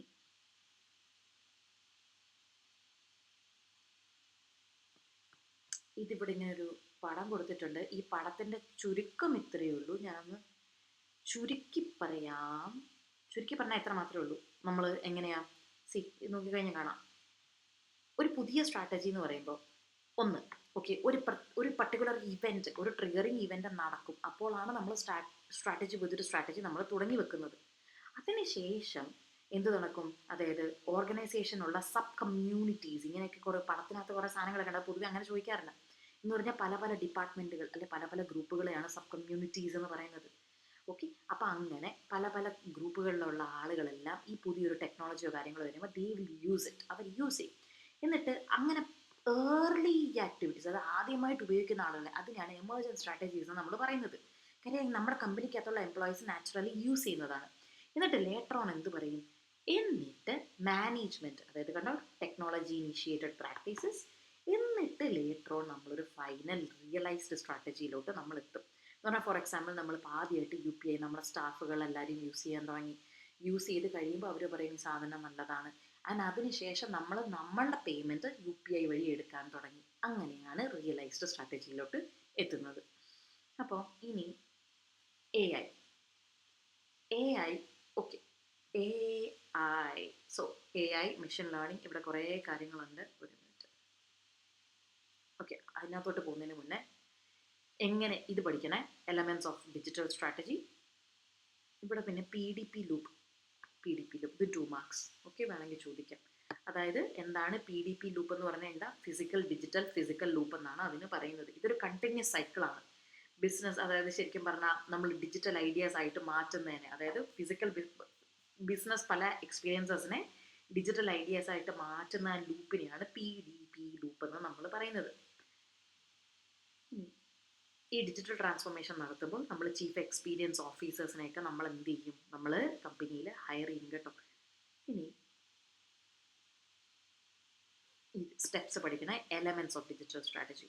ചൂസിങ് എ ലീഡർ, നല്ലൊരാളെ, ഇത് അറിയാവുന്ന ഒരാളെ, നമ്മുടെ സ്കോപ്പ് മനസ്സിലാക്കി അതിന് അനുസരിച്ച് ഒരാളെ ഹയർ ചെയ്യുക. അറ്റാക്ക് ചെയ്യണോ ഡിഫെൻഡ് ചെയ്യണോ നോക്കുക. അറ്റാക്ക് ചെയ്യുന്നത് കോമ്പറ്റീറ്ററിനെ അറ്റാക്ക് ചെയ്യണോ, അതോ ഓൾറെഡി ഉള്ള നമ്മളുടെ പൊസിഷനെ നമ്മൾ എന്ത് ചെയ്യണം? നമ്മൾ പ്രൊട്ടക്റ്റ് ചെയ്യണോ, പ്രൊവാക്റ്റീവ് ആവണോ, ഡിഫെൻഡ് ചെയ്യണോ. ഇനി മെഷേർഡ് അപ്രോച്ച് എന്ന് പറഞ്ഞാൽ എടുത്ത് ചാടരുത്, 1 സ്റ്റെപ്പ് അറ്റ് എ ടൈം. നമ്മൾ ഓരോന്നും നോക്കി വേസ്റ്റേജ് ഒന്നും ഇല്ലാതെ പോവുക.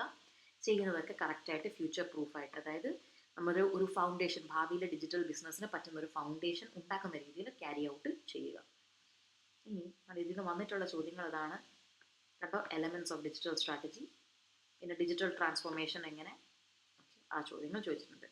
ഇനി innovations and disruptive business models. Okay, ഇതൊന്ന് ശ്രദ്ധിച്ചോണേ. Measures, orchestrated planning and execution. എങ്ങനെ നടത്താം ഒരു ഓർഗനൈസേഷനിൽ?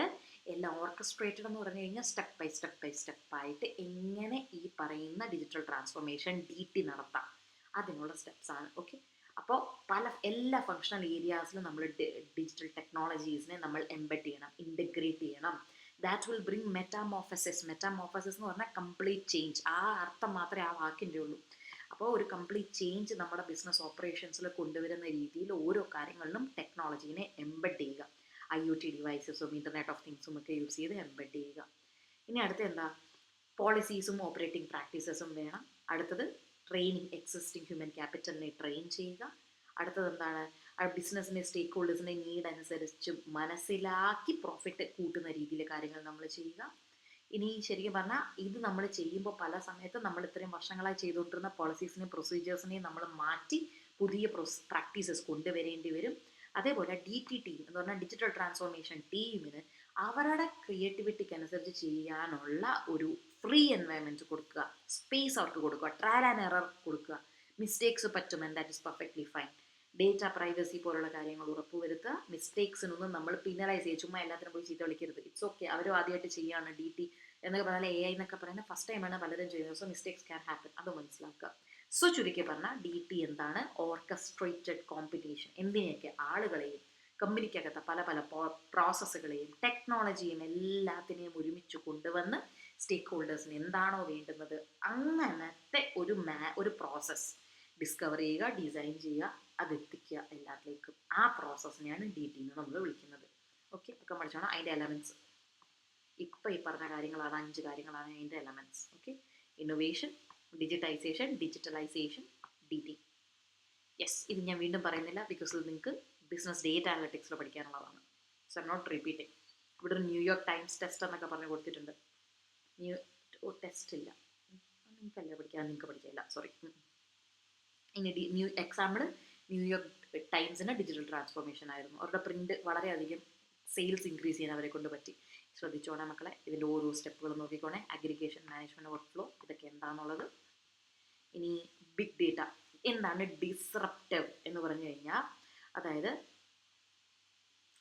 ഡിസ്റപ്റ്റീവ് ടെക്നോളജീസ് എന്ന് പറയുമ്പോൾ ടെക്നോളജീസ് നമ്മുടെ ഒരു പുതിയ പ്രോഡക്റ്റിനെ കൊണ്ടുവരുന്ന, പരമ്പരാഗതമായിട്ടുള്ളതല്ല, ഒരു പുതിയ പ്രോഡക്റ്റിനെ കൊണ്ടുവരുന്ന അങ്ങനത്തെ ഒരു കൈൻഡ് ഓഫ് ടെക്നോളജീനെയാണ് ഡിസ്റപ്റ്റീവ്. തടസ്സം, ഡിസ്റപ്റ്റീവ് ടെക്നോളജി. ഡിസ്റപ്റ്റീവ് എന്ന് പറഞ്ഞ വാക്കിൻ്റെ അർത്ഥം, for example Airbnb was disruptive. കാര്യം എന്താണെന്ന് ചോദിച്ചു കഴിഞ്ഞാൽ, അല്ലെങ്കിൽ നമ്മളുടെ ഇത് നിന്റെ പേരെന്താടാ, ഓറ്റുമല്ല, നിന്റെ പേര് ഓയോ ഓയോ ഓയോ ഓയോ ഓയോ ഓയോ ഓയോ. കാര്യം ഇത്രയും നാൾ നമ്മളൊരു എൻ്റയർ ബിൽഡിംഗ് എടുത്ത ആളുകൾ അത് ഫുള്ള് എന്താ പറയുന്നത്, ലീസിനോ അല്ലെങ്കിൽ എടുത്ത് അല്ലെങ്കിൽ വർക്ക് ക്രിയേറ്റ് ചെയ്ത് ബിൽഡ് ചെയ്ത് എന്നിട്ടായിരുന്നു വാടകയ്ക്ക് കൊടുക്കുന്നത്. അങ്ങനെ ഇരുന്നപ്പോഴാണ് ഓയോ വന്നതും ഓയോ ആ ഒരു ട്രഡീഷണൽ ഹോട്ടൽ ഇൻഡസ്ട്രീന്ന് തടസ്സമാണ് കൊണ്ടുവന്നത്. സോ അങ്ങനെ തടസ്സം കൊണ്ടുവരുന്നതിനെ ഡിസ്റപ്റ്റീവ് നമ്മൾ വിളിക്കുക കേട്ടോ. ബിഗ് ഡേറ്റ എന്താണെന്ന് പഠിക്കണേ, ഹ്യൂജ് ഡേറ്റ. ഓക്കെ, അതിൻ്റെ എക്സാമ്പിൾസ് ഇതൊക്കെ BDA പഠിക്കുന്നുണ്ട്. സ്ട്രക്ചർഡ് ഉണ്ട്, അൺസ്ട്രക്ചർഡ് ഉണ്ട്. ഓക്കെ, വീണ്ടും പറയുന്നില്ല. അതിൻ്റെ characteristics, variability, velocity, variety, volume എന്താണെന്നുള്ള 2 മാർക്സ് ശ്രദ്ധിക്കണേ. ക്ലൗഡ് കമ്പ്യൂട്ടിംഗ്, സാസ്, പാസ്, IaaS, ആ മൂന്നും എന്താണെന്ന് ക്ലിയർ ആയിട്ട് പഠിക്കണം.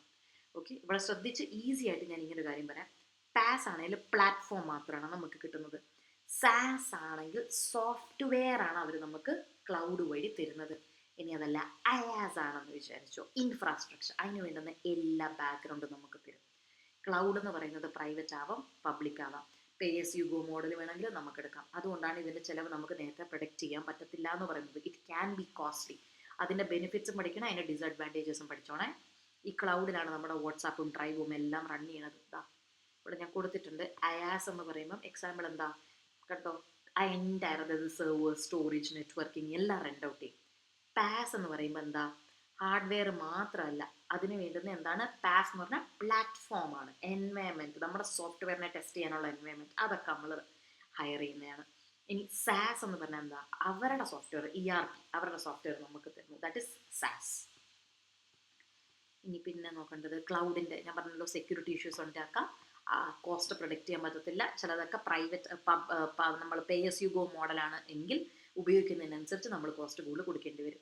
അറിയാം, lack of capability and expertise. Okay, ആളുകൾക്ക് അതിനെപ്പറ്റി ചിലപ്പോൾ അറിയായിരിക്കാം. IT governance, compliance, industry laws കാര്യങ്ങൾ.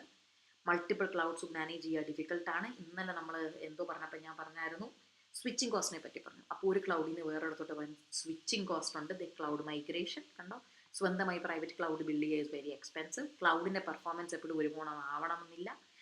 ലോക്കിൻ, അതാണ് സ്വിച്ചിങ്. ഓക്കെ, സ്വിച്ചിങ് ഒന്നിൽ നിന്ന് വേറെണ്ണത്തിലോട്ട് മാറണേ പൈസ ചിലവുള്ള കലാപരിപാടിയാണ്. ഡേറ്റ മാനേജ്മെൻറ്റ് എന്താ കേട്ടോ, കാറ്റഗറൈസ് ചെയ്യുക ഡേറ്റാനെ, എന്നിട്ട് അതിനെ ഓർഗനൈസ് ചെയ്യുന്നതിന് ഡേറ്റ മാനേജ്മെൻറ്റ് എന്ന് പറയാം. ബിഗ് ഡേറ്റ ഇതൊക്കെ ചോദിച്ചിട്ടുണ്ട് മക്കളതിന് മുമ്പ്. ക്ലൗഡ് കമ്പ്യൂട്ടിംഗ്, ക്ലൗഡിന് എന്തെങ്കിലും വരുവാടാ, ഒന്ന് പ്രൈവറ്റ് പബ്ലിക്, ഇതിൽ നിന്ന് എന്തെങ്കിലും 2 മാർക്സോ എന്തെങ്കിലും ക്ലൗഡിന് വരുവേ. ക്ലൗഡ് മൈഗ്രേഷൻ എന്താണെന്ന് ചോദിച്ചാൽ, ഒരു ക്ലൗഡിൽ നിന്ന് വേറൊന്നിലോട്ട് സാസ് അങ്ങനെ മാറുന്നതിനെ ക്ലൗഡ് മൈഗ്രേഷൻ എന്ന് വിളിക്കാം. മുമ്പ് ചോദിച്ചിട്ടില്ല. ക്ലൗഡ് സെക്യൂരിറ്റി എന്ന് പറഞ്ഞാൽ എന്താണ്, ക്ലൗഡ് സെക്യൂരിറ്റി ക്ലിയർ, ട്രാൻസ്പെറൻസി, ഉള്ളതെല്ലാം ഉള്ളതുപോലെ നമ്മൾ പറഞ്ഞിട്ടില്ല എങ്കിൽ ക്ലൗഡ് അതുപോലെ നമ്മുടെ ഡേറ്റ ലീക്കൊക്കെ ആയാൽ there is an issue of cloud security. Okay, ശ്രദ്ധിച്ചോണം. എമർജിങ് ട്രെൻഡ്സ് എന്തൊക്കെയാണ് AI-ൽ? ഒന്ന് AI. ഓക്കെ, എ എന്ന് പറഞ്ഞാൽ പഠിപ്പിക്കുക, സിസ്റ്റത്തിനെ നമ്മൾ പഠിപ്പിച്ചെടുക്കുന്ന, മനുഷ്യൻ്റെ കൂട്ട് ചിന്തിക്കാൻ എബിലിറ്റി, ആ രീതിയിൽ നമ്മൾ സിസ്റ്റത്തെ പഠിപ്പിച്ചെടുക്കണതിന് AI. 2 ടൈപ്സ് ആണ്, നാരോ AI. ഈ ഒരു പാർട്ട് നിങ്ങൾക്ക് എൻ്റെ വീഡിയോസ് യൂട്യൂബിൽ സെർച്ച് ചെയ്താൽ ഇഷ്ടം പോലെ കിട്ടും. ആൻഡ് ഐ തിങ്ക് എൻ്റെ പിള്ളേർക്ക് ക്ലിയറായി അറിയാം എന്ന് ഞാൻ കരുതുന്നൊരു പാർട്ടും കൂടിയാണത് AI. നാരോ AI ഉണ്ട്, അതുപോലെ സൂപ്പർ AI ഉണ്ട്, ജനറൽ AI ഉണ്ട്. നാരോ AI എന്ന് പറയാൻ നമ്മുടെ ചുറ്റിനും കാണുന്ന എല്ലാം നാരോ AI ആണ്. ഓക്കെ, അല്ലെങ്കിൽ വീക്ക് AI എന്നൊന്നും പറയും. ഇനി മനുഷ്യന്മാരോട് ചിന്തിക്കാനുള്ളതിനെ സൂപ്പർ AI. ഇനി മനുഷ്യൻ അതീതമായി ചിന്തിക്കാൻ എബിലിറ്റി ഉള്ളതിനെ ജനറൽ AI, അതീതമായി super AI. Super AI is A hypothetical situation. കാര്യം ഇപ്പോഴും എത്തിയിട്ടില്ല. ഇവിടെ കണ്ടുണ്ടായിരുന്നു, അവിടെ ഉണ്ടോ? മെഷീൻ ലേണിംഗ് എന്ന് പറയുമ്പോൾ ഹൈപ്പോത്തറ്റിക്കൽ എന്നുള്ള വാക്കാണ് ഞാൻ തപ്പിക്കൊണ്ടിരിക്കുന്നത്. ആ കാണുന്നില്ല, എവിടെ ഉണ്ട്, BDA ലായിരിക്കും. മെഷീൻ ലേണിംഗ് എന്ന് പറഞ്ഞാൽ എന്താ? നമ്മളെന്ത് ചെയ്യുക, ഞാൻ പറയുന്നില്ലടാ മക്കളെ, പറഞ്ഞ് ഒത്തിരി വീഡിയോസ് കിടപ്പുണ്ട്. അതുകൊണ്ടാണ് മെഷീൻ ലേണിംഗ് എന്ന് പറഞ്ഞാൽ നമ്മൾ പഠിപ്പിച്ചെടുക്കും സിസ്റ്റത്തിനെ, സൂപ്പർവൈസ്ഡോ അൺസൂപ്പർവൈസ്ഡോ അതല്ലെങ്കിൽ റീഇൻഫോഴ്സ്മെൻറ്റോ, നമ്മൾ സിസ്റ്റത്തിനെ പഠിപ്പിച്ചെടുക്കുന്നതിനെയാണ് മെഷീൻ ലേണിംഗ്. മെഷീൻ ലേണിങ്ങിനകത്താണ് ഡീപ്പ് ലേണിംഗ് വരുന്നത്. ഓക്കെ, അതിൽ നമ്മുടെ നെറ്റ്വർക്ക്സ്, ന്യൂറോൺസ്, തലയുടെ നെറ്റ്വർക്ക്സ്, ന്യൂറൽ നെറ്റ്വർക്ക് പോലെ ചേച്ചി ഇങ്ങനെ പലവട്ടം ഇങ്ങനെ ക്ലാസ്സിൽ ഇങ്ങനെ ഇതെൻ്റെ തലച്ചോറ്, ദാറ്റ് ഈസ് ഡീപ്പ് ലേണിംഗ്. അതുകൊണ്ടാണ് അതിനെ ഡീപ്പ് എന്ന് വിളിക്കുന്നത്. ഇനി IoT എന്താണെന്ന് ഓർമ്മയുണ്ടോ? IoT ഞാൻ വീഡിയോസ് ക്ലാസ്സിൽ കാണിച്ചിട്ടുണ്ട്. IoT is internet of things. നമുക്ക് നമ്മുടെ ഫോൺ ഉപയോഗിച്ച് തന്നെ കണക്ട് ചെയ്യാം. കട്ടൻ മാറ്റും, അലക്സ കട്ടൻ മാറ്റും എന്നൊക്കെ പറയുമ്പോൾ IoT. ഗേറ്റ് തുറക്കും, IoT. ഫിൻടെക് എന്താ? ഇതൊക്കെ കണ്ടോ? ഇതൊക്കെ ഒന്ന് ശ്രദ്ധിച്ചോണേ എന്താണെന്നുള്ളതൊക്കെ. റേസർ പേ, ശിക്ഷ, ബ്ലോക്ക് ചെയിൻ എന്ന് പറഞ്ഞാൽ എന്താ? ഇമ്മ്യൂട്ടബിൾ ലെഡ്ജറാണ്, ഡീസെൻട്രലൈസ്ഡ് ആണ്. നമ്മൾ ബ്ലോക്കുകളായി ആഡ് ചെയ്യും നമ്മുടെ ഇൻഫോർമേഷനെ, കേട്ടോ. അത് പൈസ മാത്രമല്ല, ട്രാൻസാക്ഷൻസിനെ നമുക്ക് റെക്കോർഡ് ചെയ്യാം, അസറ്റ്സിനെ വേണമെങ്കിലും നമുക്കിതിൽ റെക്കോർഡ് ചെയ്യാം. Anything of value can be, അതൊക്കെ ശ്രദ്ധിച്ചോണേ. വാല്യൂ ഉള്ള എന്തിനേയും നമുക്ക് ബ്ലോക്ക് ചെയിനായി ട്രീറ്റ് ചെയ്യാം. ഓക്കെ, ഇമ്മ്യൂട്ടബിൾ ആണ്, മാറ്റാൻ പറ്റുമോ? ഒരാൾക്ക് മാറ്റാൻ പറ്റത്തില്ല. സ്മാർട്ട് കോൺട്രാക്ട്സ് എന്ന് പറഞ്ഞാൽ, ഇപ്പം ഞാനിപ്പോൾ ബ്ലോക്ക് ചെയിനിൽ കൊടുത്തിട്ടുണ്ട്, സേവ് ചെയ്തിട്ടുണ്ട്. ഫ്ലൈറ്റ് ഡിലേ ആയ എല്ലാ പാസഞ്ചേഴ്സിനും ഫുൾ റീഫണ്ട് പോകണം എന്നൊരു സ്മാർട്ട് കോൺട്രാക്ട് സിസ്റ്റത്തിൽ ഞാൻ സേവ് ചെയ്ത് വെച്ചിട്ടുണ്ട് എങ്കിൽ, ബ്ലോക്ക് ചെയിനിൽ സേവ് ചെയ്തിട്ടുണ്ടെങ്കിൽ, ഫ്ലൈറ്റ് ഡിലേ ആയാൽ ഓട്ടോമാറ്റിക്കായിട്ട് പൈസ എല്ലാവർക്കും ബുക്കുള്ളൂ. That is smart contract. തന്നെ ട്രിഗർ ആവും. അതിനെയാണ് സ്മാർട്ട് കോൺട്രാക്ട് എന്ന് വിളിക്കുന്നത്. അപ്പോൾ നമുക്ക് ബ്ലോക്ക് ചെയിൻ ആണെങ്കിൽ ആർക്കും അടിച്ചു മാറ്റാനൊന്നും പറ്റത്തില്ല, നടക്കുന്ന കലാപരിപാടിയല്ല. പിന്നെ അതുപോലെ എനിക്കൊരാൾ പൈസ തന്നു, ഞാൻ തന്നില്ലെന്ന് പറയാനൊക്കത്തില്ല, അത് എല്ലാവർക്കും കാണാം. ഞാൻ ഇവിടെ നിന്ന് കള്ളത്തരം കാണിച്ച് ഇത് എഡിറ്റ് ചെയ്യാൻ പറ്റുമോ എന്ന് ചോദിച്ചു കഴിഞ്ഞാൽ ഇമ്മ്യൂട്ടബിൾ എന്ന് നമ്മൾ പറയും. കാര്യം മാറ്റാനൊക്കത്തില്ല, പക്ഷെ എന്നാലും അത്രയും എഫേർട്ട് എടുത്ത് വല്ലവൻ ഇരിക്കുകയാണെങ്കിൽ വേണമെങ്കിൽ എഡിറ്റ് ചെയ്യാം. പക്ഷെ അതങ്ങനെ നടക്കുന്ന പരിപാടിയല്ല. അതുകൊണ്ടാണ് ഇമ്മ്യൂട്ടബിൾ എന്ന് നമ്മൾ പറയുന്നത്. കാര്യം ഹാഷ് എന്നൊക്കെ പറയാൻ ചില കാര്യങ്ങളുണ്ട്. എന്തെങ്കിലും ഒരു ചെറിയ വേരിയേഷൻ വന്നാൽ തന്നെ ഹാഷ് മാറും. അപ്പം അതുകൊണ്ട് തന്നെ ഭയങ്കര സേഫാണ്. എന്നാലും ഇതിനകത്ത് കള്ളത്തരങ്ങൾ ഇല്ലയോ എന്ന് ചോദിച്ചാൽ നടന്നിട്ടുണ്ട് മക്കളെ, ഇല്ലയെന്ന് ഞാൻ പറയത്തില്ല. ഇനി blockchain, phone spamming, try in കീബോർഡും ഒക്കെ ബ്ലോക്ക് ചെയിനിൽ യൂസ് ചെയ്യുന്നുണ്ട്. RP എന്താണെന്നറിയാലോ? സ്വിഗ്ഗി ചേട്ടാ എൻ്റെ ഫുഡ് ഇവിടെ എത്തി. അപ്പോൾ സ്വിഗ്ഗി ചേട്ടൻ നോക്കിയിട്ട് എന്ത് പറയും? ആ ഫുഡ് എൻ്റെ അടുത്ത് എത്തി. That is robotic process automation. ബോട്ടുകൾ ഉപയോഗിച്ച്, റോബോട്ടുകൾ, അതായത് ഫിസിക്കൽ അല്ല സോഫ്റ്റ്വെയർ ബോട്ടുകൾ ഉപയോഗിച്ച് ചെയ്യുമ്പോൾ റോബോട്ട്സ് അല്ലെങ്കിൽ ബോട്ട് ഉപയോഗിച്ച് ചെയ്യുമ്പോൾ ഇറ്റ്സ് RPA. ഇത് ഈസിയാണ്. ഇതൊക്കെ ഫ്ലെക്സിബിലിറ്റിയാണ്. ഇതൊക്കെ നിങ്ങൾക്ക് അറിയാവുന്ന കാര്യങ്ങളായിരിക്കും. ഒരു 100 വട്ടം പറഞ്ഞിട്ടുണ്ട്. സ്പോർട്സ് ഡിജിറ്റൈസ് ചെയ്തു. IoT, ഇത് ഞാൻ കുറച്ച് മുമ്പ് പറഞ്ഞത്. നമുക്ക് ഈ ഡെഫിനിഷൻ പഠിച്ചോണേ. ഇന്റർ റിലേറ്റഡ് കമ്പ്യൂട്ടിംഗ് ഡിവൈസസ് ആണ് IoT, system of inter related computing devices. Okay, ഇനി അതായത് നമ്മളപ്പോൾ ഫോണിൽ കർട്ടൻ റേസ് ചെയ്യാൻ, ഗേറ്റ് ഓപ്പൺ ചെയ്യാൻ, സ്ക്രീനിൻ്റെ ബ്രൈറ്റ്നെസ് കൂട്ടാനൊക്കെ നമുക്ക് ഫോൺ ഉപയോഗിച്ച് ചെയ്യാം. Those are IoT devices. ഇനി സ്മാർട്ട് ലൈറ്റിംഗ് അതേപോലെ തന്നെ സിമിലർ ആണ്. സ്മാർട്ട് ലൈറ്റിംഗ് NLP എന്ന് പറഞ്ഞാൽ അലക്സ പോലത്തുള്ള സാധനങ്ങളെ നാച്ചുറൽ ലാംഗ്വേജ് പ്രോസസ്സിംഗ് എന്ന് പറയുന്നത്. സ്മാർട്ട് പാർക്കിംഗ്, നമ്മുടെ ഇന്ത്യക്ക് പുറത്തുള്ള പല സൂപ്പർ മാർക്കറ്റ്സിലും ചെന്നാൽ കാണാം ഇന്ന സ്ലോട്ട് B12 അവിടെ പാർക്ക് ചെയ്തുള്ളൂ, അവിടെ ഫ്രീ ആണ്. Those are smart parking. ഇനി മെഡിക്കൽ ഫ്രിഡ്ജസ് ഉണ്ട്. മെഡിക്കൽ ഫ്രിഡ്ജിൻ്റെ ഒരു ഗുണം എന്താണെന്ന് പറഞ്ഞു കഴിഞ്ഞാൽ ടെമ്പറേച്ചർ കൺട്രോൾ ചെയ്ത് വെക്കാനറിയാം. പിന്നെ digital marketing, social media marketing, influencer marketing, ഇതിൻ്റെയൊക്കെ ഡെഫിനിഷൻസ് നോക്കി വെച്ചോണം. ഇമെയിൽ മാർക്കറ്റിംഗ് എന്താണ്, ഇമെയിൽ ഉപയോഗിച്ച് ചെയ്യുന്നത്. കോൺടാക്ട് മാർക്കറ്റിംഗ് എന്താണ്, അതിൻ്റെ 3 കണ്ടോ സ്റ്റേജസ് ഉണ്ട്. ആദ്യം അവർ അവെയറാക്കുക, പിന്നെ കൺസിഡർ ചെയ്യും, എന്നിട്ട് അവർ പർച്ചേസ് ചെയ്യണോ വേണ്ട എന്ന് തീരുമാനിക്കും. SEO എന്ന് പറഞ്ഞാൽ കീവേഡ്. ഗൂഗിളിൽ പോയി ബെസ്റ്റ് കോളേജ് ഇൻ ഇന്ത്യ എന്നടിച്ചു കൊടുക്കുമ്പോൾ ഏതെങ്കിലും ഒരു കോളേജിൻ്റെ പേര് വരും. അതിൻ്റെ അർത്ഥം ഒരിക്കലും അവർ ബെസ്റ്റ് ആണെന്നല്ല, അവർ ആ കീവേഡ്സിനെ അവരുടെ വെബ്സൈറ്റിൽ കൊടുത്തിട്ടുള്ളതുകൊണ്ടാണ് അവർ ബെസ്റ്റ് ആയിട്ട് വരുന്നത്. So that is search engine optimisation. Pay per click എന്ന് പറഞ്ഞാൽ പല വെബ്സൈറ്റുകളിലും ഞാൻ ഇത് പലവട്ടം കാണിച്ചിട്ടുണ്ട്. പേപ്പർ ക്ലിക്ക് എന്ന് പറഞ്ഞാൽ നമ്മൾ അത്രയല്ലേ ഉള്ളൂ ഇനി. പിന്നെ അഫിലിയേറ്റ് മാർക്കറ്റിങ്ങും മൊബൈൽ മാർക്കറ്റിങ്ങും. അഫിലിയേറ്റ് നിങ്ങൾ കണ്ടിട്ടുണ്ടാവും, റെഫറൽ പ്രോഗ്രാംസ്. ഓക്കെ, ഞാൻ പേപ്പർ ക്ലിക്ക് നിങ്ങൾക്ക് കാണിച്ചു തരാം.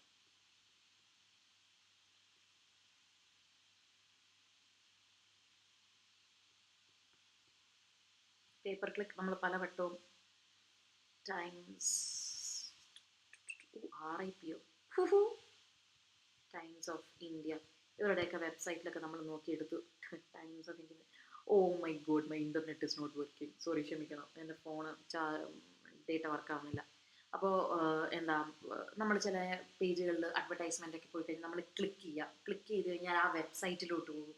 That is pay per click. Okay, അപ്പോൾ ഇത്രയാണ് strategic management. This was a very long video, 2 hour video. അപ്പോൾ all the very best for your exams. നിങ്ങൾക്ക് എന്തെങ്കിലും ഡൗട്ട് ഉണ്ടെങ്കിൽ please leave a comment. I will be more than happy to help you out. നിങ്ങൾക്ക് message ആയിട്ടോ എങ്ങനെയെങ്കിലും ഞാൻ നിങ്ങൾക്ക് അതിൻ്റെ റിപ്ലൈ ഞാൻ തരാം. ഇനി ഇതിൻ്റെ നോട്ട്സ് ഞാൻ പലവട്ടവും പറഞ്ഞിട്ടുണ്ട്. ആർക്കെങ്കിലുമൊക്കെ ഇതിൻ്റെ നോട്ട്സ് ഞാൻ ഇങ്ങനെ ഒരെണ്ണം ക്രിയേറ്റ് ചെയ്ത് വെച്ചിട്ടുണ്ട്. ആർക്കെങ്കിലും വേണമെങ്കിൽ ഇനി ഭാവിയിൽ നിങ്ങൾ എപ്പോഴെങ്കിലും കാണുകയാണെങ്കിലും നിങ്ങൾക്ക് ഇതിൻ്റെ നോട്ട്സ് എപ്പോഴെങ്കിലും വേണമെന്നാണെങ്കിൽ പ്ലീസ് എനിക്കൊരു ഇൻസ്റ്റഗ്രാമിലൊരു മെസ്സേജ് ഇട്ടാൽ മതി. I will be more than happy to share the notes as well. അപ്പോൾ അത്രയേ ഉള്ളൂ. All the very best. ഈ വട്ടം എന്തായാലും ടെക് അനലിറ്റിക്സിൻ്റെ വീഡിയോ ഞാൻ ചെയ്യുന്നില്ല എന്നാണ് കരുതിയത്. ആർക്കെങ്കിലും വേണമെങ്കിൽ പറഞ്ഞാൽ മതി. ഏതെങ്കിലും പാർട്ട് ടെക് അനലിറ്റിക്സിനെ നിങ്ങൾക്ക് ഡൗട്ട് ഉണ്ടെങ്കിൽ പ്ലീസ് പറഞ്ഞാൽ മതി, ഞാനത് പറഞ്ഞുതരാം. ഓക്കെ, അപ്പോൾ all the very best and take care. Thank you for watching. Please do subscribe my channel.